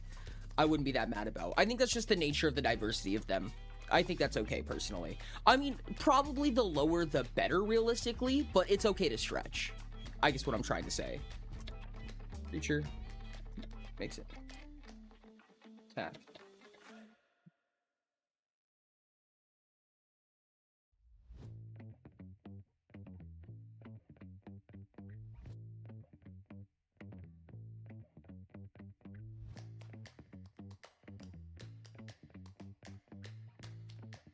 Okay, there's an issue with this because when you say, how much inference do we want to use here?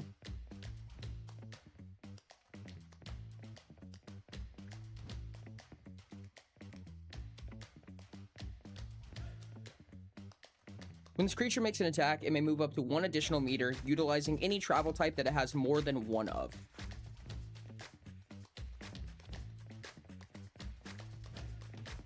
I think that makes sense. So if you have air travel, you can fly up. If you have water travel, you can swim. If you have land travel, you can run. Does this get around frenzy? This is another problem with it, is that by making brand new stuff, it now has to be checked against all of the other talents, whereas using strategies, they're already innately checked.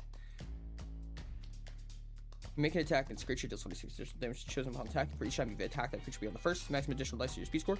This is the effect that you take an action other than the attack action. Yes, it does. It does get around frenzy.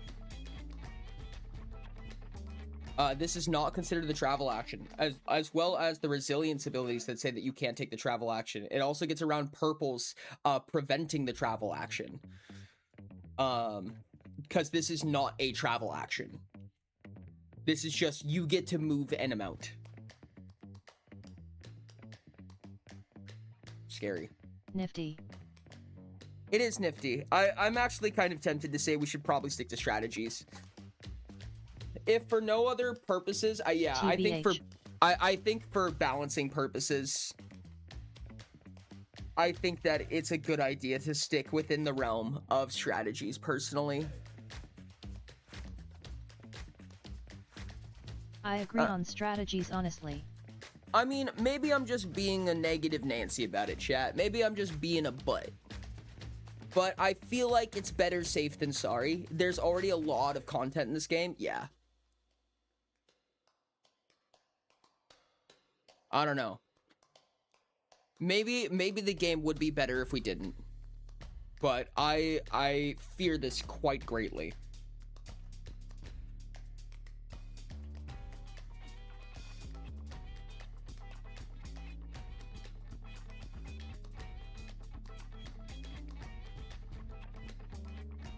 You don't want a creature to be able to hunt you down, keeping up frenzy stacks? Not specifically, no. I don't think so.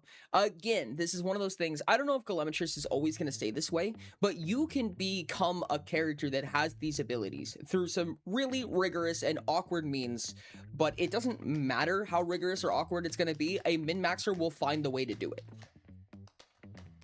Because we aren't going to be making new stuff for all of these, just the ones that don't have very good fit.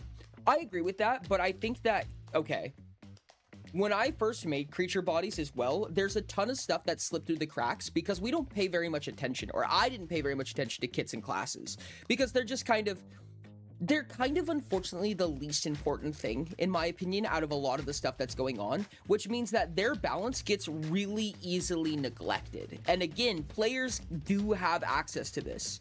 It only takes one ability to break everything. I mean, given that type of breaking isn't nearly as bad, but it only takes one. You know what I mean? When it comes to a balance meta, it only takes one to make everything go to shit. Or to make a completely unstoppable effect, or to, you know, what have you. And with the amount of turn action jank, I wouldn't be surprised. Actually, in fact, hold on, I might be able to think of one. Let me see if I'm wrong about this. Yeah, you can pair it with assassination as well. If you can manage to kill somebody with assassination,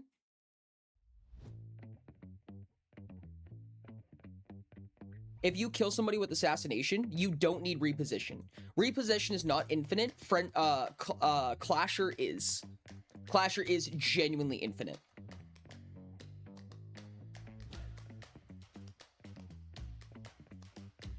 I could also see the increase in just travel score of some type. The problem is that there's already a thing that does that, which makes it hard. Yeah, if a player managed to get their hands on this, they could build an insta-kill train, and it would literally they would be able to kill everything within a certain group. Especially, okay, let me give an example of something that I could actually see happening.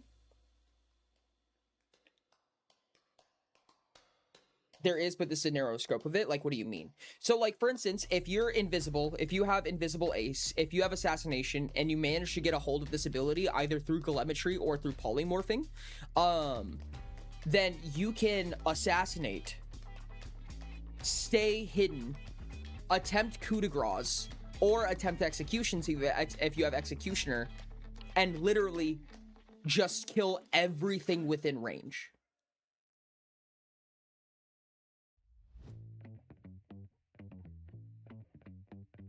This needs to say melee attack. Assassination cannot say an attack. Assassination is way too strong to be at range.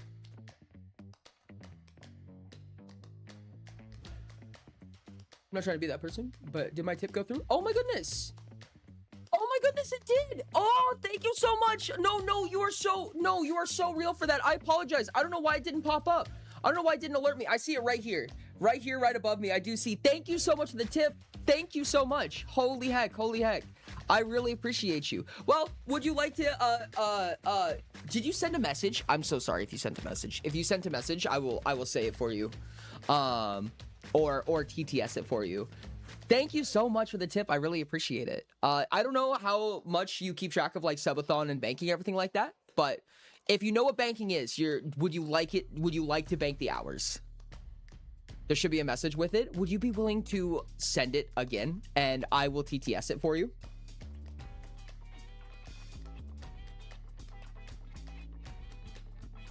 Why did that not? Is it because there are 2 tips? Oh goodness. This is my big issue with tips. Oh my goodness, thank you for the gifted sub, Frost. Let's go. Frost One Us gifted a tier 1 subscription to RJR. Hey, they do go to the same place. Whoops. This is Streamlabs. Yeah, so it should be popping up. I don't know why it's not popping up.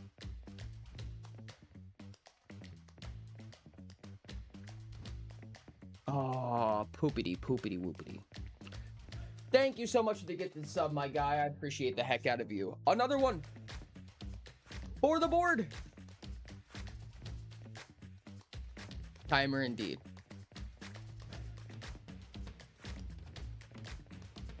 I appreciate you, man. Thank you so much. I appreciate you. And I'm sorry that it did not work.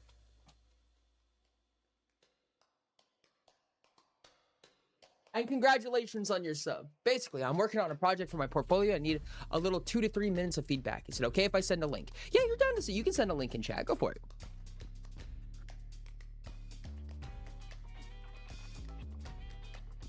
Thank you again for the tip. I really do appreciate it.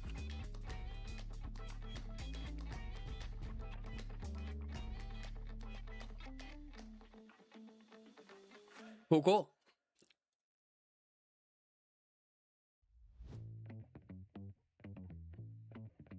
Can I ask what it is, out of curiosity?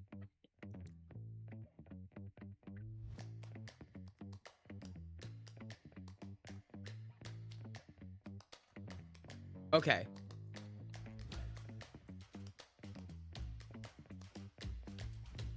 You know, honestly thinking about this, I think that there's some that are not stackable that we can just make stackable through a kit. I'm gonna be real with you.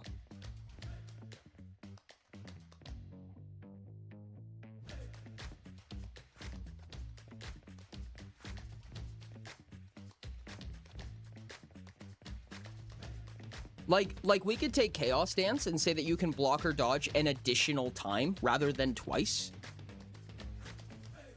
Words are ranked by people. They go up in elo for likes, down in elo if they lose. Oh, interesting. This is really interesting, actually. Pick a winner. Switch categories, then explore the tiers in history. Okay. Disgraceful.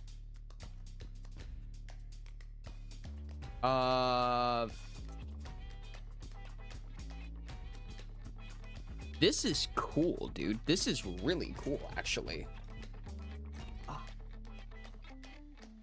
Hold on, this is really neat. Pick a winner. You just pick a winner.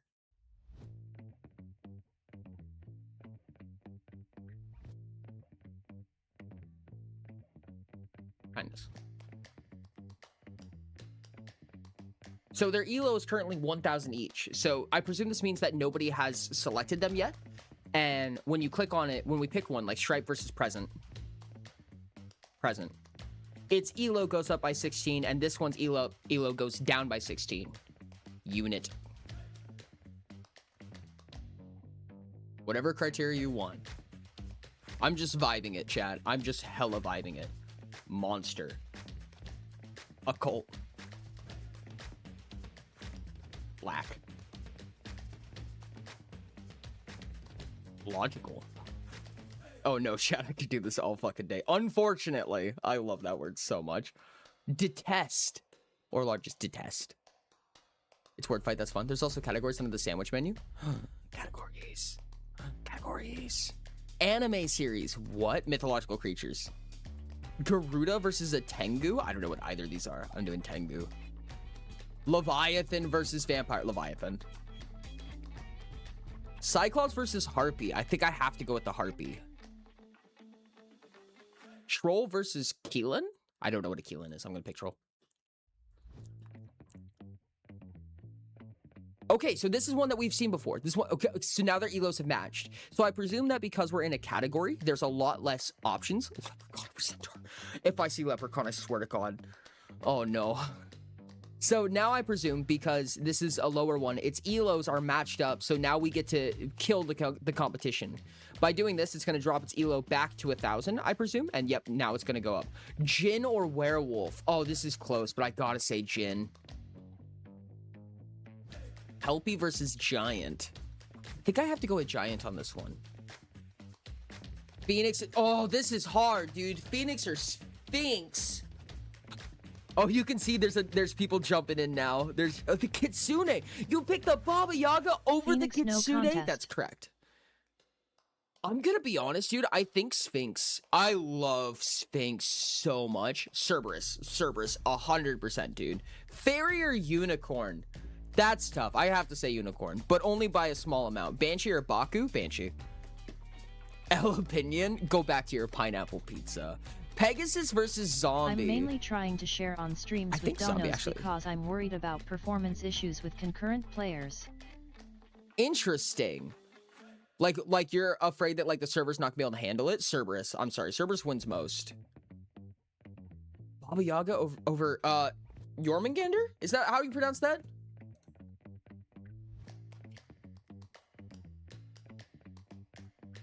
Is this the snake that the world eater snake? Yeah, the world serpent. I think we have to world. Nah, I'm gonna say Baba Yaga. I know that's probably weird, but I like Baba Yaga. Ooh, Hydra. I like Hydra. I really like Djinns, but Minotaur. Love Minotaurs. Yeti or an Ifrit? I think an Ifrit, personally. Anubis. Definitely Anubis. So making 4 API requests per click. Squarespace isn't going to a great answer if you're worried about that. Is this Squarespace? I would not have expected this to be Squarespace if that's the case. I've used Squarespace a few times in my life, 100%. Voltaic, by the way. Okay, Squarespace only the main, not the server. RJ, just so you know, Voltaic is the web developer for Mirrormyth, so he is going to be exceptionally knowledgeable in this topic if you're interested in talking about it. Goblin or Wraith? I really like goblins, but Wraith is cool as hell. Barry. Medusa or Cthulhu? Sorry, Cthulhu, but Medusa's dope. Manticore. As long as it's not going to limit your bandwidth and isn't performing 301s on the way. Hydra or Manticore? God, I really like the Manticore. How did the elo drop by 1? Oh, I'm intrigued because it normally goes up or down by 16, right? So how did it drop by 1? Interesting. I think I'm gonna say the Hydra. You chose Leviathan over Leprechaun? Yes, thank goodness. Chad, this is way too much fun. This is so good, Jin.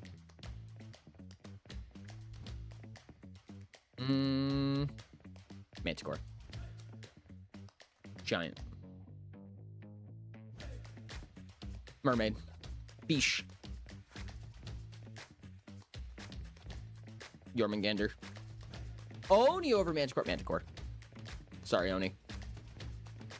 Thank you for doing what I wanted. I much appreciate it. Absolutely. Thank you so much for the tip. I really appreciate you a lot. It does mean a lot. And your website is really cool. I like it. Okay.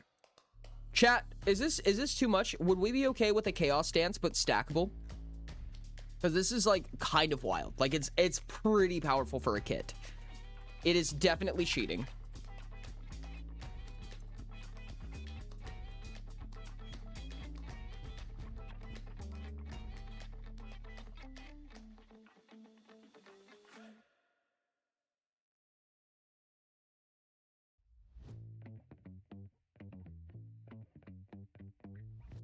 There are kits that do this all the time in the actual core guide.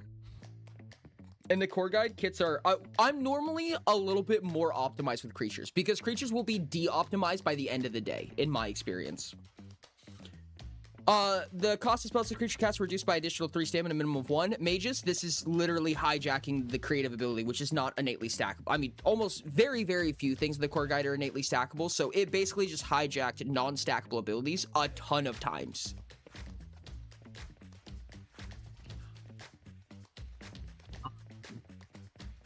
So I'm okay with this being a little bit. You're free to talk and chat if you'd like. I mean, you guys are free to move to Discord if it's preferential for you, but you guys are free to talk and chat if you would like. Block or dodge an additional time is fucked. 3 of those would make an average tank nigh invincible. I mean, not exactly, because you still have to spend an additional interrupt action, right? So you can spend 2 interrupt actions on 1. So the only reason that you would actually make use of this 3rd time is if you have an ability that gives you a free block or dodge, or if you have more interrupt actions. Sure at Voltaic Grid. Huh? No, you don't? What? You may make the block action or dodge action against a single source up to twice. Dodge rolls made this way. No, it does not give you a freebie. It just makes it so that you can block the same source twice. So you can roll 2 blocks against 1. Otherwise, the effect would just be double block or double dodge. That's how that effect would be written. So this is actually a really interesting kit, in my opinion, because this is, like, almost not useful, but it's pretty close. Like, it's very selectively useful, which, in my opinion, is where a kit should be. Probably a little... I feel like this should be more on the SHP and DHP side.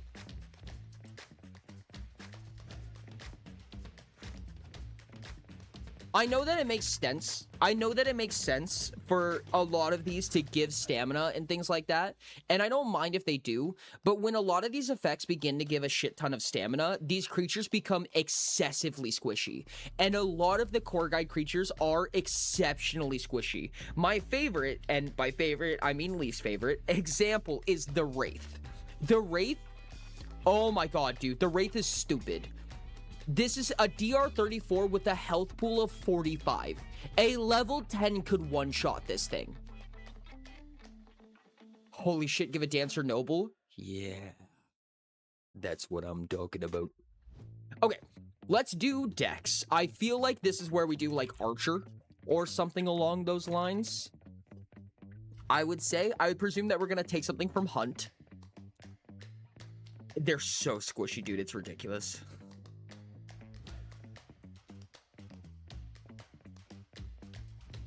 Range attacks make the target only a single creature gain an additional 5 meters of far range. Far reach makes sense. Additional point of favor on accuracy test makes sense. Actually, I think we probably just do Keen. Right? Like, we just call it Marksman or Archer or something like that, and we just give them an additional point of favor.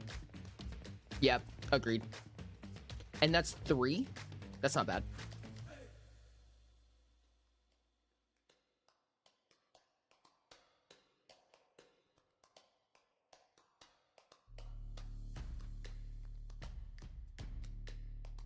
Oh.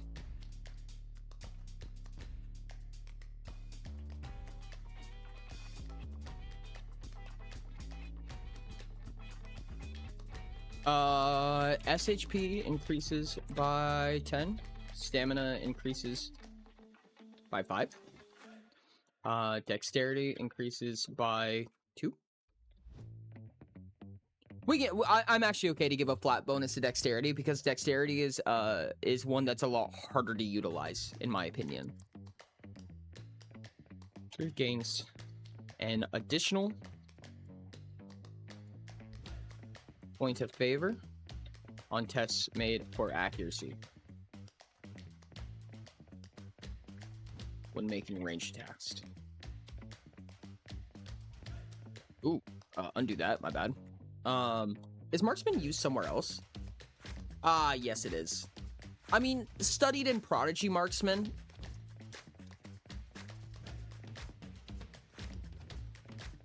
It really wouldn't be that bad if it overlapped, but maybe try to avoid it. Yeah. Gonna make a sniper with 60 DR worth of marksman. Honestly, kind of hilarious. Core guy creatures are very squishy, yes. Elliot from TBT is a DR28 with just core kits, and he has 20 total health and 130 stamina. Yeah, it's kind of an issue, and I don't like it at all. You know what would be a really interesting kit, in my opinion? Okay, you know what? Actually, let's change this.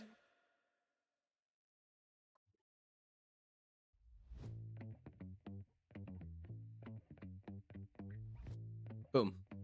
Fixed.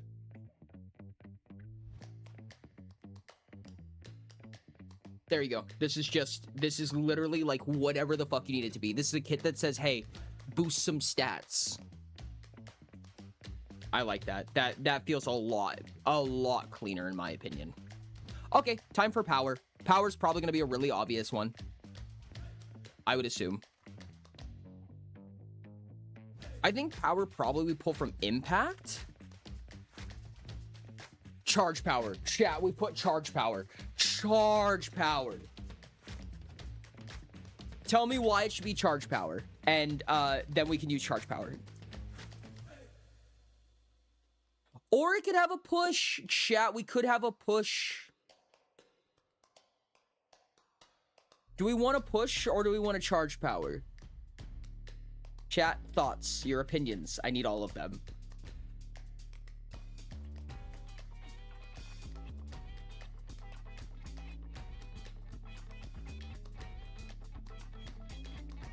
Charge power.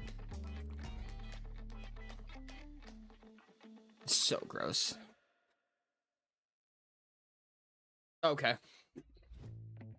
Both work, but charge power is easier, albeit also easier to break in half. No, 100%.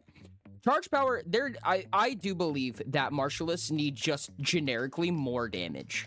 They need more damage bonuses. It's really hard because damage really only comes from items right now. And I think that the damage output of martialists should be carefully increased.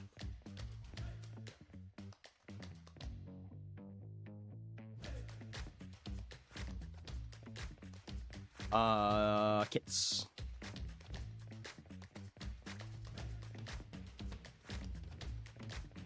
This one can be called Clasher, I think. And we said charge power, which is 4. This is just...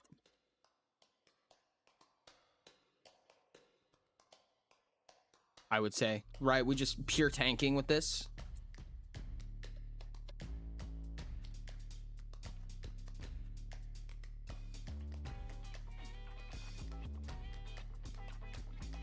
Attacks this creature makes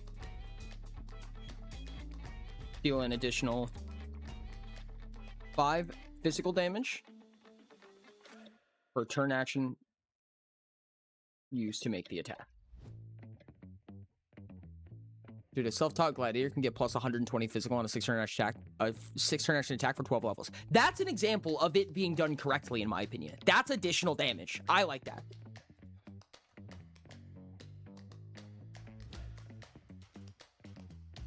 Attacks that this creature make deal an additional 5 physical damage.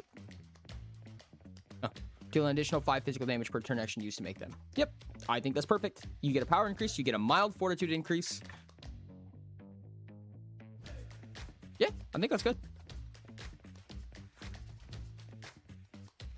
Oh, you know what? You know what I need to do? I need to actually just do this. Keen. Strategy. Combat. This is charge power. Because if they change, these need to change with it.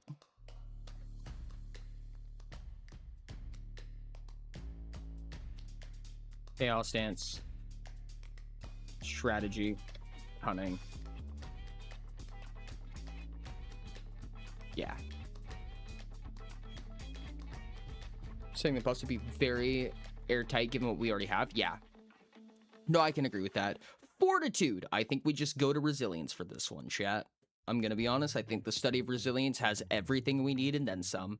Honestly, refusing movement. Heavy would not be bad.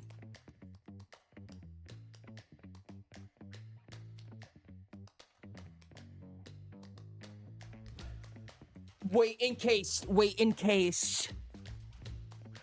Okay, I know that this is insane. This is insane, but this is shelled creatures, and this is a GM's way of saying sneak attacks just do not fucking work. Like, period. Unless you have a penetrative weapon, which is awful for sneak attacks, because sneak attacks love to just not care about defenses. But this is saying, if it has encase, it's multiplied by the number of times you have this kit plus 1, right? So, if you have 2 stacks of this kit, then their defenses triple against sneak attack. I do think heavy is smart. I do honestly think heavy is smart, and I think that it should probably be introduced somewhere. Honestly, like I said, there's going to be a lot of fucking kits in this. Heavy could be resolved, arguably. It's a little bit weird, and it's a little bit outside of the caster, which resolve is for, but I don't mind it. I don't mind it being outside of what casters normally do. We'll see.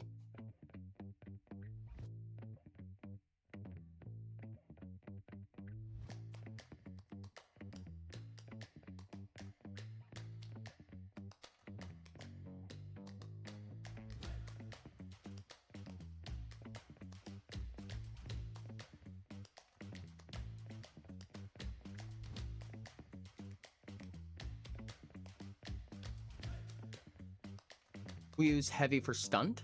Just make it impossible to push. That's actually really interesting. I wouldn't mind that personally.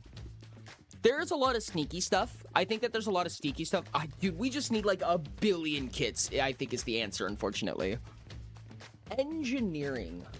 Let's add some fucky wuckies, chat. I think it's time for the fucky wuckies. Craft actually probably doesn't have a lot to pull from. I'm gonna be honest. Now, okay, this is a little bit this might be a little bit odd, but I do believe in giving creatures the ability to craft. However,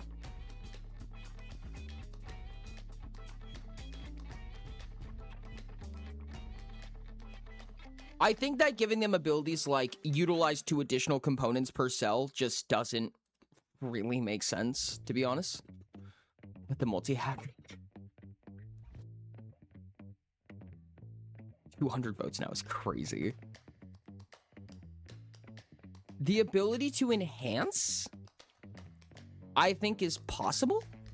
So that you can literally just give a creature the ability to enhance something. It's a little bit odd. It's also a little bit weird that its DR is affected that way.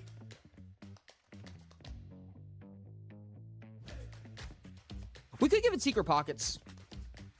We just kind of assume that the creature, like, instead of saying items this creature crafts or whatever, we just say it can store an additional 9 slots. Like, it just gets 9 slots of capacity so that the GM isn't keeping track of item crafting and stuff like that. Okay.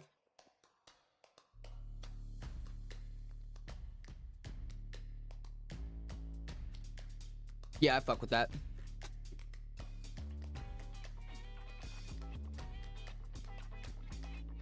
What was that called again? Shit. Son of a bitch. Secret pockets. I remembered it right before I clicked on it, and then I already lost my position. Character. Secret pockets is a... Fuck, I don't remember what... Mid-tier. Okay, yeah.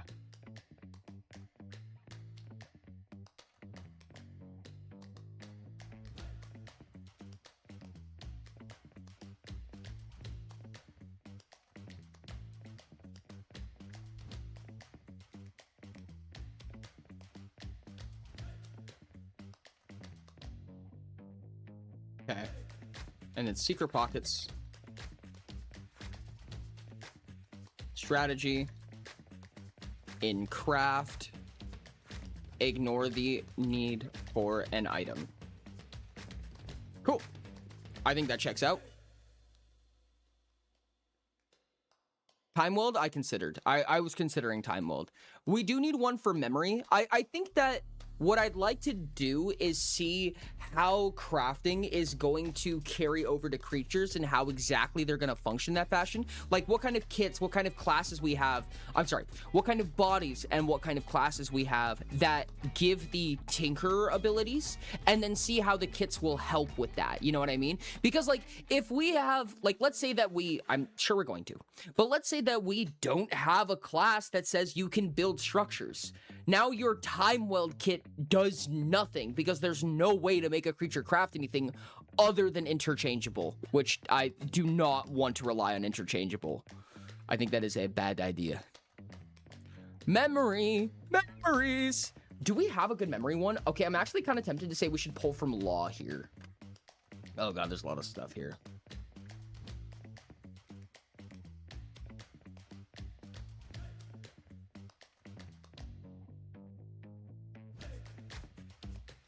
Preparation? Do we give it practical assessment?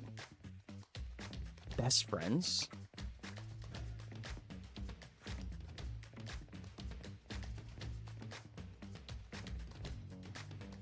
Oh my god, chat, wait.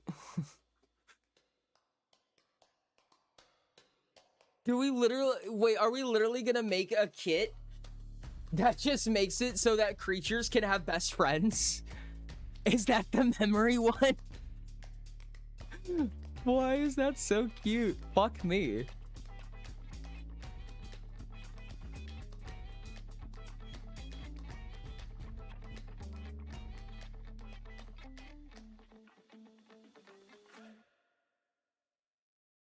I think that's just a little too good, chat. That's a little too good.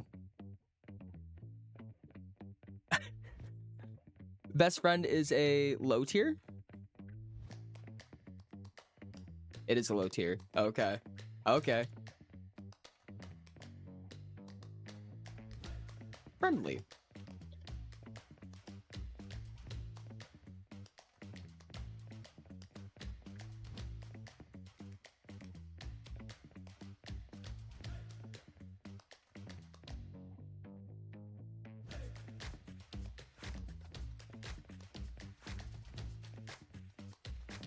That's so funny, dude. I love that so much.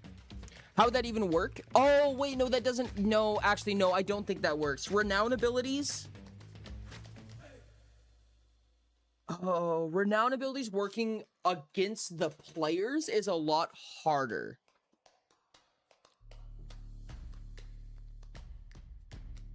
It also would make more sense for appeal, I think. I mean... Okay, technically, if you're using GM motivation, like if the creature's trying to convince you of something, like you can use Renown. It's a lot more niche. Renown is a lot more niche, chat. Like it would be better at lying, for instance, to players. Otherwise, it would be the GM being like, hey, it told you to do this and you are convinced. You know what I mean? Other than that, it's like you pull, like you can do it thematically, but you are requesting to remove the agency from them in order to do that.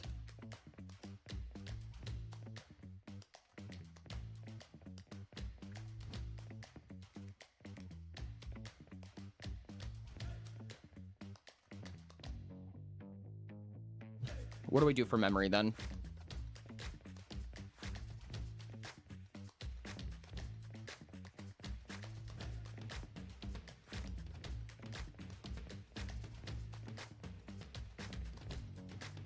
All of these are way too complicated to be a kid, I think.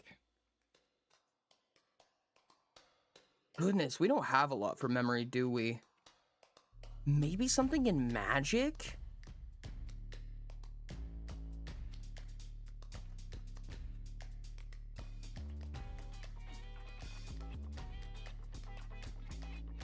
Ugh.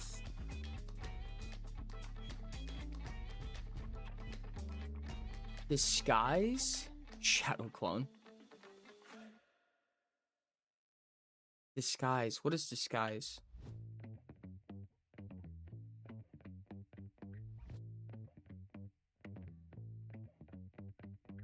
Now remember the appearance of an additional creature simultaneously.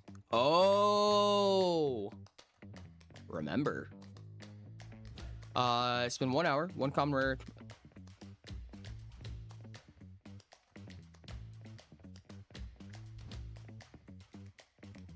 I think disguise without the common component cost, just the ability to disguise itself.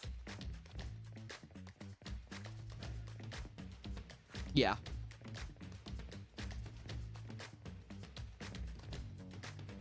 Yeah. Shifter. Is that?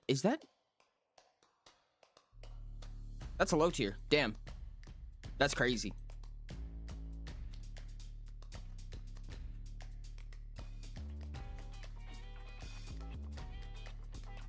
Yeah, and that's an impersonation.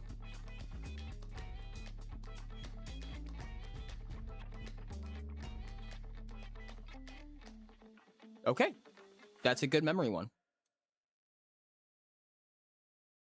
I like that. Capacity is an item feature. Does it just add your pre-encumbered carry or both? I.e., if I have 50 carry, 50 capacity, do I crush at 150 or 200? It is your... It would be at 200. Yeah, at 200. Oh, that's right. Thank you. Doesn't pay components.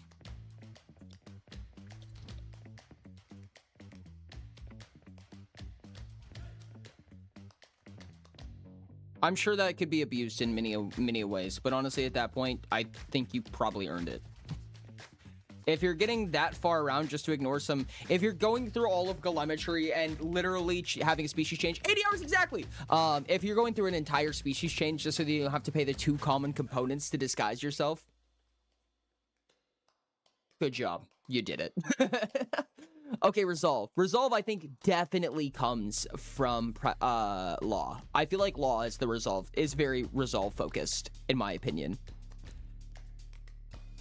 And 1 minute to increase the touching creature subtrait by a touching creature subtrait by an additional 2 for as long as you remain focused, regardless of its maximum. I could actually see this. I could see this. This is a very support-based thing, but it's not casting, and I think it's good, personally. Wow. I'm scared you does species change. Fuck. We could also medical attention. Yeah, I was about to say medical attention with my other one. It's kind of neat, honestly. It's also a method. I mean, realistically, if you're a Telemetrist, this is something that you would probably give to a creature that is designed to heal you. You can give it medical attention, which is kind of neat, in my opinion.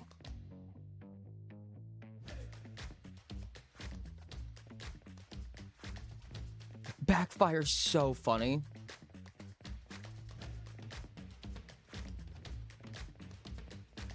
Yeah, I think medical attention is good. It is a mid-tier.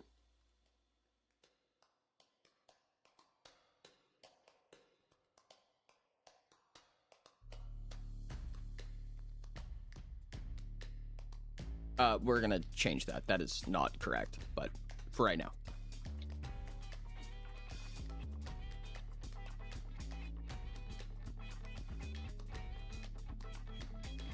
Resolve increases by 2. Something increases by 1. I'm tempted to give it like appeal or portrayal.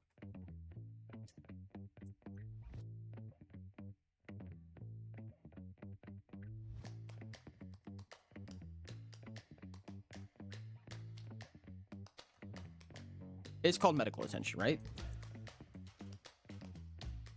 Yes, okay.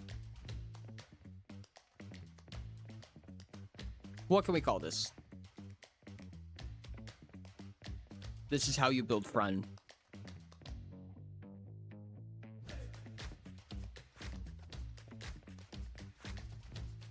I built a little guy who spits magical healing juice. Awareness we give 6 cents? Oh, 100%. Yeah. What do we call this instead of medicinist? We actually could call it medicinist, couldn't we? Is that a word? It doesn't have to be a word. We can make up words, chat. We're making a game. Yeah, fuck it. We're calling it medicinist. That's not even a real word. Fuck him up. Call it restorer. Restorer? Do you mean pharmacist? No, I mean medicinist.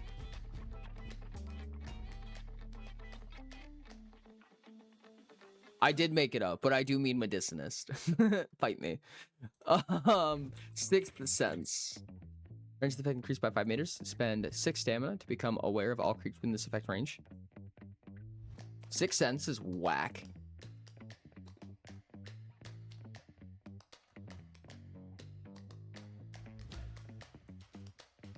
Aware. 6 sense is high tier. Yes.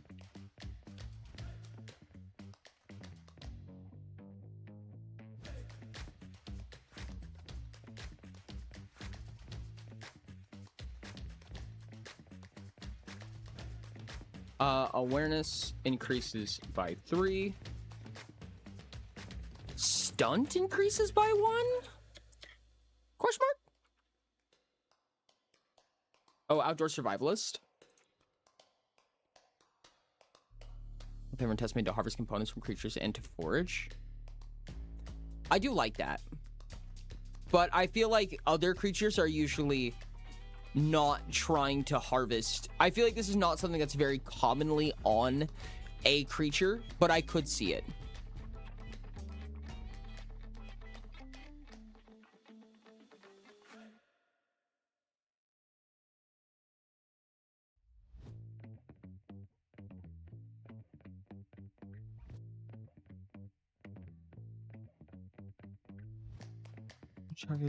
Unaware that could be blocked or dodged normally. You should seek the block or dodge against it. Ah, yeah, that's not stackable in any way.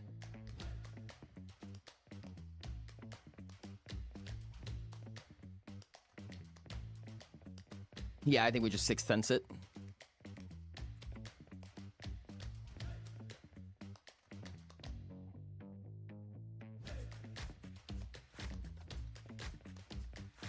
What's the term for this? This is basically like echolocative, I feel like, when it's a creature kit. Would set up things to go harvest and forage for you while you craft things. Yeah, that's fair. Vigilant, yeah. Is vigilant used anywhere else? Not in the AG. I don't think there's a vigilant anywhere else. No, I don't think so. Okay. Portrayal. Portrayal. There's so many for portrayal, dude. I feel like we go straight to impersonation. That's the first place that I think of.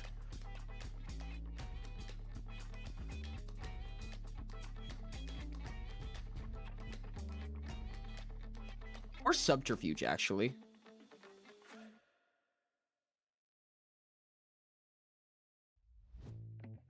That's bargaining. Subterfuge. Liar.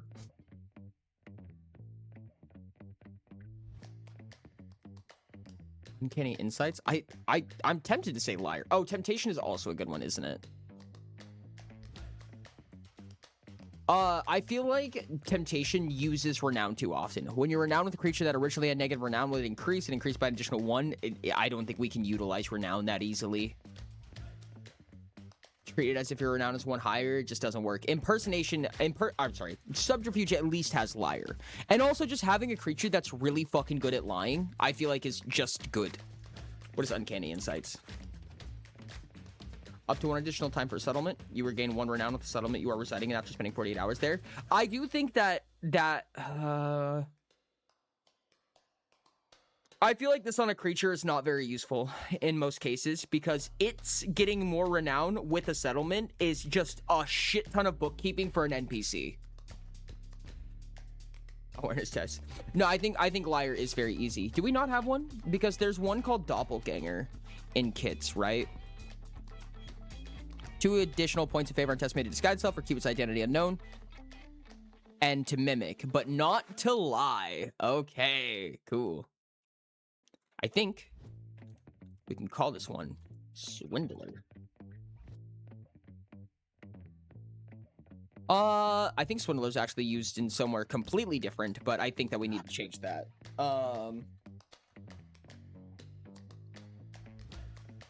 Machiavellian?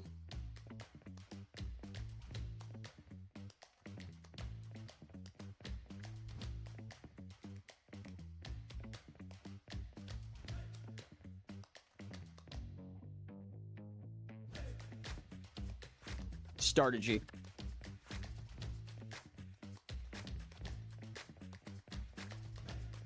There's no way I spelled that right. The sky is a lemon?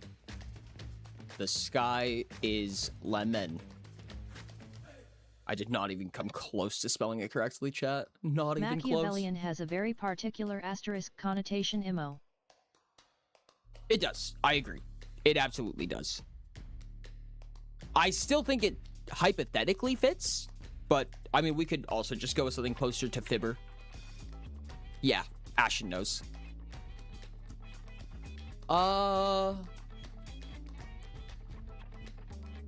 Crowd tactics for stunt? I would say yeah. Fabulist? This is a word?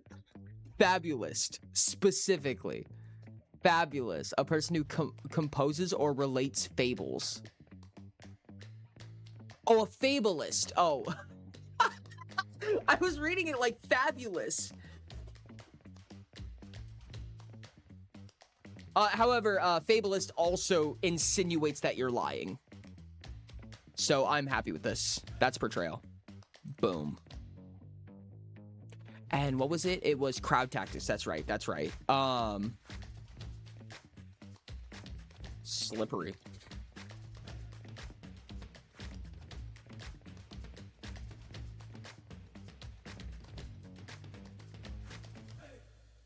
That's a mid tier. Yeah.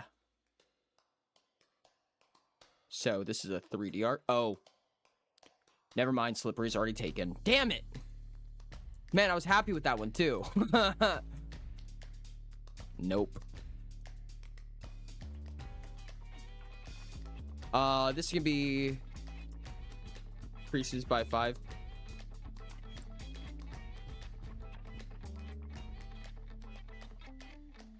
And this one is the stunt.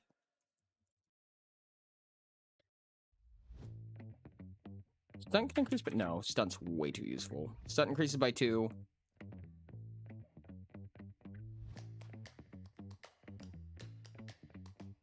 Awareness? By 1. Unearned prosper for appeal. Let me take a peek-see at that. Give me just a second. This is... Slippery is used. Crowd tactics.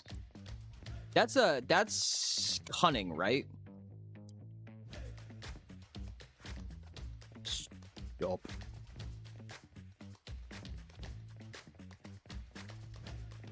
Yes, it is. Okay. Sounds it.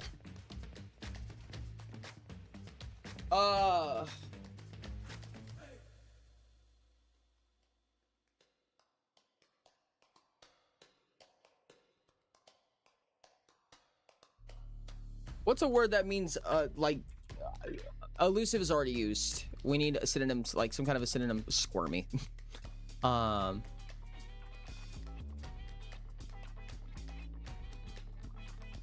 Could also see skittish. Skittish is good. Actually, I like skittish. Is it with D's or T's? It's T's. My bad. I like skittish. That's really good. Okay, what were some of the examples that people gave? That's stunt. We need appeal. Appeal.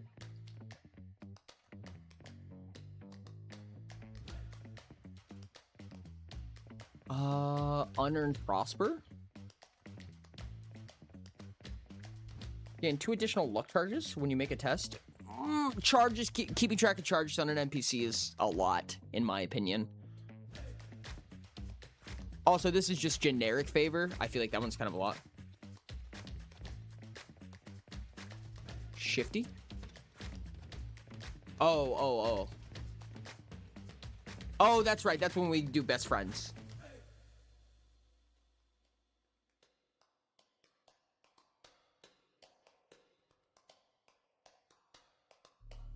You know what we could do? We could replace renown effects with like a point of favor type effect. We do want to avoid renown, but this has a really cool ability-esque. What if it, like, we had a replacement effect whenever a creature would have access to renown? So it would be like, instead of you have up to 1 additional favored creature, it has keeping track of favorites is really ass on a creature. That's so much bookkeeping. Yeah, unfortunately I don't think best friend works. It's so close, dude. I'm mad. Yeah, no, keeping track of stats, like additional stats on an NPC is not good practice in my opinion. Book contest with 2 points in his favor. You're negative renown with a creature. You may choose to be treated as if your renown is 1 higher, maximum 0. For once per 24 hours, make it a contest against it. Gain a point of favor every 2 negative points of renown you have with it. It could also check and vice versa. Like for instance, it says, instead of saying it's renowned with you, it says you're renowned with it. But that doesn't always work. Now with the creature that was originally a negative renown with would increase it by an additional 1. Test made to learn new languages. I feel like that would go to language. However, I feel like that's almost useless on a creature.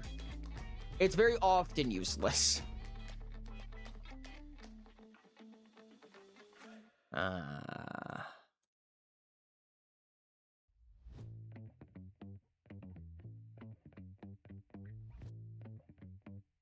Pacify?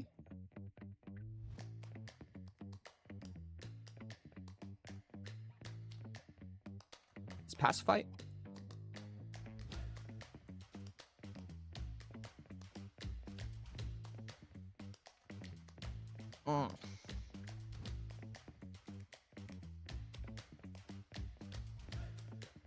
Blue is really hard to take from. Blue is really hard to take from.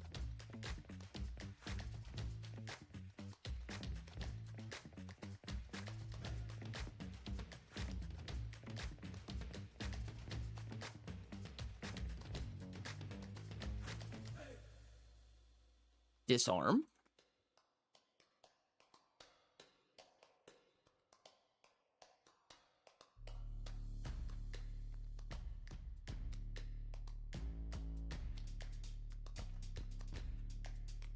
This is so close, but it physically drops the weapon. Babs away your longsword. This is kind of funny. Oh, thank you so much for the soft speak. I could actually see this. No way. Giving Appeal a purple ability is kind of funny. I'm gonna be honest with you. Rider. Wait, chat. Wait. Hear me out. When it's scaling a creature, it can make a change strength out for something else. Test against it. It may force it to take the travel action. It can fucking ratatouille your ass. Spend stamina to attack because it's adorable. I could actually see warded. I like Rider or warded personally. Writer could be the language one, and it could be a convincing tactic. I don't know. That one's a little bit stretchier, in my opinion. That one's definitely a bit stretchier. Worded, I think worded. This is so funny, though, dude. I really like the idea of them being able to do this. This also doesn't stack at all. I realize, yeah, no, it has to be worded. I'm actually just going to call this adorable. Adorable.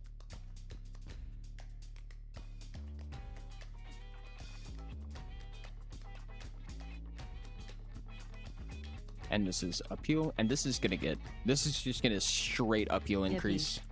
Worded. This is so funny, dude. I love this so much.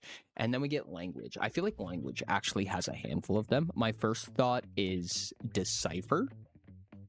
But again, all of the blues just deal with renown so often. Let's see if there's anything in decipher we can use. 2 points of favor on to learn new languages is cool, but I don't know if it's really it.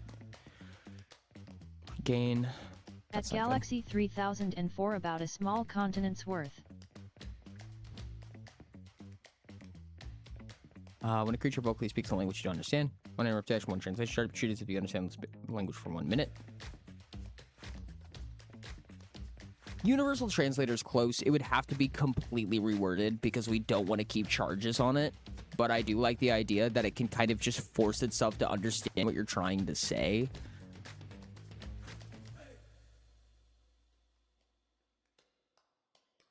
Falsify is nice, but it's not stackable in any way that I can think of. An Adorifier. An Adorablifier. I do think that language could get away with the purple ability as well, though.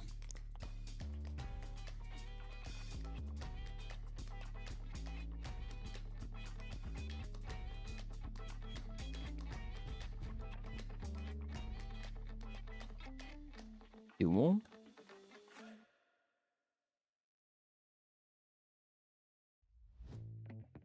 I think Exchange in its entirety needs to fucking change. I don't like it. 6 turn actions to reduce a chosen subject of each creature. That one's pretty close. It's affect an additional time per action. When you make contacts against a creature, spend 8 stamina to reduce the opposing creature's roll by 1d4. Oh, overbearing. I feel like overbearing works. Educated guess.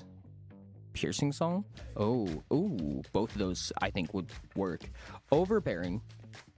That's against creature. Spend 8 stamina to reduce opposing creature's roll by 1d4. I do think that this is really nice though, because this is okay.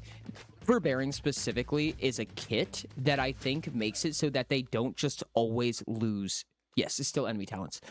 They just don't always lose to tests, right? Overbearing is the anti-min-max. And I think that this is pretty fucking good for them, honestly. Because there comes a point where you can just reduce the roll so much that mediocre stat just wins. However, that is a beefy stamina cost.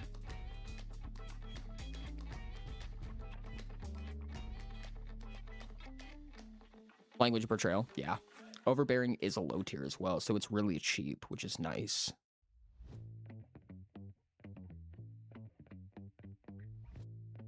This is 2DR? Yeah.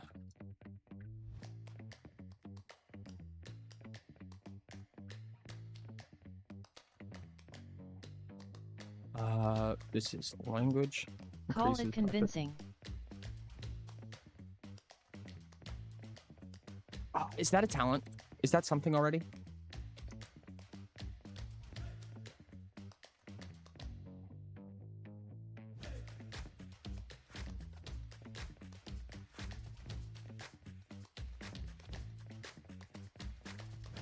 No, it's not. Wow.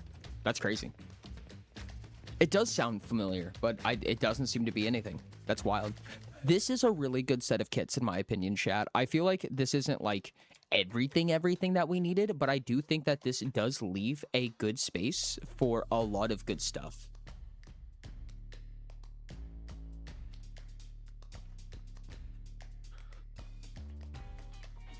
And I think with all of this, we can start adding additional ones.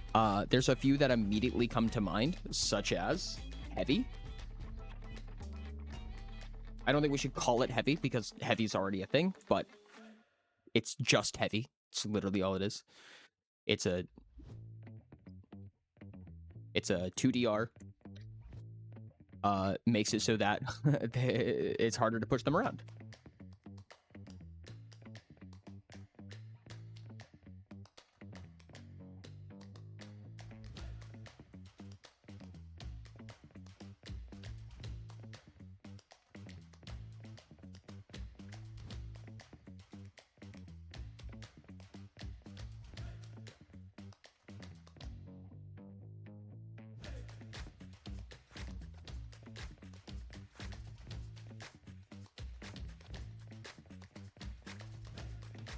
You know what I just realized, chat? There's a few of these that should get an additional effect, I think, because each one of these get silver pieces. The 2DR ones, I think, are negligible. We can just ignore the 2DR ones entirely, because they get 4 silver pieces. It's not enough to do anything reasonable. However, those 4 DRs, that's enough. 4 DRs, 16 silver pieces, that's enough to get a block or a dodge rating. I think we should be giving them something like that. Like, for instance, like here especially, like, for Dancer, probably +1 dodge, right? I would say 3 is 9. We could give it if we felt like it was necessary. How much is Intensify, actually? We might be able to get it. We might be able to squeeze an additional sub-trait bonus, which would be actually super neat. Intensify is 10 or is it 15? I mean, even if it's 15, it's 20. Fuck me. What about on anything else? Intensify is 15 here. Okay. And Intensify is 15. Okay. Yeah, we could fit an Intensify. It's technically cheating a little bit, but I'd be okay with that. Archer, I could see like an awareness bonus. So Dancer's gonna give a dodge. Archer's gonna give an awareness. Clasher, give a block.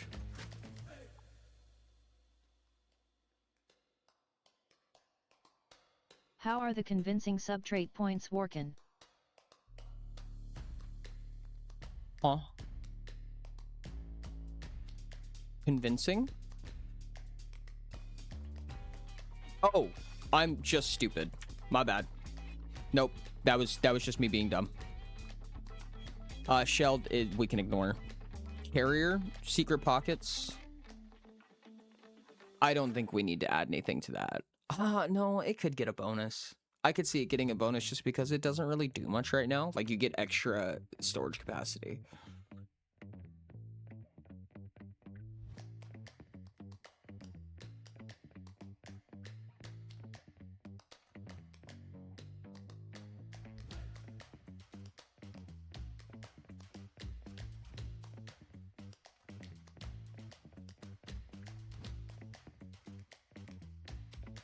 We increase it by 10 instead, and we just give it a capacity 1 item.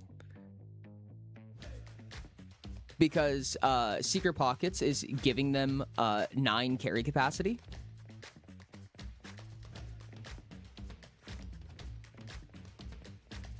Oh, should get defense. That's right. So 16 DR would be 4 defense.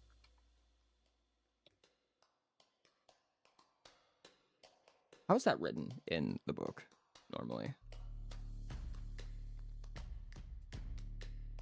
Each defense except Psyche.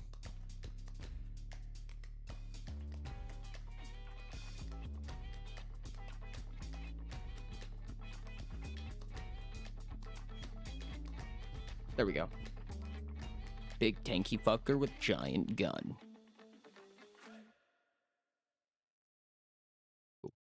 Shifter, 2DR, doesn't do anything. Medicinus. I get medical attention.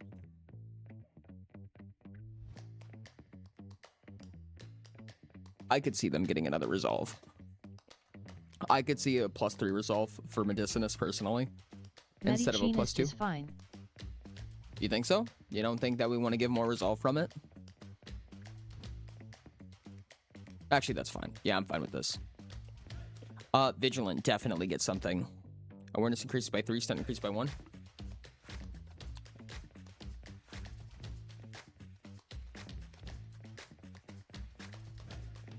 Dodge, I would assume.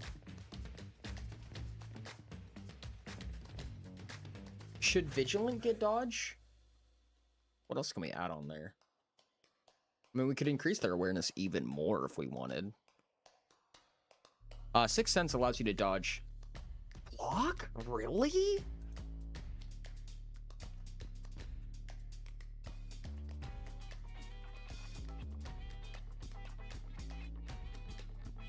Oh, become aware of all things within range. I didn't even realize. It was not doing what I thought it was.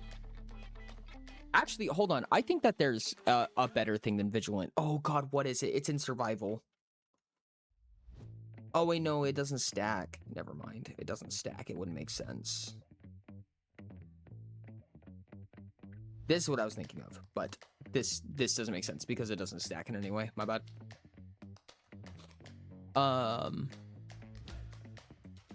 Too many things give dodge? I guess that's fair.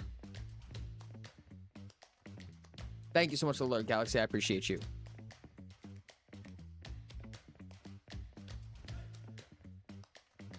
Yeah, that's fine. It can be on the tankier side. 2 doesn't do anything. 3, question mark.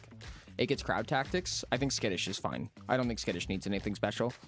You can suffer with your 9 RP that got wasted, in my opinion. Adorable definitely gets something. We'll just give it even more appeal. Bye, Galaxy.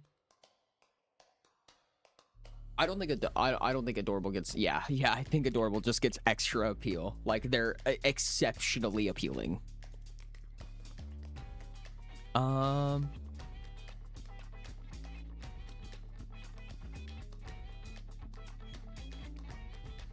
Convincing. 2DR doesn't do anything. Cool. Let's go. We're done. Heavy. What is Heavy going to be doing? Or what's Heavy going to be called? It just does what Heavy does, but would it make sense to say healed?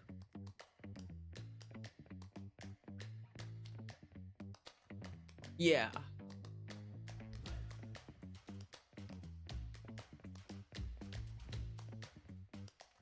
Because heal, this is heal as in like the back of your foot, like digging your heels in.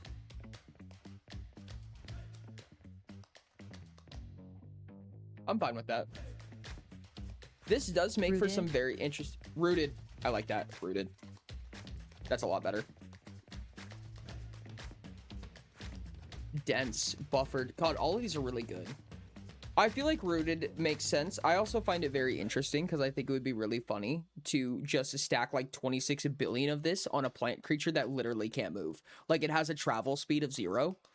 And it has Rooted, so pushing it generally does nothing because it has like 26 stacks of this. I mean, to be fair, having 52 DR coming from the fact that you cannot move it, but it is still very easy to kill would be very funny. I will say that. And also its Fortitude is ridiculous. But this is funny to me. It is big At tree. Diamond the Dino plushie waving hand sign. See you for bias tomorrow, Galaxy. I appreciate you. Gotta make Yggdrasil. Yggdrasil. Okay. Let's do the funny thing. And we're gonna do Pyromaniac and Cryomaniac and Electromaniac. It's a maestro, they cannot be moved /J/LH. I do think that the Maniac abilities should probably get more than just, except for maybe Electromaniac. Electromaniac might just keep what they get.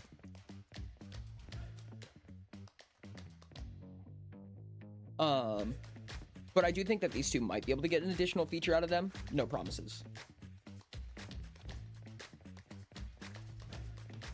This is Maelstrom Inspiration.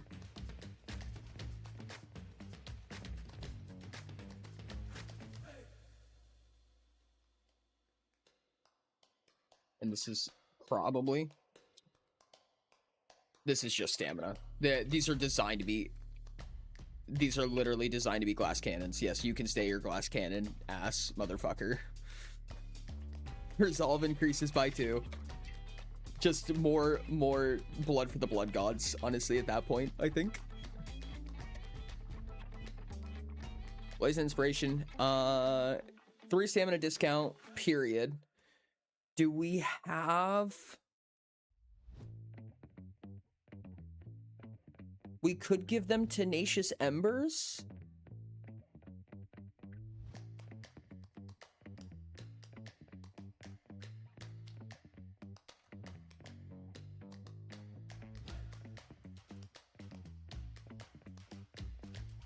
Mages, just a general stamina discount. I feel like that kind of fights their specialization though, right? Creature attempts to dispel a spell you cast that features of a spell you cast. You may force it to pay the amount of stamina you paid for the spell.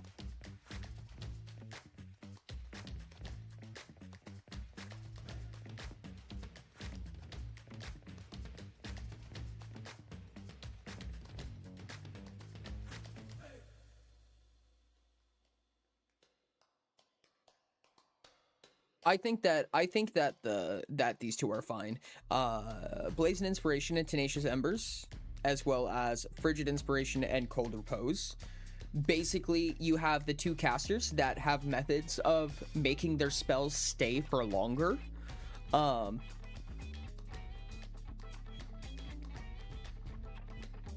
This one's a little bit more awkward in my opinion.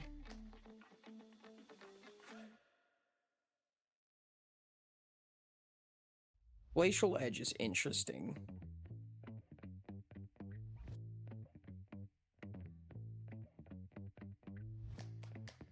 But I think Cold Repose makes more sense. I don't like that. Really? You don't like that they get the ability to keep their spells for longer? You should be able to just get inspirations. That's fair. Cast heal energy damage, no other damage type goes.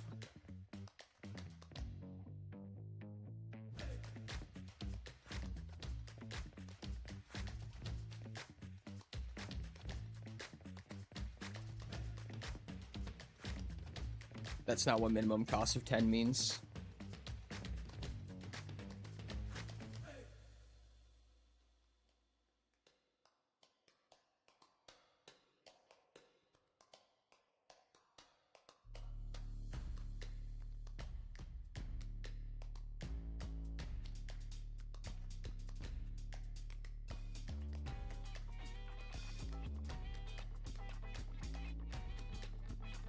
Do they just get the same thing?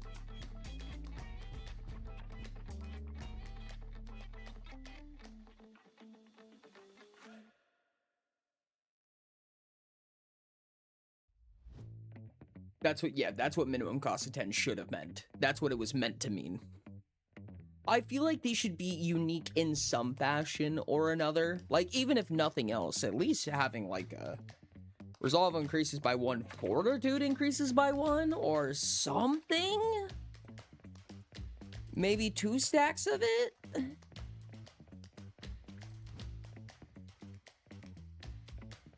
I don't know. That way we can do 3 resolve and then blank increases by 1. Fortitude increases by 1. Something like that. Cryomaniac can be SHP increases by 10, stamina increases by 10, so you still have a tank caster. This one can be DHP increases by 5, stamina increases by 15, so you have like a mid caster-ish thing. Watch what?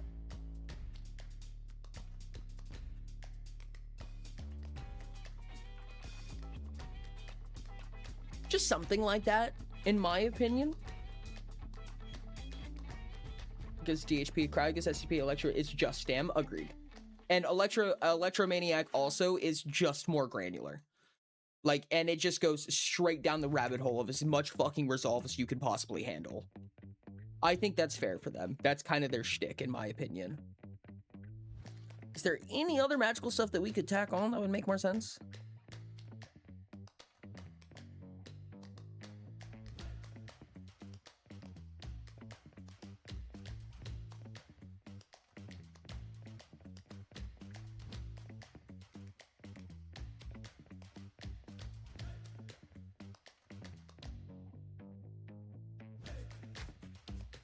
Ooh, oh my god, we need a cleric. We need a clerical kit, dude. We definitely need a clerical kit.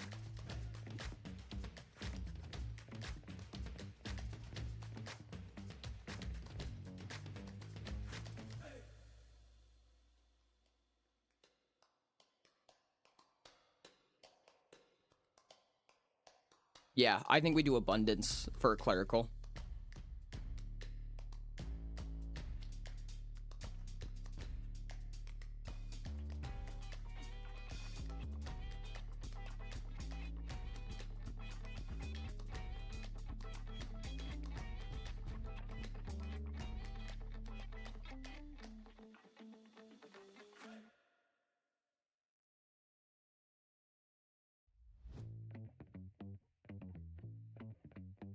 I wanted to host an episode of Is It Cake and at your own funeral one day my brain went, what? Yeah. Yeah, abundance kit is good. Brain also brained. This is probably plus resolve plus appeal question mark?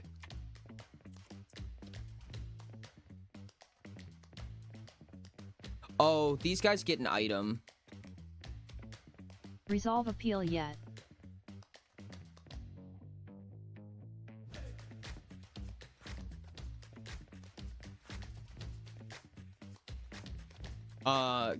Pyromaniac and Cryomaniac get an item. I could see them getting a generic spell discount, but I feel like we could do a little bit better. Choker? I don't remember what Choker does.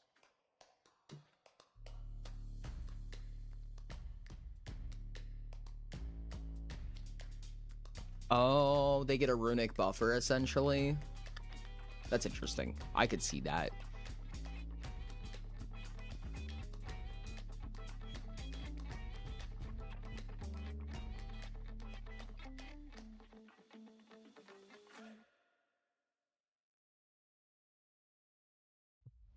Oh, what about barbed?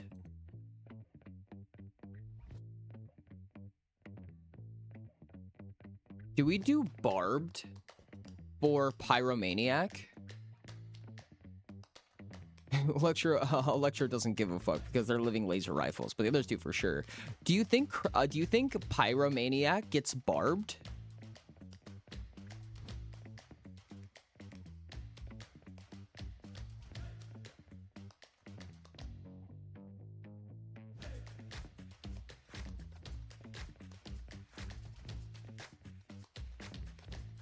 Grappling and scaling, I feel like, is generally outside of their Would be wheelhouse. It is niche. Because they also have to be good at grappling or scaling, but I do think this is really interesting.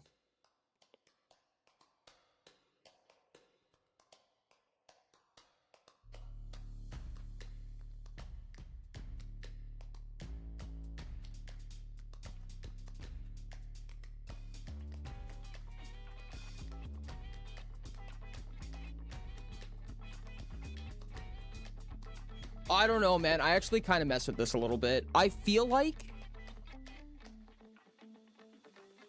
it feels more Pyromaniac-esque, to be sure. I mean, for sure. But I feel like it might make more sense for a Cryomancer to get it. I don't know, man. It's a little bit whack, but I kind of fuck with it.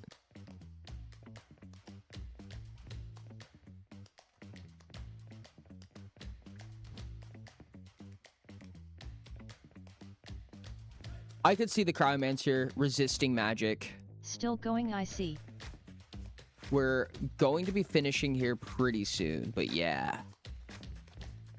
Okay, yeah, fuck it. We bull. Give me a turn. Creatures that are grappling or scaling the creature, as well as all creatures, as well as creatures being grappled or scaled by this creature.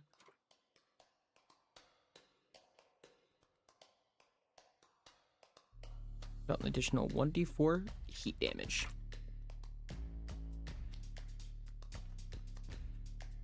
That's actually kind of hilarious, honestly.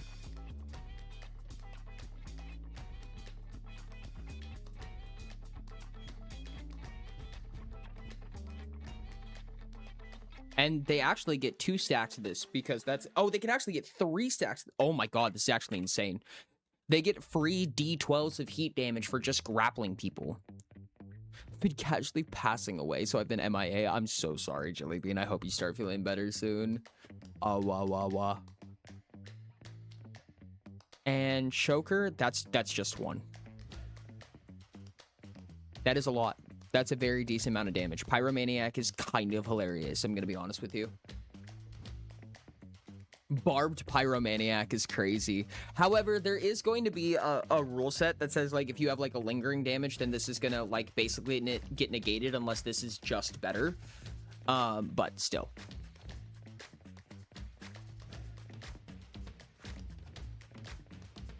Okay, I think that this is a lot of the effects. I don't think this is all of them. But I think that this is a lot of kits that already gives us a lot of versatility to creatures, frankly. I do think that once we get into classes, we will have an idea for a lot more stuff, in my opinion. We have martial classes, we're not going to do it today, but I'm just going to write it down. Arcane classes and support classes.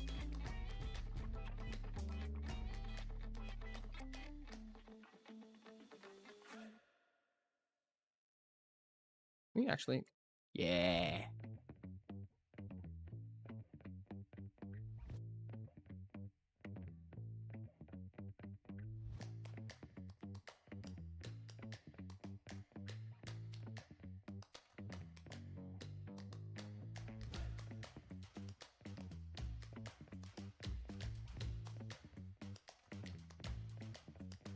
Cool. And we have more to do. You know what we might actually add? Aha. Look, another one. Utility classes. This is where the fucking crafters go. Now we can have crafting abilities. Now we can have artifice abilities. I think that this is actually going to be really cool. I think that this allows for a lot of fuck shittery. That would be really interesting and fun. The Who's grapples you and ignites the entire room. 60-12 heat and will contest or be blinded. I fucking love that so much. I could also see like a debilitation class style thing, but we'll come back to that. We have a lot working here. There's a lot going on here, and I'm already very, very happy with it. I feel like we have done a lot to already flesh out how much you can do on a very basic level when it comes to designing creatures. I fuck with this, chat. I really fuck with this. Utilities also where blues go. Definitely not support. No, I think this is cool, chat. I think that this is actually really exciting to me personally. I'm actually a huge fan of this. This has been an absolute boulder of a portion of this project that I have been considering and thinking about and just a little bit scared of, procrastinating for sure for a long time. I'm excited. This is cool. This does a lot. In fact, I think I'm going to use this for, I'm going to use a lot of these for the AG testing, because next Sunday, instead of doing, I will have to look at this when I design enemies if I ever get to it again. Once we get to, next Sunday is not going to be a development day, it's going to be a testing day, which, if you're a bird pusher, pay attention, because we're going to be doing that. We're going to do potentially something of a heist mission and see what happens, so this is really cool. This is a lot of stuff here that I'm actually very excited about. I'm really excited to see how these creatures come together, to see if they feel better, you know, if they, without getting into any of interchangeable, with 0 stacks of interchangeable, can we make creatures that feel difficult to fight, that feel like they're a challenge, that feel like they're well-rounded, that have really unique abilities and counteract people, you know what I mean? Instead of just the min-maxer winning because their numbers are big. Are there abilities that make it like kind of annoying to deal with them?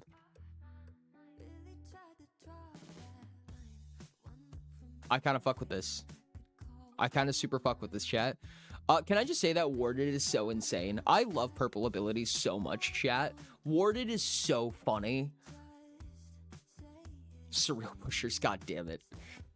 All right, chat. You know what that means. You know what time Purple it is best. that means that it is raid time, chat, which means we're gonna go ahead and find somebody. Wonder who's doing this stuff right now. Who's doing this stuff? You know what? This is actually somebody that we've raided before, and I think they're really cool, and I think they work on cool projects. So let's do it again. Chat, make sure to copy that raid message, post it in their chat, let them know who sent you. Ooh, bird poacher's heist. Might finally be time to use cutting studies. I'm so excited for that. Chat, make sure to copy that raid message, post it in their chat, let them know who sent you. I really appreciate you guys for being here. You guys have been absolutely super amazing and awesome. Tomorrow's going to be Pi's return, and I'd love to see you for that. There's a whole lot of preparation I need to do and have not done yet for that, but that's not your problem. But you will get to witness it tomorrow. So thank you guys so much for being here. I will see you guys. I love you. Thank you so much. Copy that raid message and bye.